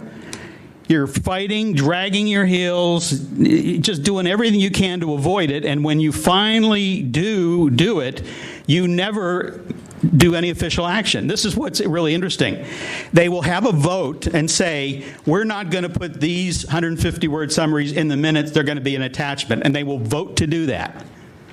And then somewhere, a year or two later, when they've gotten 6 orders of determination from the task force, they start to put them in but never discuss it. So you have a board, a commission, taking official action, setting a policy, going back and ignoring the policy, and then trying to pretend like they did it out of goodness of their heart. And Ms. Blackman is disingenuous at best. I didn't fight for 2 years to get my 150-word summaries in there because I thought the city library was doing a fair job at representing what I said. I did it because they were not. They would leave out the most serious criticisms. They would tone them down. They would be actually what Ms. Blackman thought they should be. And that's really, she doesn't want to accept it. She is a censor. She is a person who silences criticism in the official record. That's her job. She will say, oh, no, I just summarized. Well, summarizing includes cutting out parts of what someone said. And that's exactly what she does. Now, as far as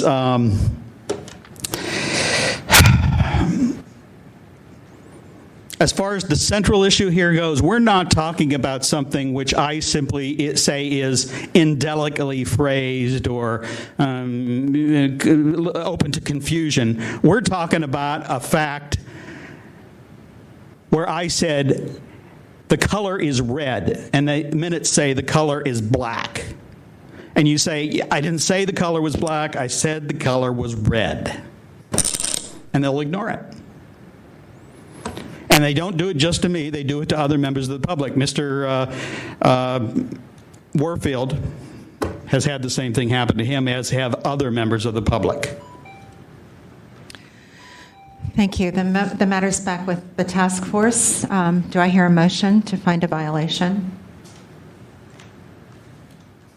Okay, seeing none, is there any public comment? There is no motion from the task force to find violation on this matter. Is there any public comment regarding that? Seeing no public comment, this matter is concluded and no violations were found. Mr. Young, could you call the next item, please? Item number 10, file number 15036, complaint filed by Ray Hartz against President Teresa Ono and the San Francisco Library Commission for allegedly violating Administrative Code Section 67.7B and 67.15D for failure to provide adequate opportunity for public testimony and failure to provide a meaningful description of agenda items. Is there a motion to find jurisdiction on this? So moved. Second. Is there any public comment regarding jurisdiction? There's no public comment regarding jurisdiction. At this time, the complainant has. Motion to approve. Oh, I'm sorry. Without objection. The motion to find jurisdiction is approved without objection, with Member Copra, Hinsey, and Hyland being absent. At this time, the complainant has 5 minutes to present his case before us. Okay, well, here, Mr. Pilpel, is an example. You have in your packet the minutes for March 19th. And if you go to item number 4, labor union report, it says there was no labor union report at this meeting. I'm sorry. Can you show me where? Oh, I'm sorry. That was the draft minutes. You got me kind of thrown off with that combining of the other. I have the agenda for the April 16th meeting in the packet.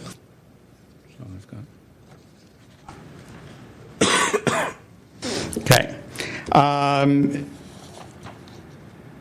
Is it the, no, these are draft minutes also. Okay, let's just cut to the chase.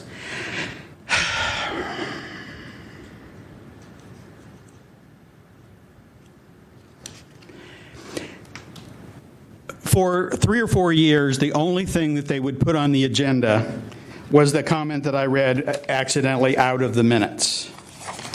And it basically just said, this is an opportunity for the labor representative to make a report. The Sunshine Ordinance says the description of an agenda item must be sufficiently clear that a person of reasonable intelligence would understand what was being to be discussed and whether or not it would be in their interest to attend. The labor union report bothered me because they went for a period of 7 months without having a report. And they would have it on the agenda, and I went up and I said, well, look, why don't you just, if you're not going to have a report, take it off the agenda. Then there's no issue. But they said, no, it's on the agenda, and we're not going to take it off, even if there's no report. Now, who is this report for? Well, it's for the public, but I think it's also for library employees. If I'm a member of the union and I want to know what my representative to the library is saying to the board of the library commission, I would like to attend. But I read this thing, and number one, I don't even know if they're going to have a report. More often than not, they don't. I have no idea what they're going to talk about.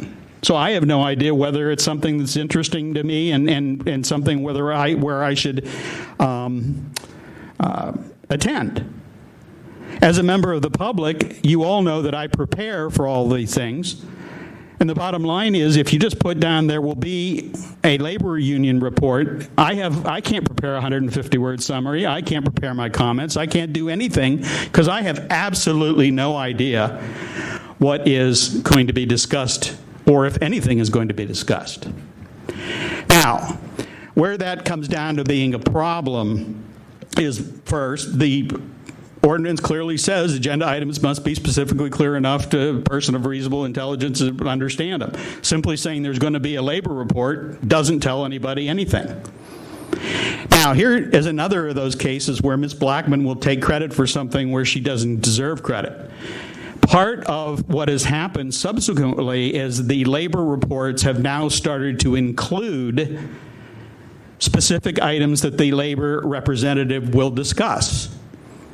An improvement. Why? Not because they wanted to do it, but because I was forcing the issue.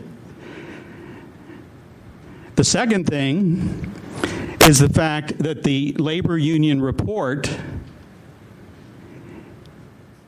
excuse me, I lost my train of thought there a second. The labor union report is now being given, and it is being given on a regular basis. For the last 3 months, there has actually been a report, and it has been properly agendized. Now, and here's the thing that I think you should be most interested in. I, at a public meeting of the Library Commission on 2 occasions, told them very clearly, I notice your improvement. I hope it will continue, and if you tell me that you will continue to accurately agendize this item, and if there's not going to be a report, simply take it off, I will withdraw the complaint. And as you saw in the complaint relating to the supervisors, several of the supervisors were on my complaint originally, but when they finally did reply, I asked Mr. Young to remove them from the complaint. It's the same thing here. I try to give them reasonable suggestions. If it's an agenda item and there's going to be a report, put something down about what the report is. It's what the law requires. If there's not going to be a report, don't just leave it on there so that members of the public, including employees of the library, have absolutely no idea whether they should attend or not. That's the whole purpose of the agenda, to let people know, should I go? Are there any speakers in support of the complainant? There being no speakers in support of the complainant? Hi, Sue Blackman again. The labor union report has been on the Library Commission agenda for as long as I've been there, which is 8 years, and I'm sure it was there for years before that. Years. It was on at the request of the labor union. They requested that it be flexible, that they may or may not have a report depending. Things may have come up during the week that they wanted to address, so it was very general. Mr. Hartz did point out that it should be specific and we should have items. I will say the labor union was not happy with that. They did not want to put things a week ahead of time that they were going to be limited to talking about, but they have agreed to do that. And in the last 2 or 3 meetings, we have listed the items that they are going to speak to. The president did indicate a thank you to the labor union for doing that, and we were going to continue to do that. So I don't know why Mr. Hartz feels like we wouldn't continue to do that, because she was very clear that we were happy that the labor union was going to participate in this. So I think that's it. Is there anyone here to offer facts and evidence in support of the respondent?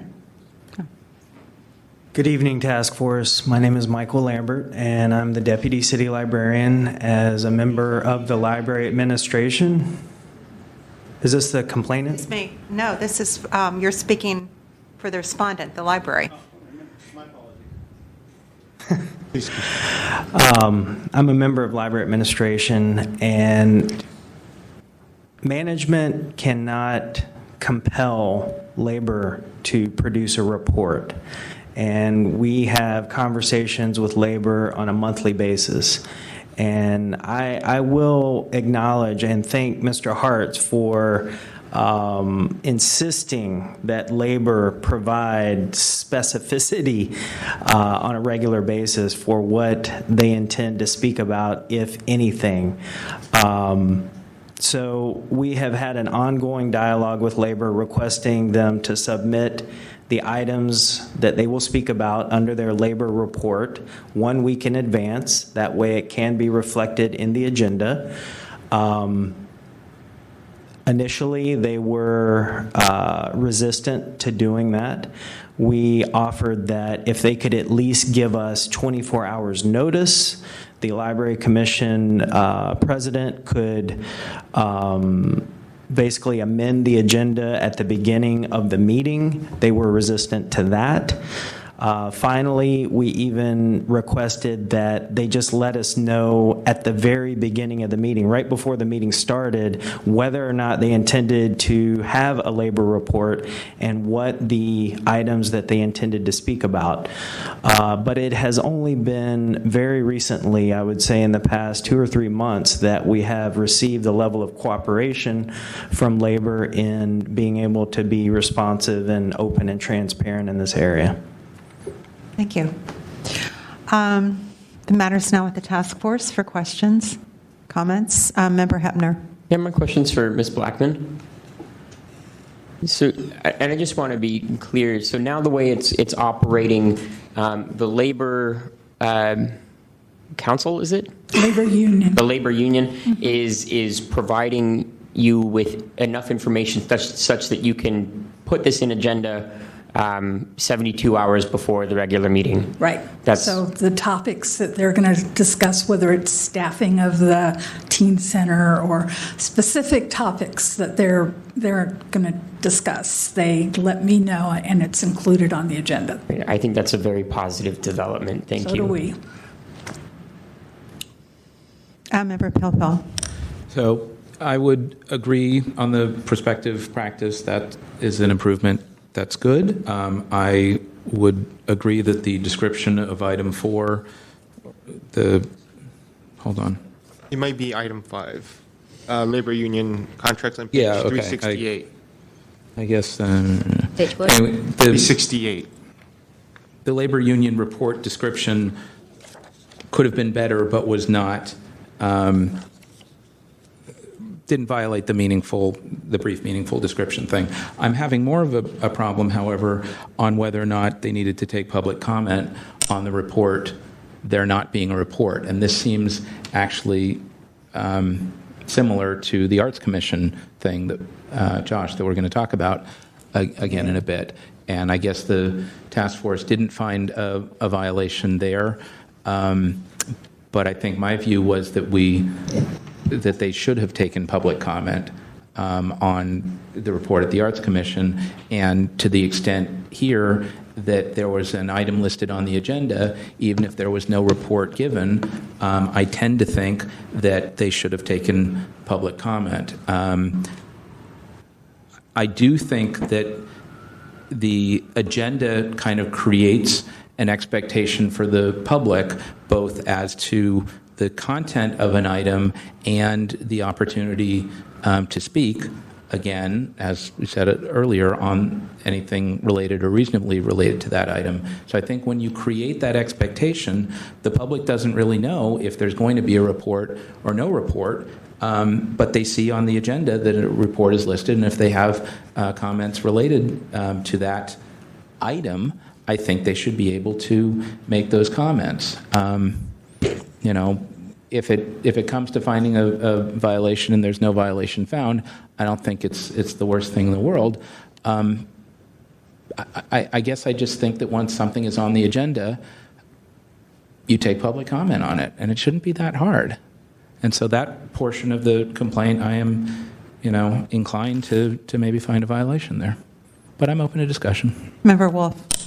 I mean, I agree with Member Popo for the most part, but I do think that the issue that's coming up regarding the Arts Commission Director report is that that item was actually discussed as separate items. There was sort of a bad or a less than ideal layout, whereas this, it sounds like, is a more complicated issue, and it seems like there's a few things going on there. One, that if the union doesn't publicize or get to the management what they want to discuss and outline it, how do you balance that? I mean, I think that the public comment, if there's a standing item for the union report, that there should be an accepting of public comment each week unless it's removed adequately according to the state law standards in the Sunshine Ordinance. But when it comes to what the union should be required to telegraph for that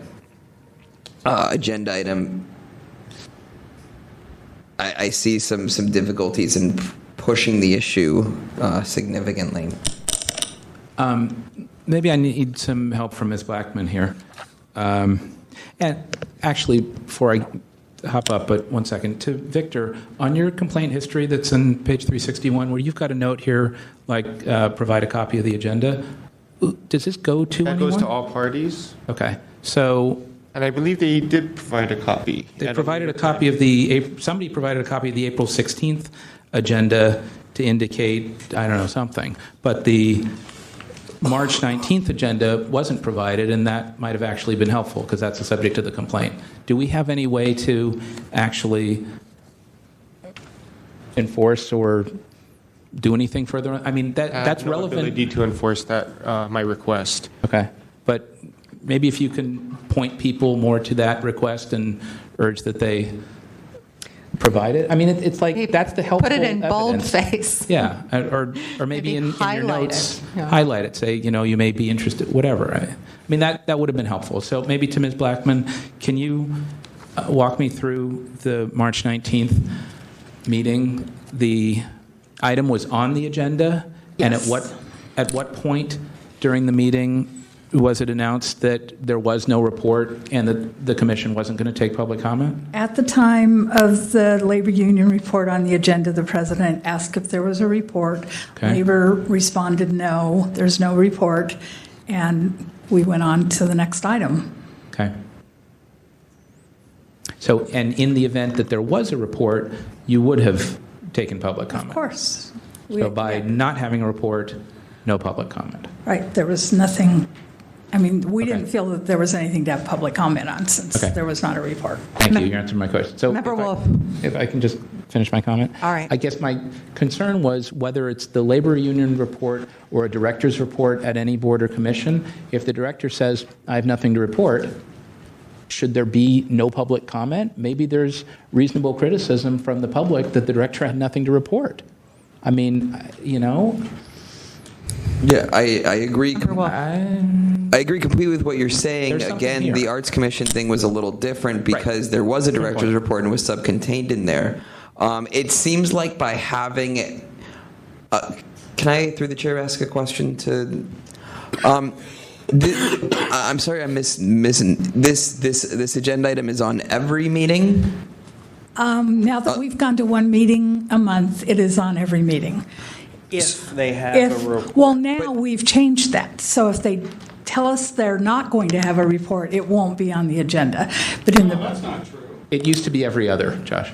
Okay, so there's a standing agenda item. If they tell you more than 72 hours in advance that there won't be a report, it will be removed from the agenda. But if they don't tell you 72 hours in advance, it will stay there and there may or may not actually be a report. So the public has a perspective, particularly when it comes to the open public comment, that if the union report is on the agenda, that if they have a union issue to discuss, that would be the time to do it. And so my concern is that by leaving that item on the agenda, we've already had a sort of discussion over the same commission around public comment staying sanguine to the topic. And I'm concerned that if you have a union report, the public is under the impression that if they have union issues to discuss, that would be the time to do so. And for that reason, I'm inclined to find a violation there. Well, and that's the reason we've changed the policy, because we were trying to, appease the labor union because they wanted it, wouldn't tell us till the last minute. But the reason we are now doing this is because these issues arose that we weren't necessarily aware of. And Mr. Lambert, continue. If I may, I'm very pleased at the current practice, and we've tried to be very collaborative in our dialogue with the union, and labor now knows that if they do not provide us with the specificity of what they intend to speak about during the labor report, we will not include that agenda item on the agenda. And is labor satisfied with this resolution to the situation, or is this an ongoing issue that's still sort of working its way through? I believe labor now understands the legal mandate for the current practice. Thank you. Okay. Is there Member Hepner? Right. For me, I'm very pleased with the development, and I think that if we find a violation tonight, it will be to sort of mark the occasion for precedential value. For me, this turns on the Sunshine Ordinance, subsection B of 67.7, where things are put on an agenda to give notice to the public whether they should attend a meeting.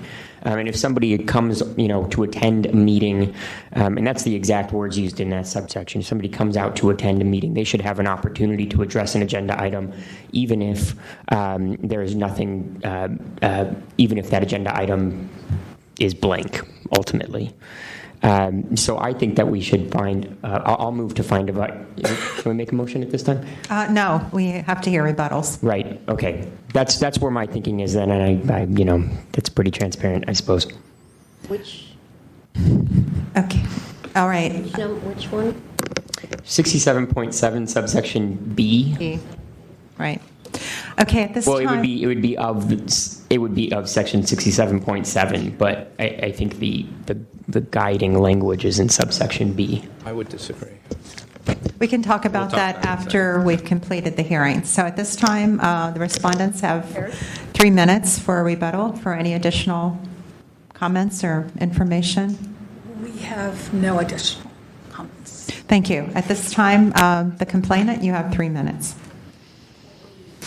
Members of the task force, on a number of issues, I've learned to take solace in the fact that I might not get an order of determination against someone. If I can get them to do something in accordance with the law or more appropriately, I will take some solace in that. Ms. Blackman got up and said our policy has changed. We're now, putting a little information in there about what the union is going to talk about. But she also then made the statement that if they're not going to be a report, they take it off. They have never done that. So to get up and give you the impression that that's the policy. Now, where did this policy change? It's never been discussed at the Library Commission. I'm going to put in an immediate disclosure request tomorrow to Ms. Blackman for a copy of the policy because she's saying the policy changed. And I want proof that it did change. And the reason she asked, well, why are we still here? I offered on 2 occasions that if they would simply say at the Library Commission meeting, we're going to take the item off the agenda if there's no union report, then the issue of having public comment regarding it would go away. And that seems to be the same conclusion you're coming to.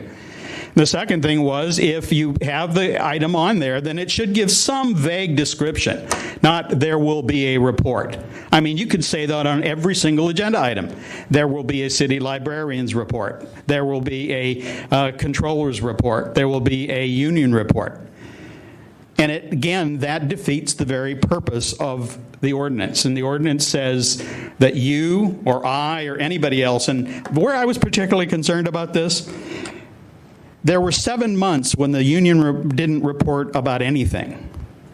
And I was concerned about the fact is it that their relations management and labor relations are so great that they have absolutely nothing they're concerned about that they want to discuss with the Library Commission? Or do they feel uncomfortable even coming here and making a report? And one of the things I wanted to do, and that goes to what Mr. Pilpel said, is it's on the agenda. I said, well, if it's on the agenda item, I would like to make a comment about why the fact there never is a report. And they used the same logic, which is do that during general public comment, which is what I did.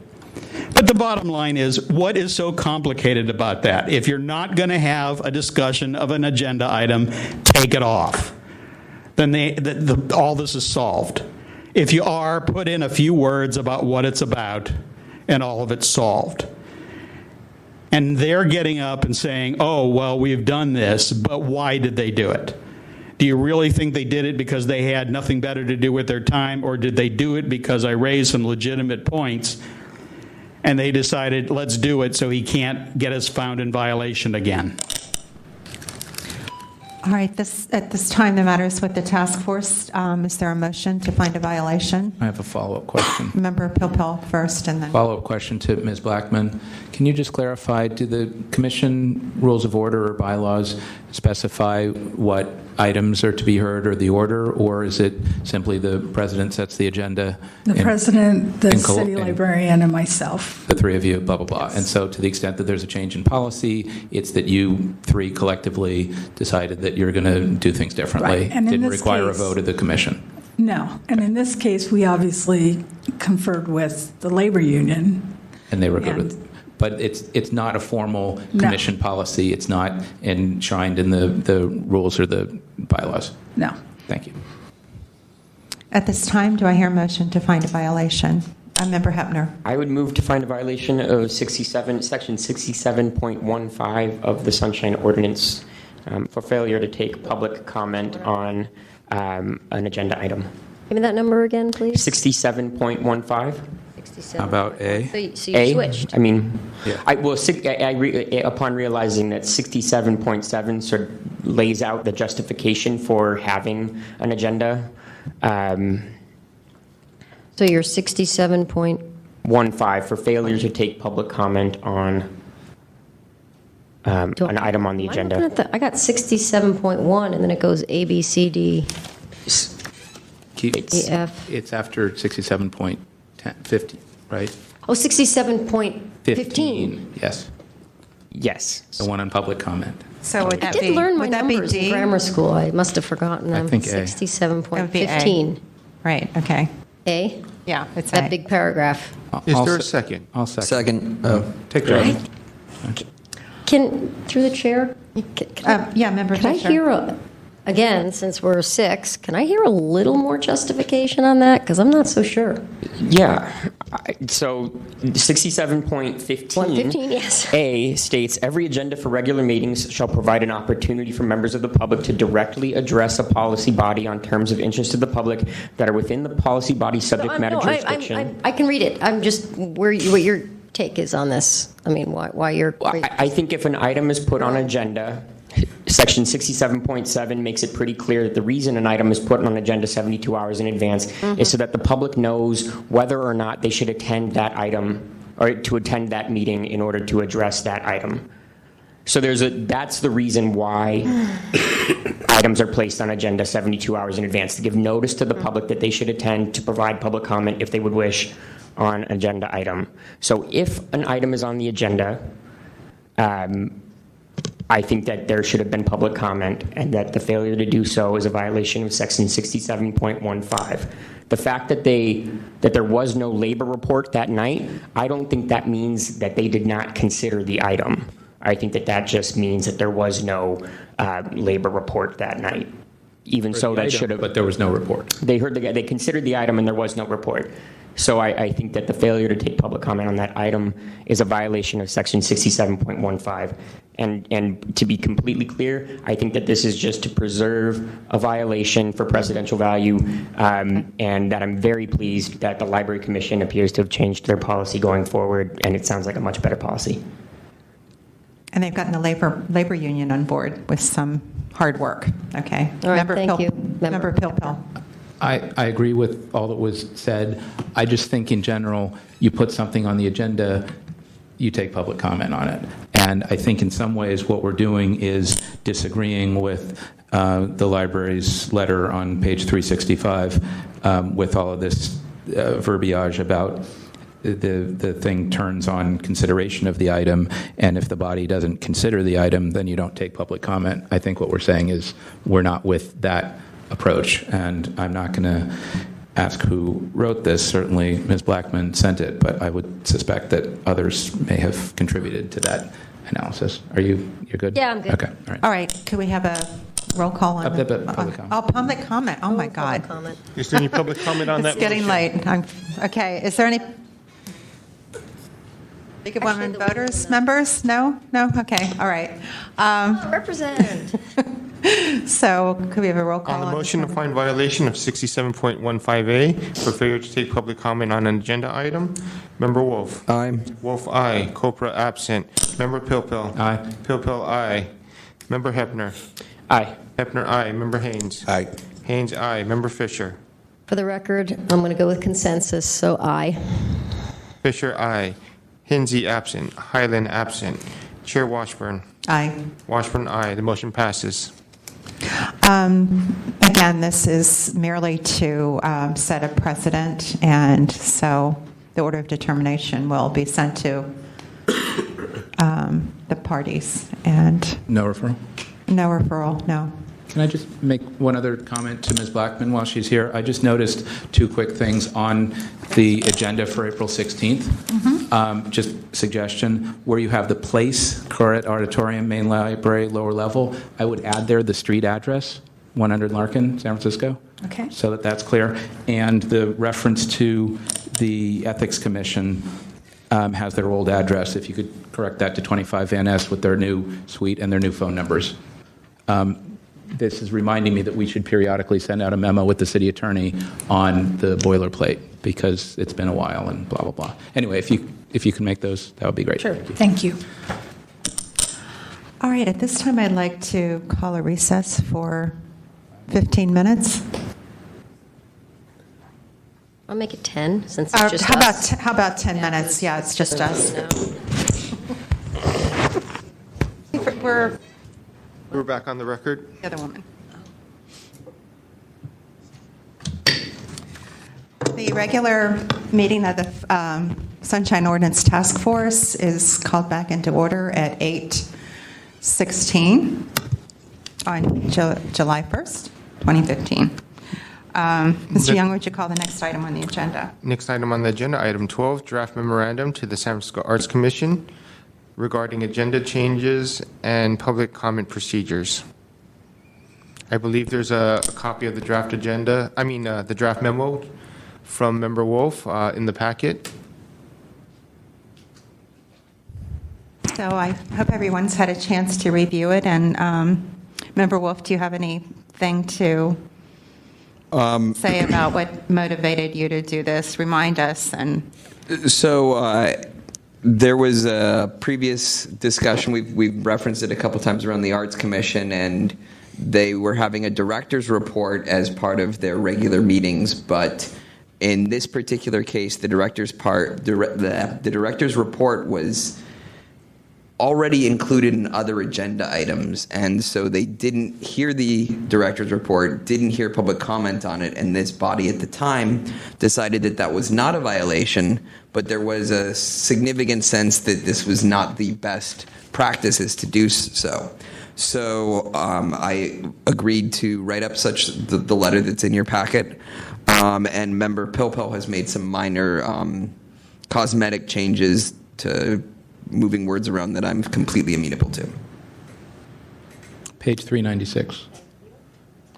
Member Pilpel. So yes, I'm totally with this. I made some minor tweaks to it. I think the only other thing I would suggest, just as Chair Washburn did with a previous letter that I had prepared, is to have it come from Chair Washburn and sort of co-signed by Member Wolf. Right. So it looks like more of us actually care about this stuff than just the whole body. Yeah, I don't necessarily see any need for me to co-sign it. I'm more than happy to do so. I had originally signed it as the full task force, but I'm completely amenable to the signatory being Chair Washburn. It's my personal preference that the person who actually wrote the document be a co-signer. You need to be acknowledged. And I'm more than happy to do that. I also am not insisting upon it. Okay. You get both the credit and the grief that way. All fine. All right.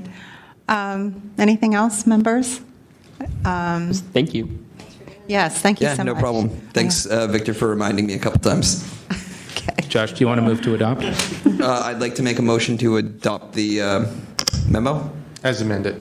As amended. Is there a second? I'll second. Is there any public comment on the memo? Members of the task force, Ray Harsh, Director, San Francisco Open Government. Since this is sort of a corollary to the last case, I have to say I agree with the memo. I don't think it really takes a rocket scientist to say we're going to have a report.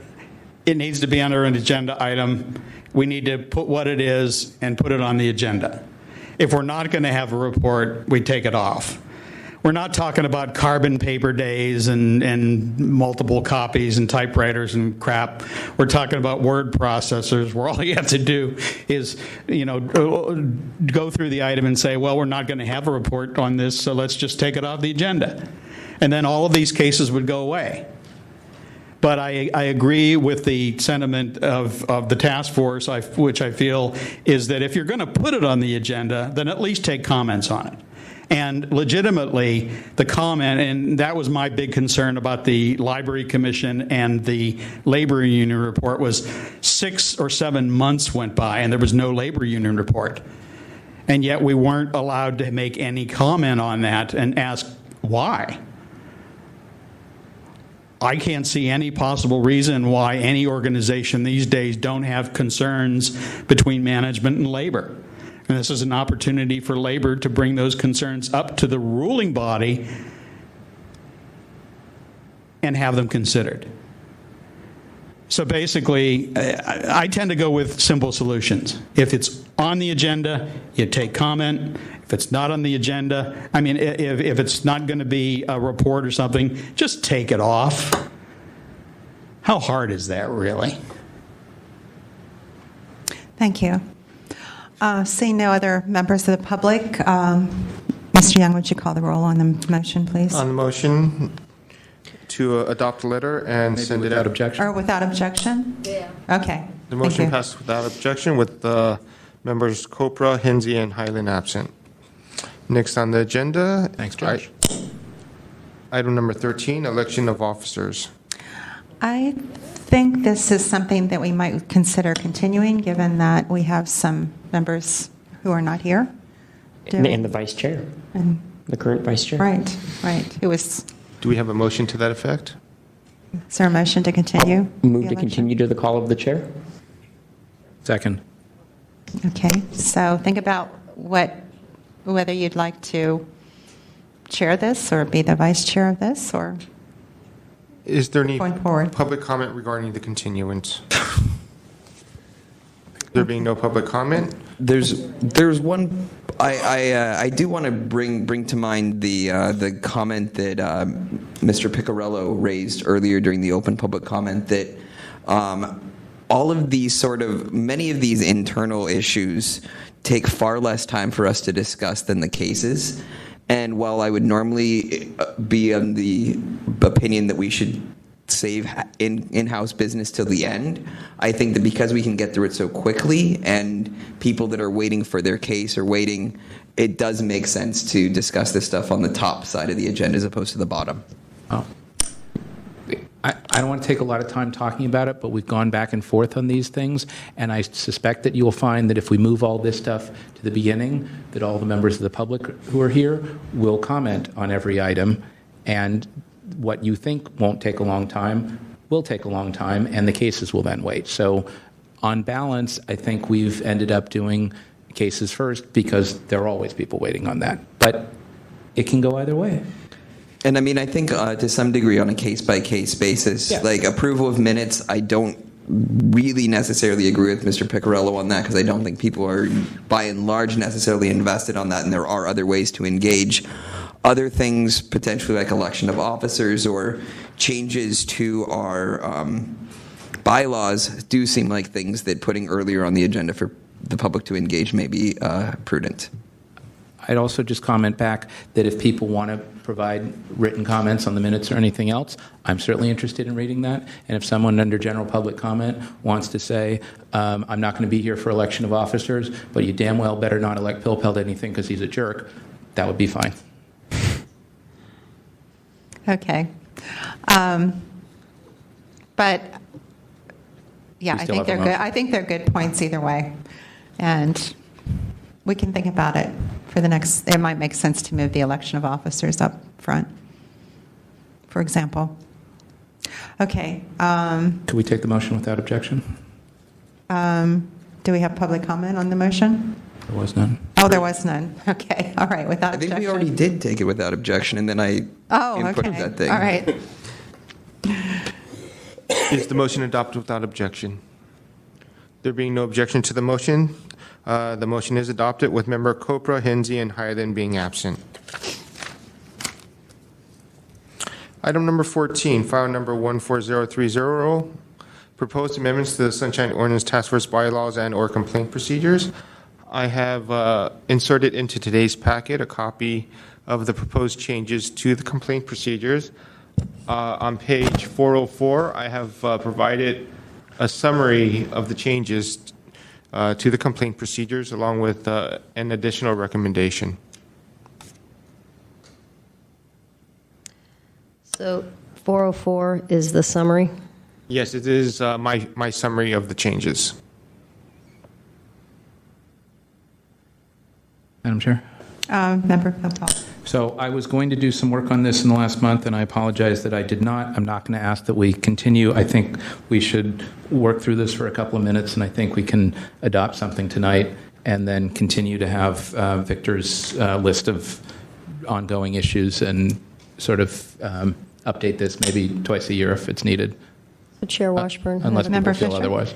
Yeah, so my question is, through the chair, is the goal here to get this in by the meeting on the 21st, or are we just kind of continuing with this? We could possibly adopt this tonight at your discretion. I get the sense that some people aren't ready yet, or... You want to not? That's cool. I'd like to power through it and get it done, and then... I'm willing to try. Member Wolf? I just have, I'm definitely open to pushing this back, but I certainly haven't had a chance to review it at length, but... Okay. Yeah. But the one that did jump out at me is under summary of amendments, I noticed notation that the SOTF will not redact submitted documents. Is that implying that we had previously? And I'm curious for what we did redact and why the change. In the past, we have been accepting anonymous amendments, and I believe it's complaints. And I believe it's the policy of this body that we are no longer going to be allowing anonymous complaints. I'm sorry, Victor. Did I not that one, the one right below it, that yes. we will not redact submitted? That is, I believe, one of our office policies that we do not redact information provided to us. If they provide it to us, we will not go through it and redact addresses and phone numbers and so forth. I guess my question, though, was this is listed as a amendment, implying that it's a change from before, and that's what I'm trying to get clarification on. It may be more of a clarification, just so people know that the public knows that I will not be redacting any information provided to me. So this is more making the existing practices more clear. Yes, I think I did provide a copy of the redaction policy for the clerk of the board's office to all members, and Chair, I have a question Member also. Pilpel, and then Member Fisher. Okay, just on that point, I agree that I definitely think we shouldn't be taking anonymous complaints, but as to redaction, I don't think we should generally be redacting, but if somehow we get a submission from either side that includes somebody's social security number, I think we should redact that. So I'm not sure that having just like a blanket, we will not redact anything ever policy. of course I would do that type of redaction, but I would like to protect our office, and if I do not notice it. Right, we will. So maybe it needs to be rewritten, and Nick, maybe you're helping a little here. That we won't provide any additional redaction not otherwise required by law or something. Yeah, I mean, I'm really not invested in it. I was just trying to understand what the change was. Okay. I see it more of a clarification. I can clarify. Yeah. Occasionally, we'll receive documents as part, submitted by complainants. More often complainants than respondents. The agencies tend to be pretty good about redacting their own information that they submit. But in several instances, I've read through complaint packets where, former employees of agencies that, filed PRA requests would submit documents that, They're social. They had their social security numbers on there, their home address, and we had been pretty mindful about going through and making those redactions on their behalves, but I suppose it's been taking up a lot of clerical time for Victor, so he just wants to. I'm sure it's something that we would continue to do if it's egregious and we caught it, but at the same time, we're putting out a disclaimer there that we're not under any obligation to do your redactions for you. Then maybe that's the word, is that the task force won't be under any obligation or won't be responsible for any additional redaction. And we can still do it, but we won't be responsible. Something along those lines? Yeah, I think that protects us, and yeah, it will still try to be mindful of. Makes us look like nice guys, too. Yeah. Member Fisher, you I have have a question, and through the chair, this is actually to Monsieur Clerk. Well, I used to call her Madam Clerk. So on that second bullet, we will not accept anonymous complaints. I know that's well within our right and privilege. You've been doing this for a long time, and you're the one that mans the phone and the email.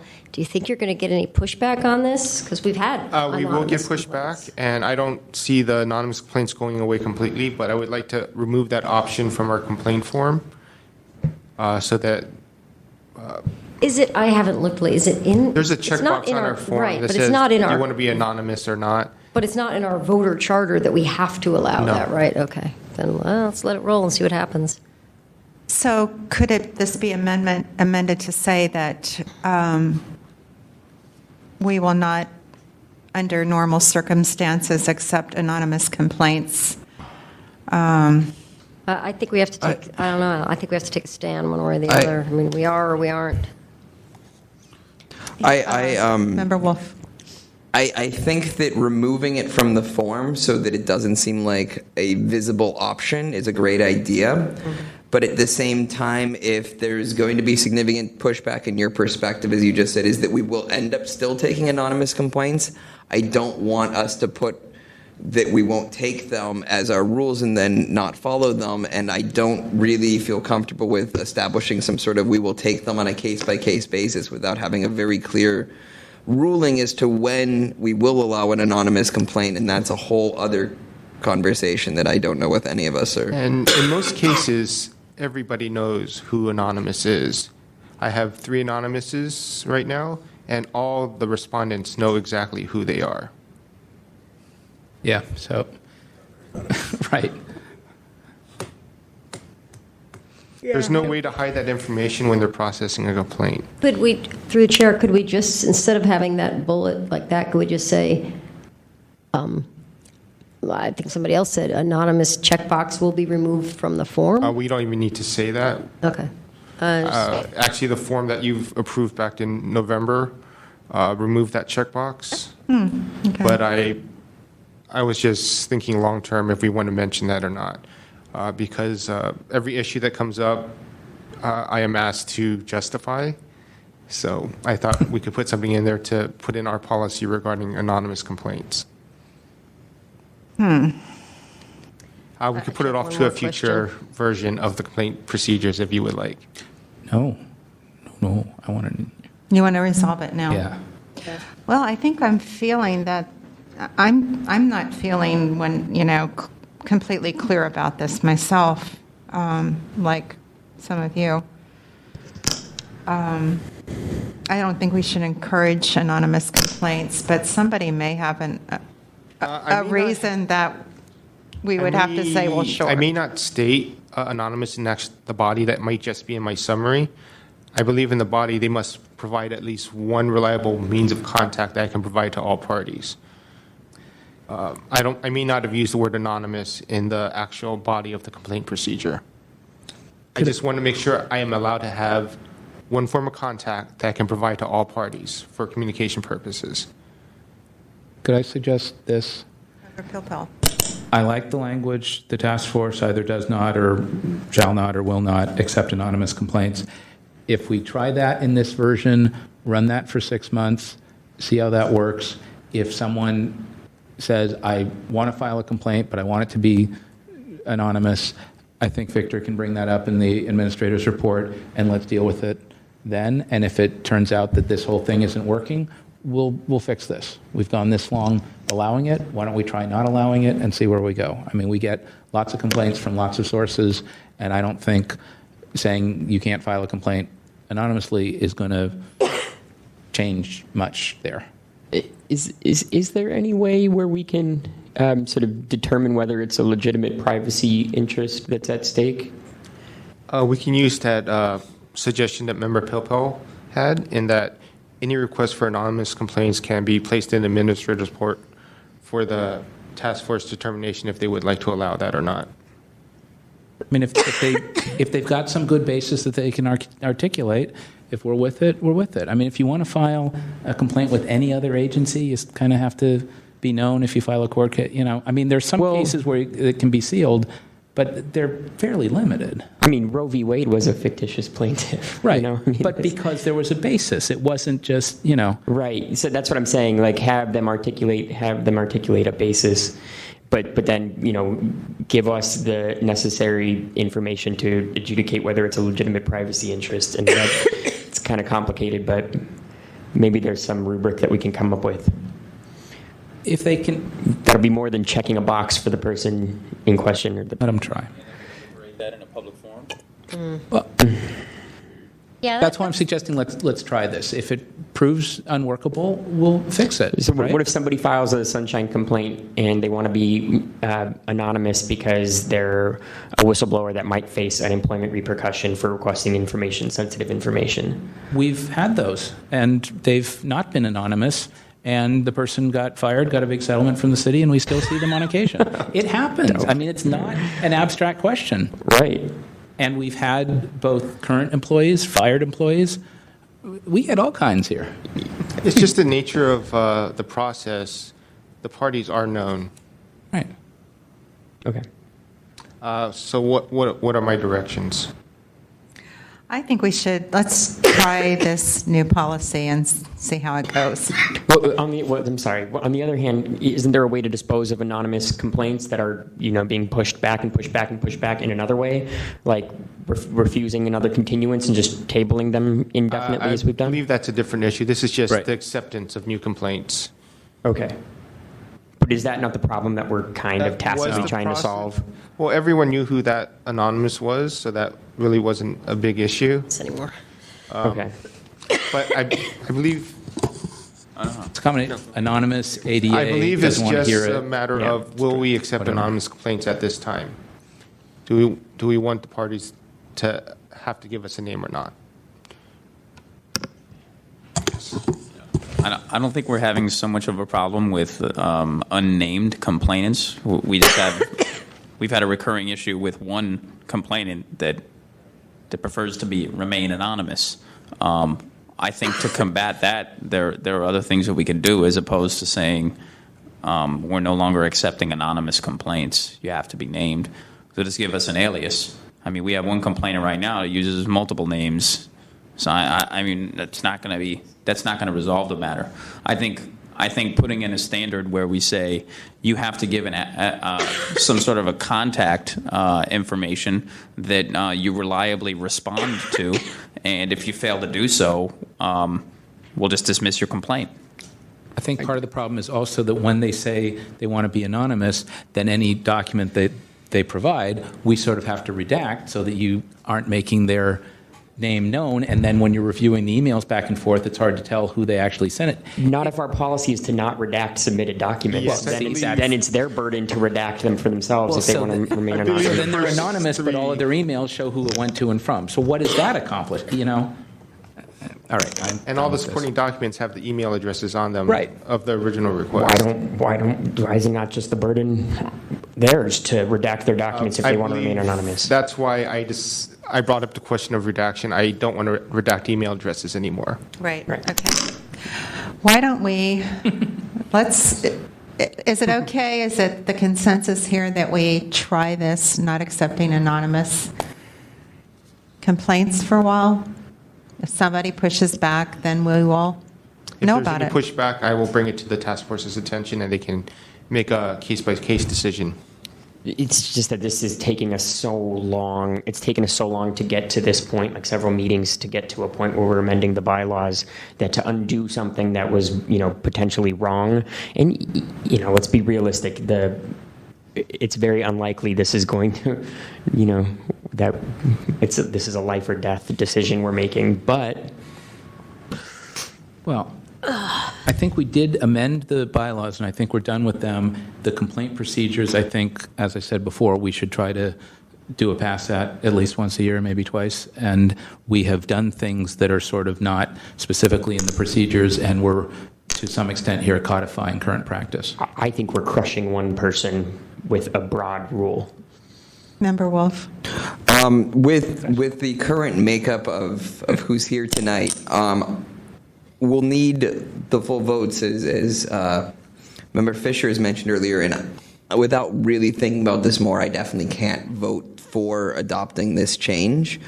I may be much more amenable to it at a future meeting when I've had a chance to think about it, but at this point I can't be the vote yes around that change. So I believe the three issues that we just talked about relate to this.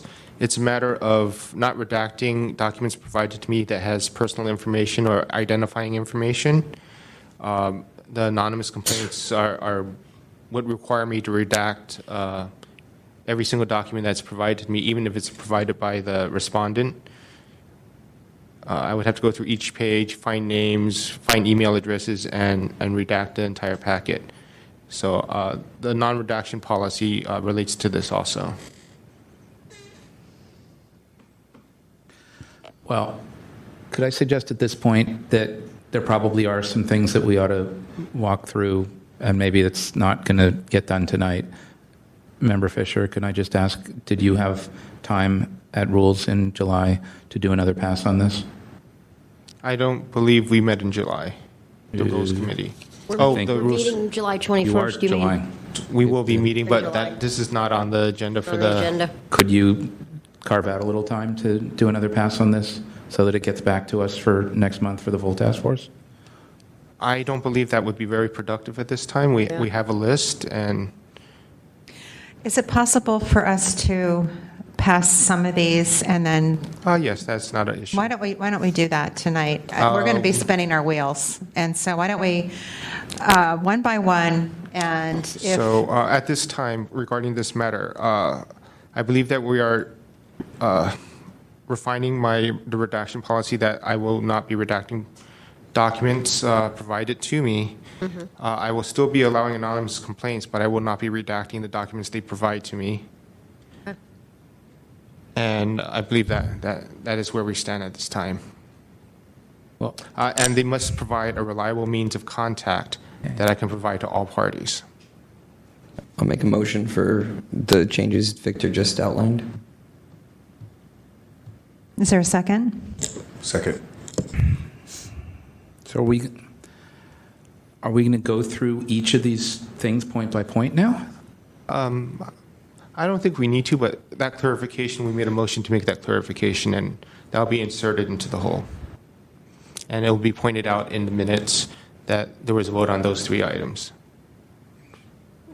as that was a change of what I had in my the policies that were provided as part of the packet. And I'd rather just have a working document and have one vote on all the changes we're going to make tonight. And if one of us isn't comfortable moving forward tonight, then we should, that's why I was suggesting either sending it to the committee, or in the absence of that, we could just continue it to next month or the call of the chair. We can go through this, and I can track the changes, and we can decide at the end of those changes how we want to proceed. I'm going to need to get going in about 15 minutes, and I realize at that point it causes us to not have quorum. So Right, okay. So what do we want to do with the next 15 minutes? I think we're going to need that time for the admin report and these minutes. I'll move to continue this matter to the call of the chair. I will send a new copy to all members of the task force. If they can provide me any suggestions that they wish me to share or implement, I will do that. And we can continue this to the next meeting, and I will insert that new change regarding redactions and anonymous. Okay. Could we? In light of what we decided tonight, although again, we haven't voted on it. Member Fisher. Yeah, since Member Wolf may have to leave early, could we possibly skip ahead and then come back to the, Victor, I believe it's number 18, the announcements. I need a fourth for golf. I need a third for the July 21st meeting. Yes. Should we jump straight to, may we delay further discussion on this matter and go directly to my administrator's report? Why don't we just get a second and take public comment and dispose of this item 14? Oh, I thought we already had a second. We didn't.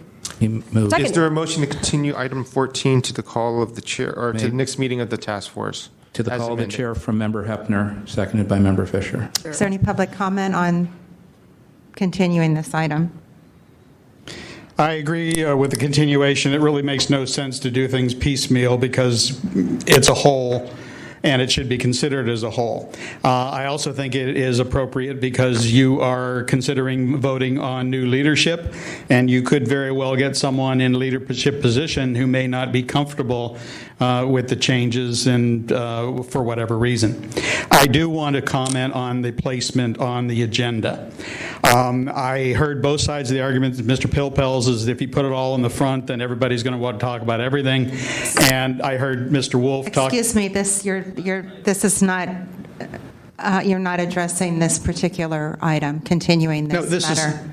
Yeah, it should be continued, but what I'm saying is continued and also placed differently on the agenda. Okay, all right, I get it. All okay, right, thank you. What I'm saying is that if you value the input of the public, I think procedural changes, policy changes, and things like that are things that should be considered early in the meeting, so members of the public are more likely to attend and participate. If it's simply we don't want to have a lot of public comment, let's hold it all at the end, then I think it's inappropriate. I think the vote for officers should be at the early part of the meeting. I think any sort of policy changes regarding the task force should be at the early part of the meeting. All the agenda, all the minutes approval and all that, you want to put that at the end, more power to you. But the bottom line is, I think where you place it on the agenda makes it clear to the public, or at least certain members of the public, how much you value their input and participation. And when it comes to the change in your operating rules and your procedures and things like that, I think certain members of the public could have some valuable input to consider. But the bottom line is you can look at the room right now and there's nobody here but me. And so if the sole idea of getting this done is just to get it through, then just go ahead and pass it tonight. But if you put it on the next agenda, put it up somewhere near the front where there are more members of the public here to actually participate in the discussion. Thank you. We take this without objection? Can we take this without objection? Okay. We go to item 17. So let's go to item 17. Item number 17, Administrator's Report. The hearing schedule I have listed on page 434. I believe that the next meeting of the Rules Committee and Complaint Committee is scheduled for July 21st. They currently only have 2 members, and due to the complexity of the Complaints Committee items, I believe they need a third. Right now it's... Step right up. Come on down. Whatever metaphor you want. I keep volunteering. I've got another meeting that night at 5:30. I skipped it last month because of complaint. If you need me, I'll be there for the first hour and a quarter. Day is this again? Tuesday, July 21st. I could come for the whole meeting, actually. Be there for the whole Megillah? Yeah, Okay. there'll be us 3 girls, right? Oh, it'll be all girl all the time. Yeah, ladies' night. Right. So I will insert Chair Washburn as a member of the Complaint Committee for July 21st. Look at you with your If I have time, handwritten I'll calendar. drop by for the first hour, if that helps. Swing by. More the merrier. Listed is the remainder of the agenda for the next 2 months. Communications, I did receive. I received a complaint against the San Francisco Housing Authority. I informed the complainant that we do not have jurisdiction over the matter. However, they wish to appear before the task force to appeal that the jurisdictional issue, and I will schedule it on the next meeting of the Sunshine Ordinance Task Force for determination of jurisdiction only. I will invite but not require the parties to attend. Hold on. Do we want to cut that off and vote tonight, just that we don't have jurisdiction? I must inform the parties so that they have the opportunity to respond and attend if they wish.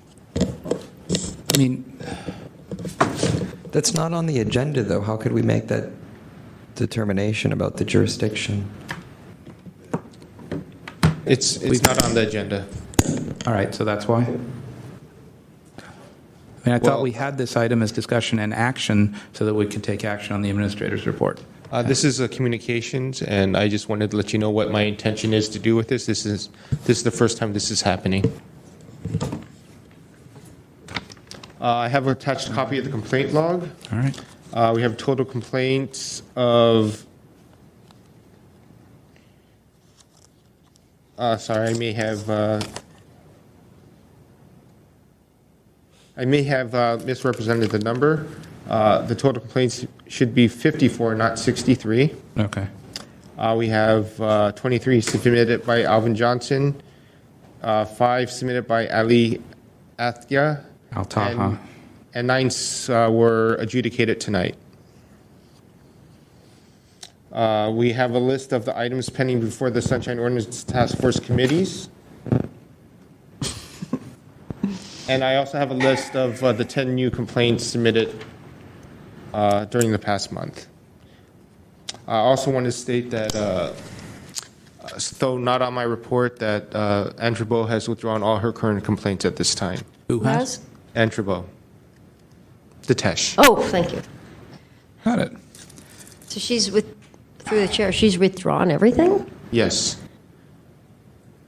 I think she's moving on. She's left San Francisco, maybe, or planning to leave. Allegedly. Yes. So where are we on the Alvin Johnson stuff? Are we going to start to schedule that next month? Can we talk about future agendas, items in open session? I am unaware. It's not on the agenda, no. Just generally, what's the plan for August? That's all I'm inquiring about. I believe there's some for July 21st and some for August. Some of his or some? His. Okay, so we're attacking that. And is that the oldest, not yet heard stuff? I I don't think I should talk about it in open session at this time. I can speak with you individually later if you wish, but as a body, I shouldn't talk about the scheduling of the committees. Well, I mean, part of the purpose of the administrator's report is so we can talk about scheduling of complaints and managing of our caseload. No? But not individual complaints. All right. Well, I know I'm not. Okay. Okay, we have 5 minutes Fine. before we I'll be more turn than into happy pumpkins. to talk with you out of fine. session. I'm a Halloween baby. I'm always a pumpkin. If there's no other questions on the administrative reports, there are no members of the public in the room. Don? Yes. Yeah. My administrative report is concluded at this time. Would you like to review and approve the minutes at this time? Do I hear a motion to approve the minutes from last meeting? That would be the approval of the minutes of the Sunshine Ordinance Task Force, June 3rd, 2015 meeting. That's item number 15. I haven't done my edits yet, but I'm happy to move approval of both sets with your corrections and my corrections to come. I'll second that. I have some minor corrections. I haven't reviewed the minutes from the complaint committee, or the complaint committee. May we, CAC. may I assume that the motion to approve the minutes of the Sunshine Ordinance June 3rd meeting is approved without objection? That is approved without objection. Item number 16, approval of the minutes from the complaint committee June 16th, 2015 meeting.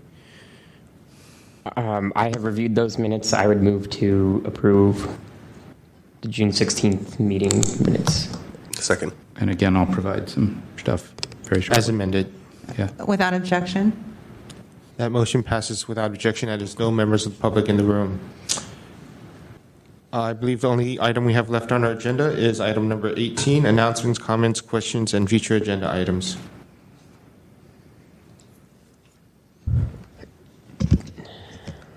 There was one complaint that was supposed to be referred to CAC. I believe that member Ray Hart has 2 complaints regarding Mark Farrell. One was assigned to EOTC many months ago, and another one was recently sent to the CAC and is scheduled shortly. And the complaint, the Petrellis complaint pertaining to calendars? Petrellis was referred on late March? Yes, file number 15029. Wow. That item was referred to EOTC, and will be scheduled at their convenience. I thought it was referred to CAC. Oh, I believe you are correct. CAC, and that agenda has not been set. Okay. And I am working with the President Street's office to try to ensure that a representative from their office appears. Is that a reason why it was not scheduled during the last CAC meeting? Was there? I don't believe that was referred to CAC at the time. It was done on July 1st. The last CAC meeting was in June 16th. Mm-hmm. And the referral happened March 20th. I'm not completely remembering all these items right now. That's surprising. But I believe at the June 3rd meeting of the Sunshine Ordinance Task Force, they referred several items to the CAC regarding Mr. Hart's complaints. There was one against Farrell, one against Breed, and the one against... Those weren't Petrellis's? No, those were Ray Hart's. Those are Ray Hart's. Yes. Oh, maybe. The majority of okay. them went to CAC. One did go to EOTC. That was from Supervisor Marr's office. Right. Went to EOTC. Right, okay. And those will be placed on the next CAC agenda. Okay. And EOT is happening a week from Monday? Yes, on the 13th. Okay. 2 things. We were going to have an item tonight, but I didn't provide it to Victor on the ballot measure that may or may not be happening for November. So I will definitely bring that for next month. There's a David Lee, and we talked about that. Right, okay. right. And if we could also have, we have here the text of the amendment that passed at the board. I don't know that the mayor has acted on it yet. I haven't seen any indication that the mayor's acted on that. Okay. I mean, he may not, whatever. Maybe we can make that either an item or just have a bit of discussion about it as to how and when it takes effect and what effect it'll have. I mean, I think it's a thing we should talk about. That should be on the August. So both of those items. agenda. And I believe you requested that we place the annual report on the next meeting. Right, right. We need to, yeah. That. I will provide copies of last year's report to you and try to provide information to insert into it. Are you Okay. going to have some time to And maybe if work on that with history Chris? is Maybe? Yeah. any precedent, just do the opposite of everything we wrote for the last one, and you'll be fine. Well, I think Anyway. we can edit the last one, the final version of it. And then we may, We're a little too we truthful. could streamline it in certain ways if we wanted to. Okay. That completes the agenda. Do I hear a motion to adjourn? Without objection. Motion meeting to is use the adjourned. bathroom?